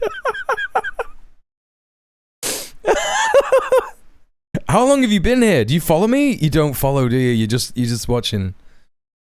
You made your account very recently as well. Yeah, literally like last week. That's crazy, man. Welcome to Left Wing Twitch. And like a lot of people who've come here from Ireland and from elsewhere, I have made Greater Manchester my home. Look at his young Stalin. He could be young Stalin if you two could buy SpaceX puts votes. No, you see, the thing is that people in this chat do not engage in the evil game of fictitious capital. So you've entered into the wrong chat to be advising people to do that. Our city region is a place that And also, you do kind of need to have disposable money to be buying puts, you know? Betting on Elon Musk isn't gambling, it's a sure thing. It's not about it being gambling, dude. It's about it being morally wrong to engage in fictitious capital, you know? Let me just buy SpaceX puts with the money I don't have because I live paycheck to paycheck. Exactly. You know? We learn from them, we teach them, and we move from being strangers. If I made 50 grand on SpaceX, I'd donate it all to Geraldine Coggins, and as I got a t-shirt that says, I'm for Geraldine Coggins. Yeah, exactly. I'm for Coggins. That's exactly it. Friends and neighbours. And we are going to need teamwork on a scale that we have never seen before. Because, like Gorton and Denton, this is an election that we can win. Yeah! Oh, chat, they're going to win. They're going to win. Chat, I'm telling you now. I don't want to sound like one of them streamers who just like, you know, is going to say whatever fucking and get shit wrong and shit like that. I've said it before. I've said it again. Where the Greens campaign, they win. And I think that it is very likely that they will win the Greater Manchester mayoral election. You know, again, chat, Reform have peaked, they're stagnating, and it will probably be between Reform and the Greens, as that's what the local council election results showed. And so, yeah, the Manchester Green Party has got a lot of members. I think they're going to do a lot of campaigning, and there's going to be a lot of people coming up to Manchester to campaign for it. Where they put in the time and resources, they tend to get results. Yeah, it's probably going to happen.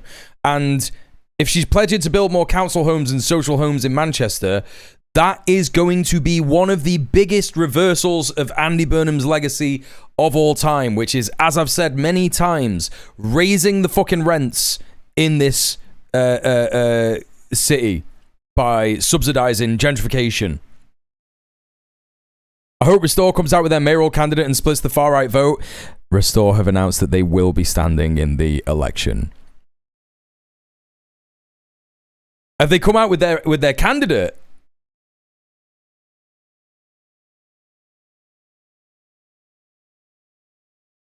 Please do not Fed post in the chat.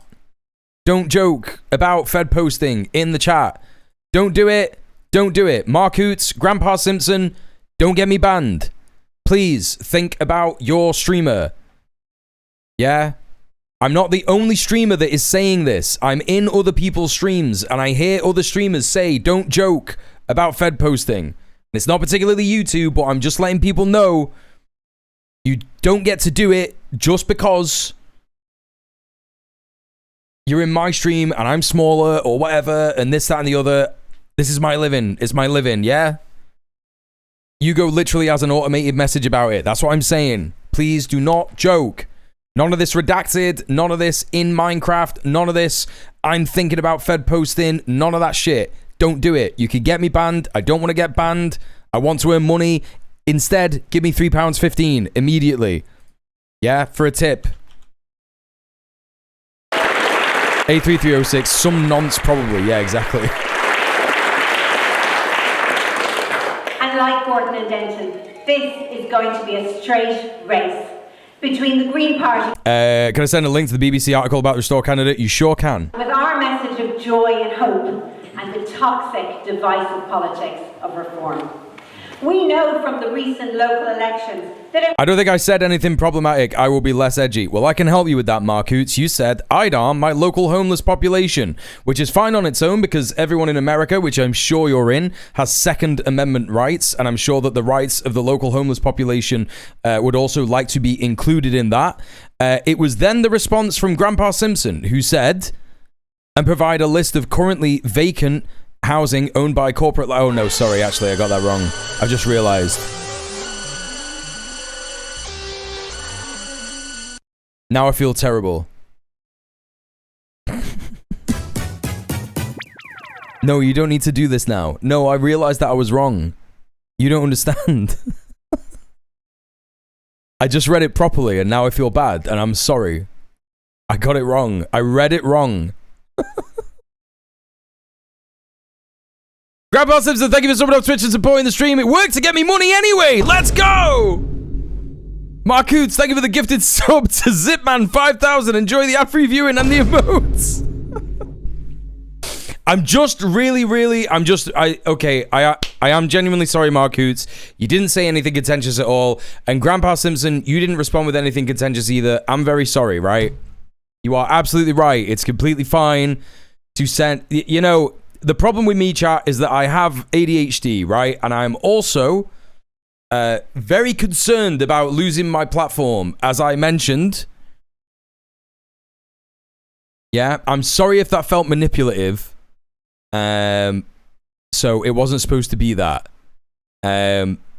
All I saw was provide a list, and then my eyes went immediately down to corporate landlords, and I thought the worst. So I'm very sorry about that. Nothing but trouble. I don't want to get you in trouble. This is your space. Well, at least it provided me an opportunity to remind everyone not to Fed post or joke about it, yeah? Mueller's learned the power of lying to chat. I didn't lie. I genuinely thought... I've just explained myself. I'm not going to do it again. I'm sorry. I'm sorry, Grandpa Simpson and Mark Hoots. You're both legendary. I don't want to get you in trouble. This is your space. I know. I appreciate that. Thank you very much. You're all very, very sweet, despite me being insane. Like an actual insane person. Yeah? With us and Reform winning seats across the board and Labour losing on an existential scale. When we campaign hard, we win. Just read what I wanted to read. Freudian slip. Massively expand our campaigning to... Mueller's one of those Pokemon who gets stronger when confused. I don't know about that. I just get more angry. That doesn't necessarily mean strength. And as for Labour, we are having this election... Posted a link to the Restore candidate. Sorry about that. Missed it. Yeah, there you go. Let's have a look here. Restore Britain named Greater Manchester mayoral candidate. Oh, brilliant. He's already lost. State of that fucking mug, man. He's already lost. Marlon West has campaigned against child sexual exploitation since his daughter was targeted by grooming gangs. The Restore Britain Party has named a campaigner against child sexual exploitation as its candidate for the Greater Manchester mayoral election. Former mental health nurse Marlon West. Former mental health nurse, yeah? Will stand in the contest, which was triggered by Andy Burnham's parliamentary by-election success in Makerfield last week. West became a prominent activist of the issue of child grooming gangs after his daughter Scarlett was targeted and raped, and the pair published a book on their experiences in plain sight. I've seen what good public services look like. I've seen what happens when institutions fail the people they're supposed to protect. The election triggered automatically by rules take place on 30th of July, involve about 2 million potential voters. Oh my god, chat. Dono goal for this month. All-night mayoral election stream. Wait, no, I'm not saying that because I don't know if it'll when the results will come in. A Restore man being a mental health nurse is scary. Former mental health nurse. No, former mental health nurse. We don't know when he resigned. We don't know when he stopped. He probably retired before Brexit and then gave himself multiple COVID reinfection brain damage. And that's why he joined Reform and was going on about fucking, you know? grooming gangs and shit. Great Manchester deserves better leadership than it had. Like, you can't just run on the grooming gang thing in Manchester because you will win one area, and that is Rochdale. You can't just run on that one thing. It's crazy. It's so stupid. There's no other things that Restore are going to be able to run on. And all they're going to do is split the right-wing vote. It's incredibly funny. You know, and I don't even think they'll manage to split the right-wing vote that much. I've just checked. He's still on the NMC register, so he hasn't stopped being a mental health nurse. He's just saying he's a former mental health nurse for, like, what, reasons? Like, what do you mean? That's crazy. Well, there you go. There you fucking go. Let's carry on with this. Leadership failure and their internal psychodrama. We know that Makerfield result was actually a damning indictment of everything our Labour government has done. Yep, she's great. Mayor, I will prioritise. Chat, it would also, like, mean a hell of a lot if we had an Irish mayor. Because of Manchester's history with Irish immigrants, you know? Man United, famously the team of Irish people settling in Old Trafford, and fucking webcam just did that thing again. I'm so pissed off about that. You know? He's a former mental health nurse, also current mental health nurse, but that's not important, yeah. No, it would be symbolic. There's so many reasons as to why Geraldine Coggins should win this. You know, the Irish connections in Manchester, Irish immigrants in Manchester, history of Irish immigration in Manchester, and also her being a socialist and talking about council housing, social housing. A green mayor of the combined authority would be absolutely insane. Absolutely fucking insane. First thing that should happen is literally make the good landlord charter have teeth, right? That's one of the first things she should do. And if, you know, landlords are not, and she should increase, like, licensing areas, like landlord licensing areas all over Manchester. If you don't buy a license to be a landlord, you're out. Council are buying your home, turning it into a council home. Yeah? Didn't know Manchester had a similar connection to Ireland as Liverpool. It's good to learn. I mean, it's just like, it's the next town. Basically, it's the next city, innit? Next big city where people came to work. People and planet over profits. Like all over the northwest, there's a lot of like Irish immigrant families because they would come in through Liverpool, do dot works in Liverpool, and then you know, move around through the northwest and shit like that, and obviously, move down to Manchester, Birmingham as well. My family's from Liverpool, and before that, Ireland. Yep. That's how it happens. Reduce the amount of licenses every year. Oops, all council housing. This is something that she could do, and that I believe a green mayor of Manchester would do much better. Like, chat, I can't begin to tell you. Like, Gorton and Denton was one thing for me, right? Putting Manny on the map in a different way. It was symbolic. It was massive. It signaled the end of the two-party system in the UK, and that reform are a joke. Right? It was massive. Yeah, it showed that people in Gorton and Denton, people in Manchester, want left-wing, working-class socialist politics still. Yeah? Geraldine Coggins becoming Great Manchester Mayor could actually have like a tangible effect on my life.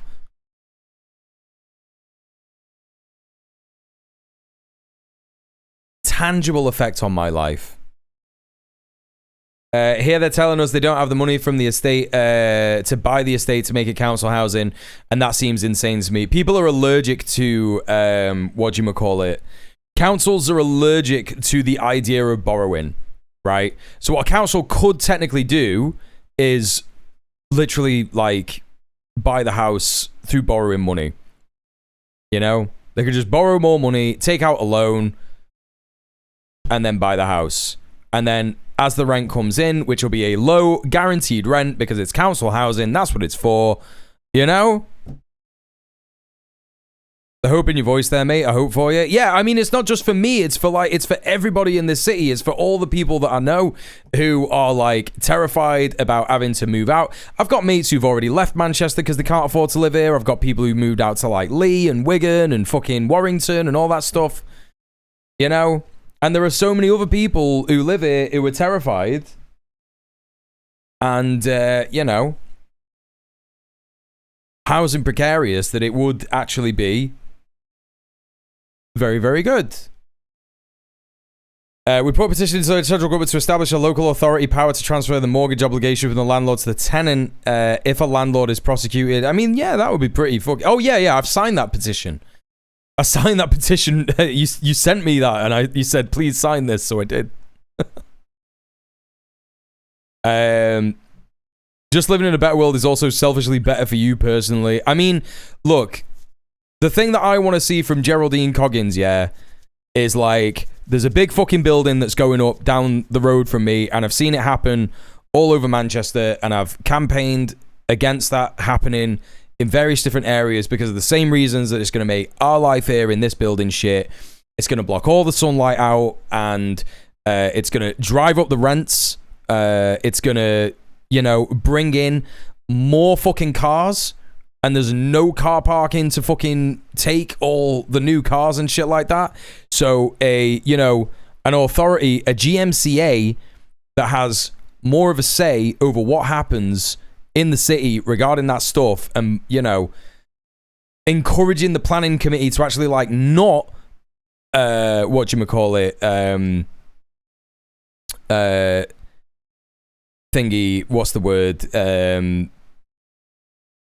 approve as many developments and stuff like that. That would have a tangible effect, not just on me, but everybody, right? Everybody. It's better for everyone individually, even if you don't directly benefit from it. Yes, correct. Zoe Bread's going to come in and TikTokify the campaign. I mean, she does live in Wigan, so yeah, it would be... She would probably... Yeah. If she asked you to help with housing affordability, would you work with her? No. There's much better people who can do that, like Social Homes for Manchester, GMTU. You know, they're all doing that work at the minute, and they should do that. There's no need for me to do that. Also, I need to focus on streaming and begging people for money on Twitch. So, speaking of which, still got another 40p to go, chat. So consider giving us £1, yeah? And we'll have hit the dono goal for the day. For those who are struggling to make ends meet and to get our high streets buzzing again. I will push back on a broken housing system that's designed to maximise profits instead of giving people the homes they need. I will go... It'd just be funny to see you in a suit. You think that if I started working for the council that I would start wearing suits is crazy. That's crazy. Faster to get us the world-class transport system. First of all, who's paying for it? You? That we deserve here, and one that works for all our boroughs, not just for the centre. Yeah, I'm not Hassan. I'm better than Hassan, just not as hot. You'd be like a Carla turning up at Oxford Union debates in a hoodie. Yeah, exactly. You would be sporting head-to-toe Coggins core. Stop it. For an economy that works for ordinary people, not the super rich. And I will fight and work to make this a city that celebrates our diversity. Yeah, sick. We all live as neighbours and friends. Yeah, dope. Let's go. It's happening. Green Manchester Mayor. And you know, the Green Mayor of Greater Manchester, it will make a difference to our whole country. It will set yet another precedent for Greens winning big and making change. Yes. And it will send a very powerful message to Labour in Westminster. And that Green voice will exert a lot of power on whoever is next on the Prime Minister merry-go-round. I know the challenges ahead, and I am prepared. Chat, he's like making he's making noises like he's trapped. I don't think he is. Say we all chip in to buy Mule a Joker suit. I would wear a Joker suit. I would wear a Joker suit. I wear suits for work 5 or 6 times a year. I mean, if you have to wear it like for work, that's different. He's just feeling grumpy. He is feeling grumpy, yeah. We can all imagine the cleaner, greener, more equal world that we all hope for. And in the next 5 weeks and 5 days, we are going to work together to do everything we can to turn that hope into a reality.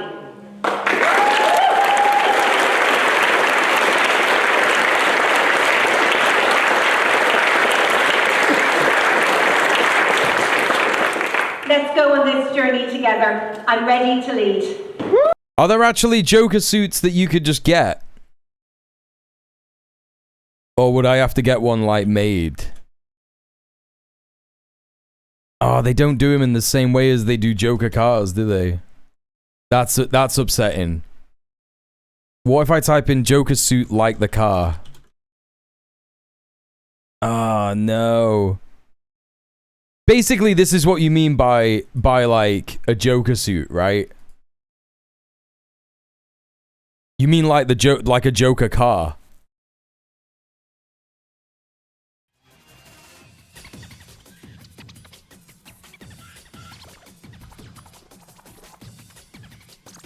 You mean like if this was like on a suit in it? Do you know what I mean?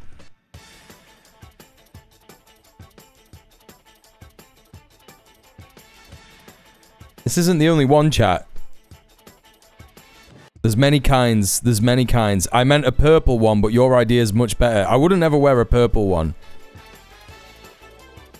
Would be such a mood to only work in that whip. These are quality wheels. These are fucking actually quality wheels. Or, what about this one?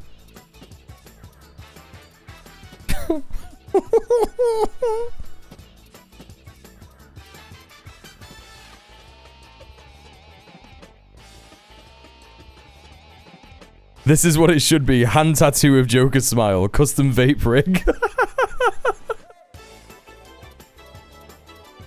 This is apparently a Scalextric's car. So this is not a real one that you can drive. Some of these are so funny, man. I can't believe how many of them there are. There's so many people who just got these Joker decals. That's fucking that one's so bad. That's so bad. How much money would the Labour Party have to pay you to wear a suit and tell your audience to vote for them? Literally zero. I would never do that. I would never do that. You have my word. Green Party, on the other hand, I take £1,000 a month. I know they not got crazy money, but £1,000 a month on top of, you know, what I already do. I do it for free anyway, so why they wouldn't need to? Yeah, need expenses, right? Need my expenses paying. In Joker books. Yeah, exactly. Alright, chat. So that's the Starmer out, Makerfield by-election stuff. We don't have a crazy amount of time left. So I am gonna go through... Where'd he go? Oh, he's back there.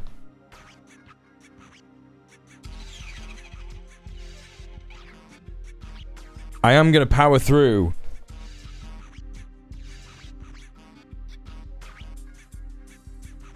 the Iran news.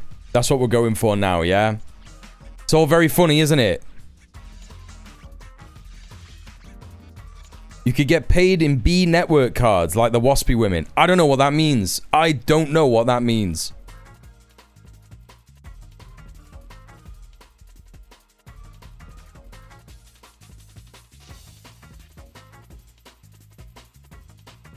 Hello, Litty. Welcome in. What is Melpo doing? He's going sick, mate. Self-imposed tire gulag is hilarious. Yeah, he needs to be in there.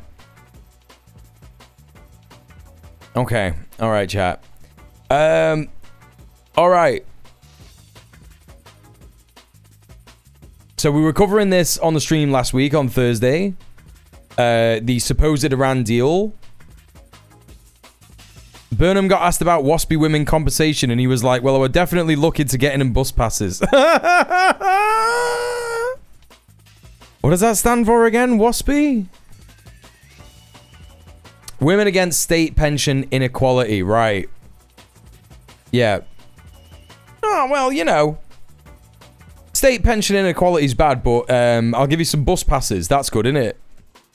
That's just crazy. Just absolutely crazy.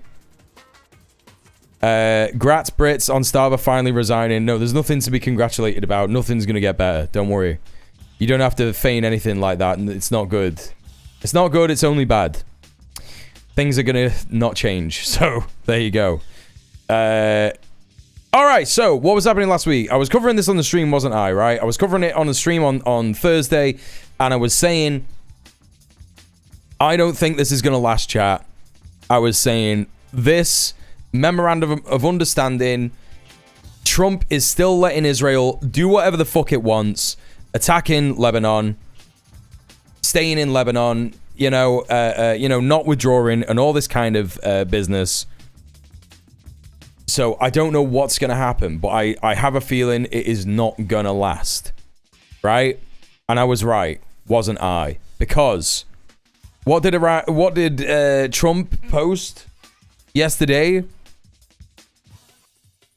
Iran must immediately stop their highly paid proxies in Lebanon from causing trouble. If they don't, we'll hit Iran very hard again, just like we did last week, only harder. President Donald J. Trump. Now, this would be bad enough on its own, wouldn't it? Right? When we know the reality of what's happening, and we know that Iran knows the reality of what's happening, that it is in fact Israel, the USA proxy, that is invading Lebanon and attacking Lebanon, right? Hezbollah is simply Lebanese people defending themselves. And it would be bad enough if he just tweeted this in general. But when did he actually tweet it? Well, he tweeted it during negotiations.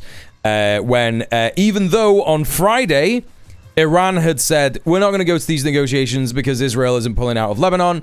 And the USA was like, oh, well, I guess we won't go.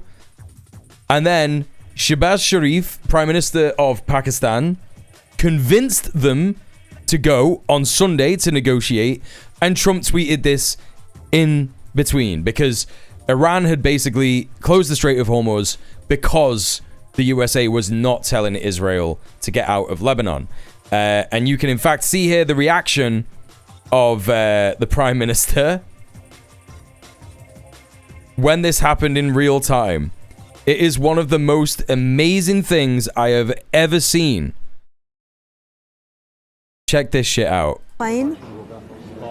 بحسب السلطات السويسرية هي ستقتصر على اليوم فقط ولكن سيكون لجان تقنية وفنية بحسب ما أعلنته قطر. So this is when Iran just like walked out. We were like, the president has just insulted us, so we're gonna leave. And they just walked out. And my man is like crestfallen. Hey Crescent, how you doing? Everybody please go show some love to Crescent, Moon and Star. ستقتصر على اليوم فقط ولكن سيكون هناك لجان تقنية وفنية. Believe the US, look like it's it. Yeah. ستتابع. Yeah, his vein is going crazy. Yeah. Hey Rishk, yeah, this is Shehbaz Sharif. He's the PM of تفاهم في قصر فرساي في Pakistan. بين الرئيس ترامب وبازشكيان الذي وقعها إلكترونيا. My man is losing it. كانت إيران هددت بعدم التوجه إلى المفاوضات. He could even be having a stroke, actually. Should we feel bad for this guy? No, he's a puppet of the USA. He's a bastard. Free Imran Khan. Okay. So there you go. There was that. So let's have a look at the news surrounding this, yeah? Hello. All right. So, Iran closes the Strait of Hormuz, accusing the US and Israel of violating the ceasefire deal. Let's have a look at this. UK state propaganda. And see what they're saying about it. A very warm welcome, I'm Mark Lowen. We start with some breaking news in the last hour. Iran's military says it has... Dude is a bit too chipper, yep. Hormuz.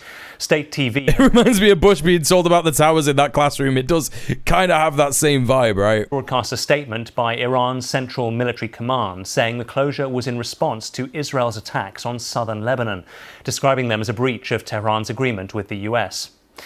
Let's bring in our Middle East correspondent, John Donnison, who joins us from Jerusalem. John, not just a breakdown in the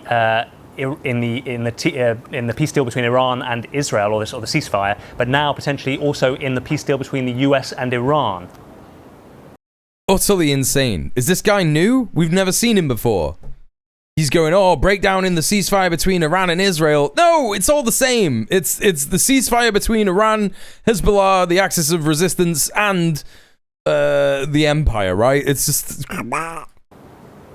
Yeah, I mean, I think it's a really significant development. We said that this deal between Iran and the United States was fragile, and here we John are. Donison is crazy as well. It just sounds too close to Donald John Trump, you know what I mean? The principal achievement of that memorandum of understanding, and I think one of the biggest priorities for the United States was reopening the Strait, and what that's lasted a couple of days, and it's now closed. So we understand from Iranian state TV that there is now a negotiating team on the way to Switzerland, presumably to meet with the Americans, but you know, we seem to be making some progress. How many ships managed to get through in the end? I think it was like 23. Taken a huge step back, and the Iranians saying this is because continuous and relentless breaches of the ceasefire in southern Lebanon, with accusing Israel of of not sticking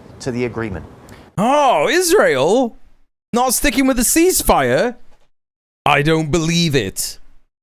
That doesn't sound like them, does it? I know I make this joke every time, but, you know, I've not really... What else can you do? What else can you do? I'd like to see any of you do a better job. Start streaming tomorrow and show me how it's done. You know what I mean? John, just worth reminding us once again of the importance of the Strait of Hormuz to global shipping and the global economy. It's important. Oh, 100 to 130 ships got through the Strait per day. Well, there you go. That's probably why the markets haven't gone insane mode. Right? That's probably why the price has come down a bit and not gone, you know? Oh, that's how many there would be on a normal pre-war day. Oh, sorry. Oh, I think it was 23. Yeah, I think it was 23. How many ships got through the Strait of Hormuz this week?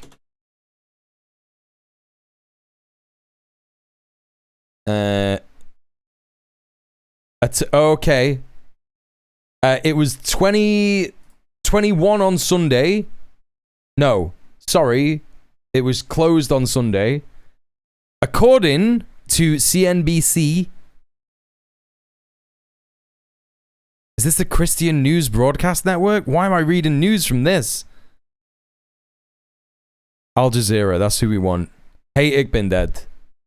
Let's have a look. A total of 12 vessels crossed the strait on Sunday, down from 35 transits the previous day. So there you go. It opened in the middle of the week, right? Around about like Wednesday. So it was probably about 100 to 130 actually, which is not per day. You know, CNBC is one of the main U.S. news networks. Yeah, but it's literally like the Christian Nationalist Broadcast Corporation or something. I can't remember what it's called, unless I'm thinking of something different. But yeah, I would rather get stuff from Al Jazeera about this particularly. Total of 12 vessels crossed the strait on Sunday, so there you go. So that's what it was. Yeah, all right. Because 20% of the world's oil and petrol... As I heard it put the other day, oil prices have never been more fake, yeah. Strait. Its closure led to a huge surge in oil prices, a surge in the price of plastics, a surge in the price of fertilizers. It meant that we've seen energy prices rise, fuel prices rise. We've seen higher inflation, therefore higher interest rates, affecting everyone paying a mortgage. So a huge impact on the global economy. And as I say, it's the main reason, I think, that Donald Trump was under such pressure to get this deal done, because all the forecasters said if the strait remained closed, we could see a global recession. And that it's Consumer News and Business Channel. Oh, okay. Reports that JD Vance potentially could even still... I'm thinking of... oh my God, what's it called? I can't remember. Oil went back up $10 a barrel just today. Be traveling to Switzerland.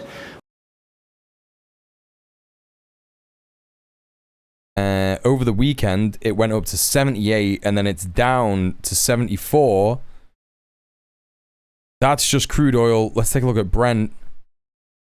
Brent is it's roughly the same on average. This is why they go off crude oil prices, because it's just like Basically the same kind of percentage. Yeah, but have you thought, don't worry about it? That's true. That's true. I hadn't thought of that. For talks with the Iranians, even as Tehran closes that strait one more time. Yeah, no reaction I've seen yet from the White House, but, you know, they are going to be greatly concerned. And it's going to be very interesting to see what pressure the United States can put on Israel regards to Lebanon. Because at the moment, it's difficult to see that while Israeli troops continue to occupy a large chunk of southern Lebanon, they say they maintain operational freedom to strike against Hezbollah. It's hard to see why there aren't going to be continuous breaches of a frankly non-existent ceasefire in southern Lebanon, and that is a key demand of the Iranians. So what are the Americans going to say to the Israelis after, frankly, some of the most striking criticism I've ever heard of Israel by the United States over the past? Yeah, it's a low bar though, bro. Let's face it. Last week, what are they going to say to try and calm things down? Yeah, we wait to see Donald Trump's reaction, likely to be a post later, I would have thought, on Truth Social. John Donison in Jerusalem for the moment. Thanks very much indeed. Well, as John was saying, the Israeli military says it has been striking Hezbollah targets in South Lebanon in response to overnight attacks, despite a ceasefire announced less than 24 hours ago. Well, these are live pictures from Nabatea in southern Lebanon. Israel says more than 50 projectiles were launched at Israeli Defense Forces troops by the Iran-backed militia group in the south. Lebanon civil defense. They just keep saying Iran backed. Can you imagine if it just said like US backed Israeli troops? The US backed Israeli troops. He says it would just change the game completely. The district have killed 16 people. From Lebanon, Hugo Bashega reports.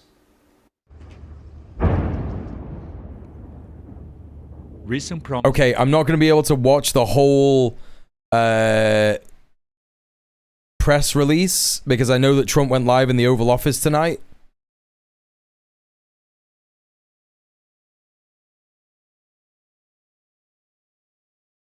But I want to like just check out this one clip from Aaron Rupar. Let's take a look at this.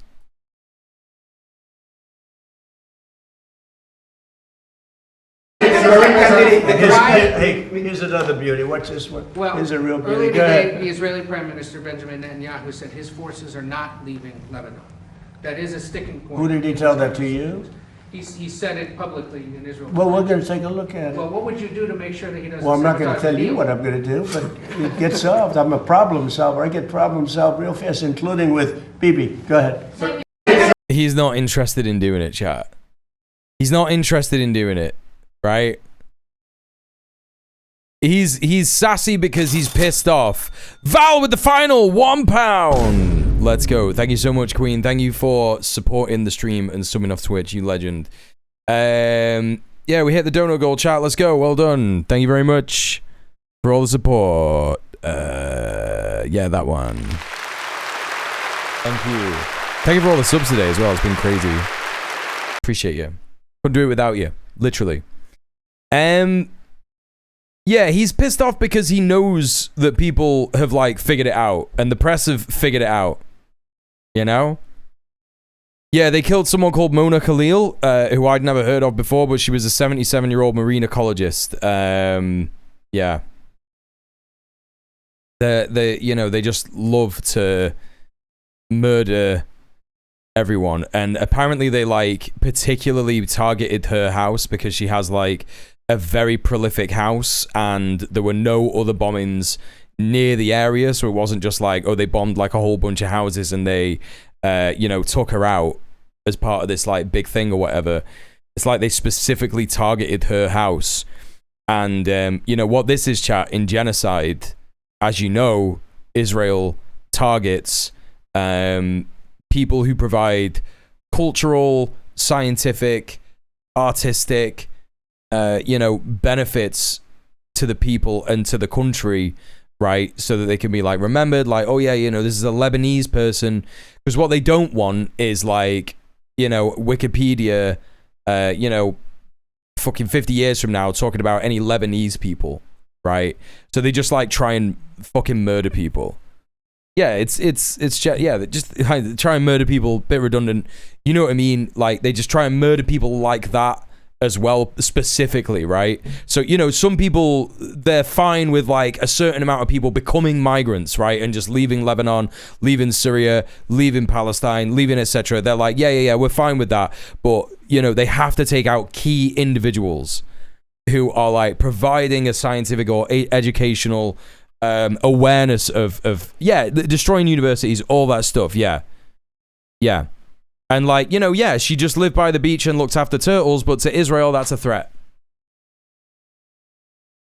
Oh, it was a hospital, they had babies in incubators. To Israel, that's a threat, right? And to, by extension, the United States, right? It's just evil shit. But again, you know, this is entirely because Trump is getting pissed off because, everybody is figuring out that like Bibi is just doing whatever he wants, and even though Trump is letting him do whatever he wants, he's kind of getting a bit pissed of whatchamacallit,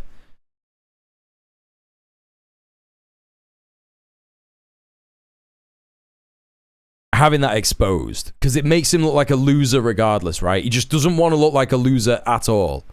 So when people question him about this stuff, he gets sassy and pissed. That's what I'm saying.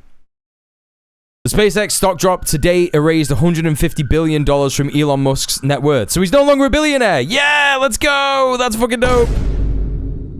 Not billionaire, trillionaire. He's no longer a trillionaire. That's great. Good. Wow, it's almost like having that level of capital isn't sustainable. Yeah, that's funny as hell. Baby, you gotta stop cock blocking me on the street. Yeah. Let's carry on with this.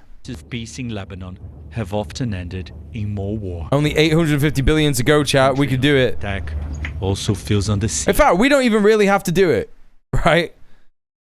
Even if we build like dual power in the United States, United Kingdom, Europe, all these different countries, Aotearoa, New Zealand, Australia, you know, all the vassal states, wherever, and establish like dictatorship of the proletariat in these countries, we don't even, you know,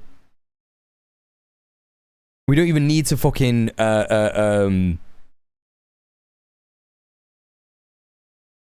worry about Elon Musk's value going down, because just, you know, the way that his businesses are run, it's just going to end up resulting in shit like that, right? Think about it. It's crazy. SpaceX's rockets just like fall over and explode and shit. Assuming the drop isn't because he sold his shares, I think Sophie would know if it was because he sold his shares. That would be the big news bit, right? They only released like 4% of shares in the IPO. I don't know what that means. I'm not as much as a finance sicko, so I don't know what that is. And Abatia is hammered again. We've been here for about 10 minutes and there's been a wave of very intense Israeli airstrikes. We've just heard another one, and we can see the plumes of smoke rising from the locations that have been hit. And now...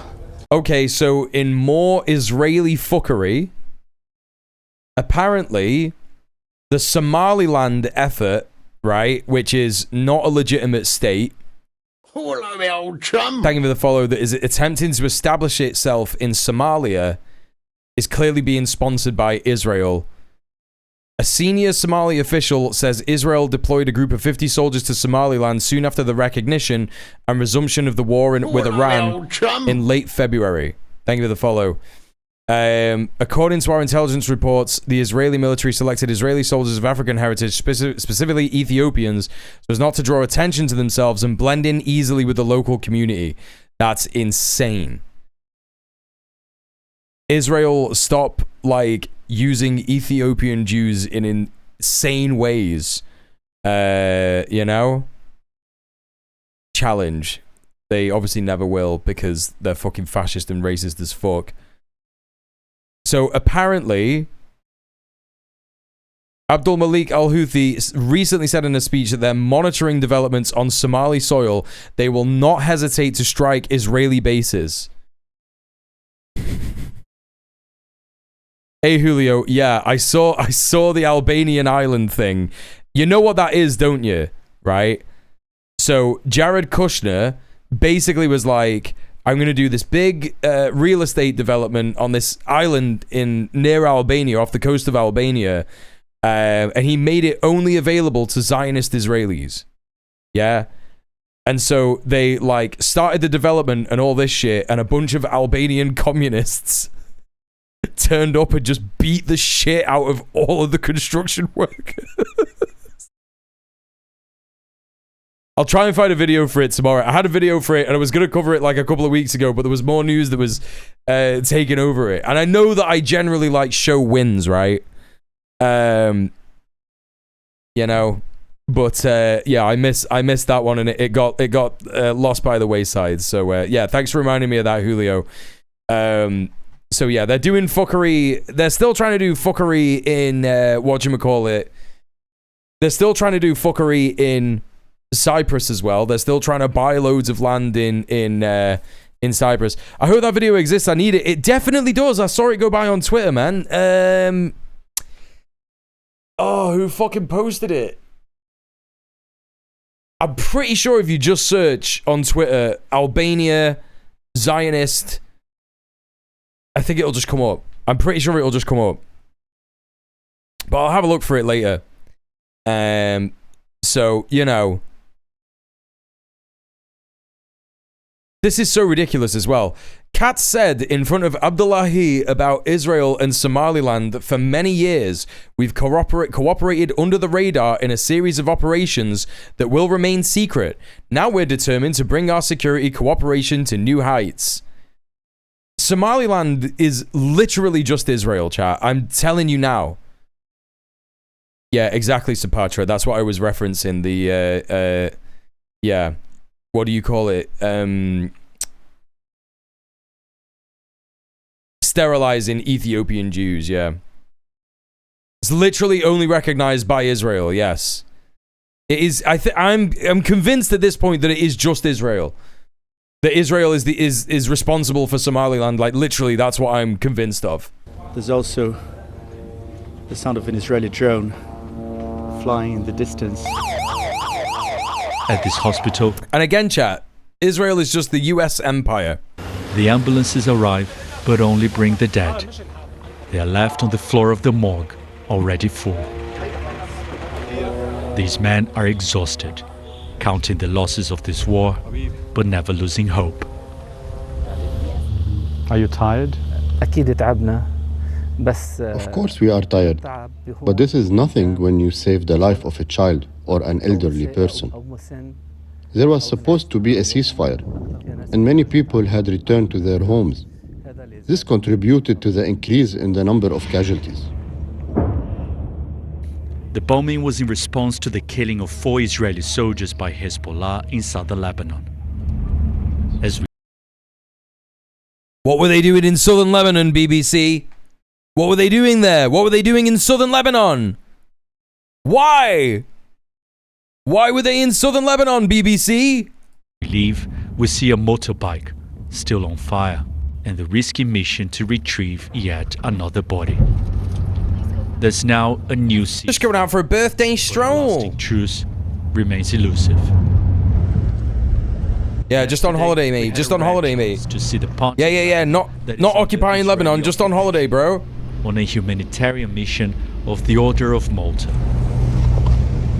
Israel says it has no intention of pulling its troops out of Lebanon. It wants to create a security zone along the border, free of Hezbollah. It's so cool that they just say this shit. Yeah. Security zone, security zone, security zone, bro. Security zone, security zone. It's a security zone. It's so Israel can defend itself. It's a security zone, so Israel can defend itself. It's a security zone, so Israel can defend itself. Yeah. We need to defend ourselves by occupying more land. We need to defend ourselves by invading other countries all the time. We saw the Israeli military presence, but were not allowed to film much of the journey. There's nothing left in Shia villages. Families who've been forced to flee may never be able to come back.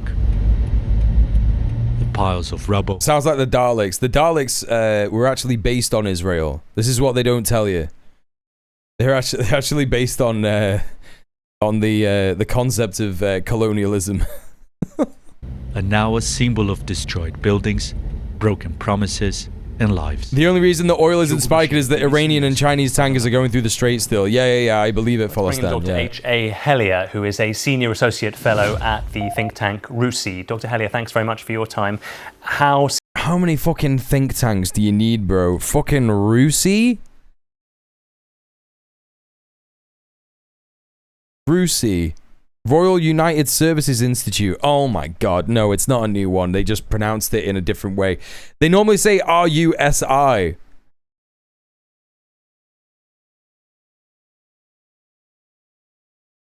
The RUSI is the world's oldest and UK's leading defense and security think tank. That's who this guy is from. Serious, in your view, is... It would be so funny if this guy just like stops in the middle of the interview and just says, yeah, but we gotta forget about Israel and just really concentrate on Russia, bro. The Ruskies are marching on our fucking shores. Don't you know they've got boats in the channel? Actually, the small boats that are coming to England right now, they're actually just full of Russian operatives. This new closure of the strait.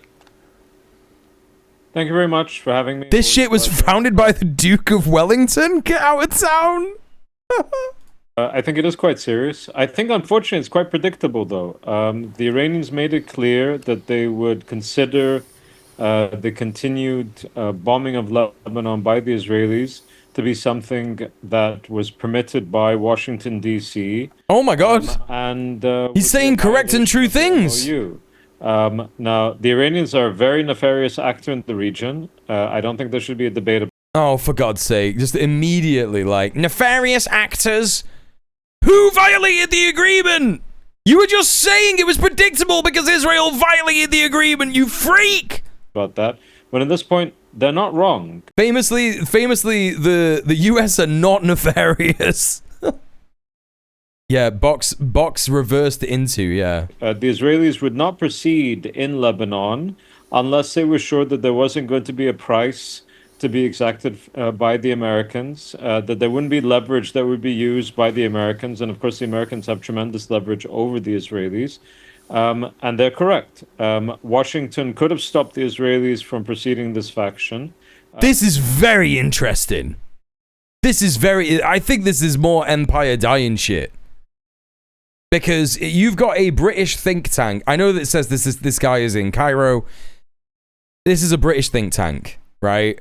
The UK's leading defense and security think tank. Yes, they're based in Whitehall. Yeah. The whole fucking thing, right? The whole fucking thing about this guy specifically saying, yes, the US controls Israel is actually a bit insane. And I'm wondering if these guys are pivoting to a position now of like, we understand our place in this world has to be away from America. And that's not necessarily good. It doesn't mean that the RUSI is becoming woke or anti-imperialist or anything like that. But it is certainly indicative of a cracking of empire, right? When a defense, the UK's leading security defense think tank is going, well, the Iranians aren't wrong, bro. Washington could stop Israel from being in Lebanon. To do so.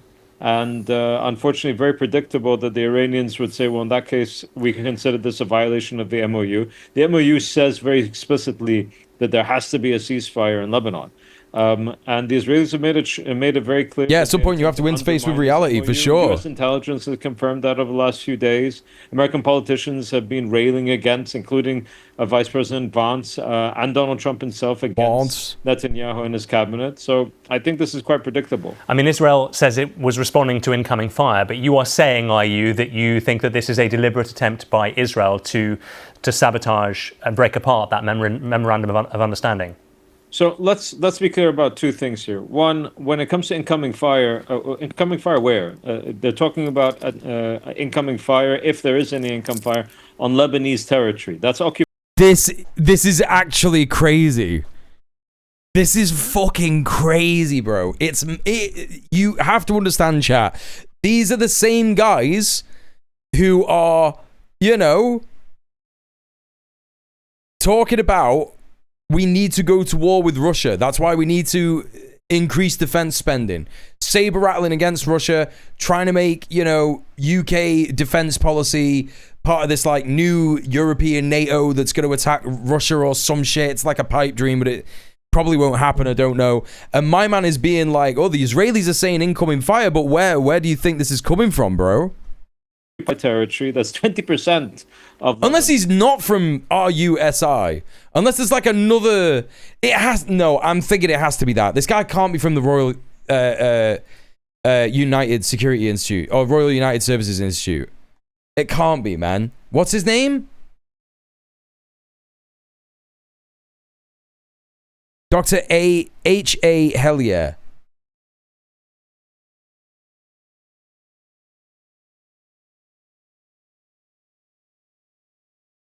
No, yeah, he works for RUSI. Yep.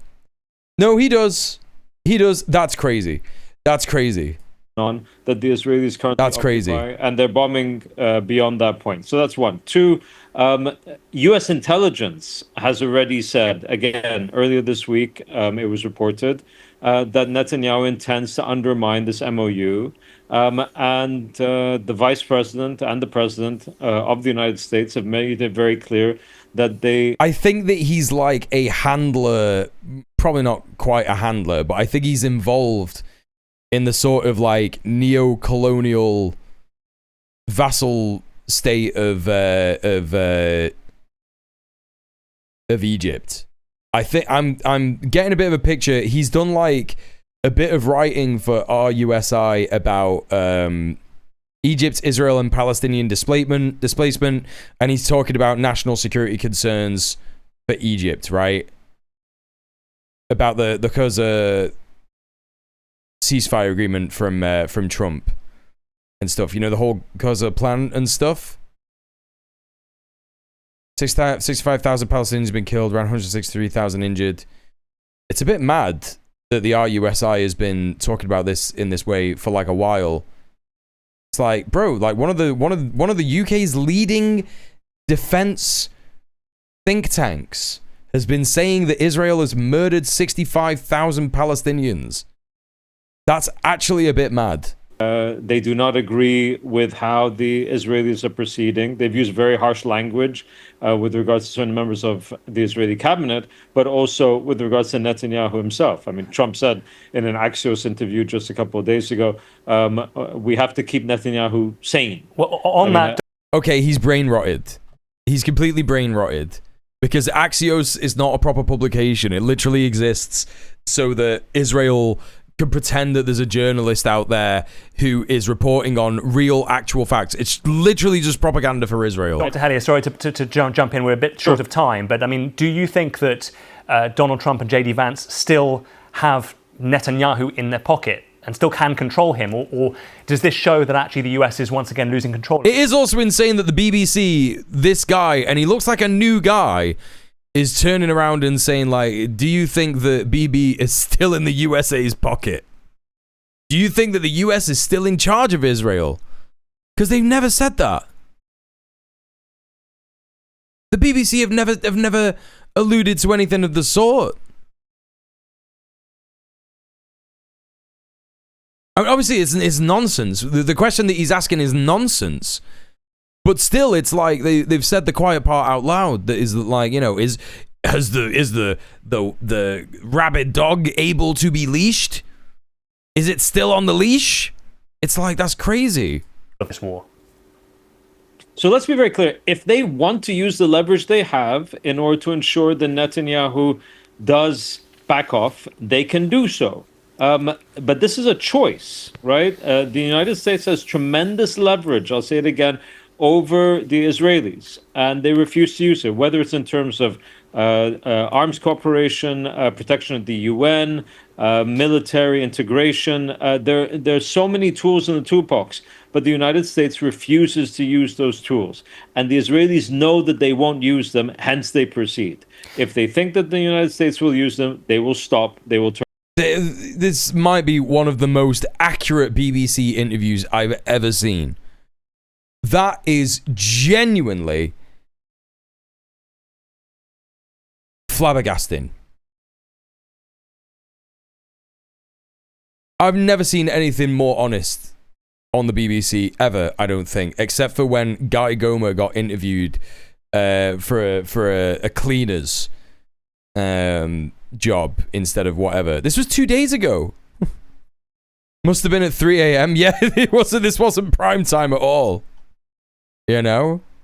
Absolutely nuts. Hey, chat, listen. I gotta go. But thank you so much for all the support today. It's been great. We are gonna go and raid someone. I am gonna... Okay, we're gonna... I said I would be doing this like maybe once a month to try and get a bit of attention on the stream. Again, I know that there's people in the community who do not like him. Yeah. But you don't have to go to the stream. You don't have to come for the raid or anything like that. It's literally just to get more attention on me. But we're going to do the Haas raid. So I need you all to get involved in the raid in as much as you want to. In order to support me. Don't raid Asmongold. Yeah, I imagine. Copy and paste the first raid message if you are a sub. Copy and paste the second raid message if you are not. And we are going to go and raid Hassan. Chat, thank you so much for all of the support today and always. Thank you for all the subs. Thank you for all the donos. Thank you for all the follows. Thank you for all of the raids. Had 2 big raids today from Rob and RTP. Thank you so much for all the follows. Thank you just for like hanging out. Thank you for lurking if you've been lurking. Make sure to check out my socials, my YouTube channel, and all that kind of stuff. My YouTube channels are there in the chat, and as well, I will be back tomorrow. Don't forget, you can also check out the VODs channel to get the VOD from each stream. They're normally uploaded 24 hours after the stream happens. And if you come back and hang out tomorrow, I will be very, very happy. I'll see you tomorrow, same Mule time, same Mule place. Stay excellent to each other. Peace. Mwah.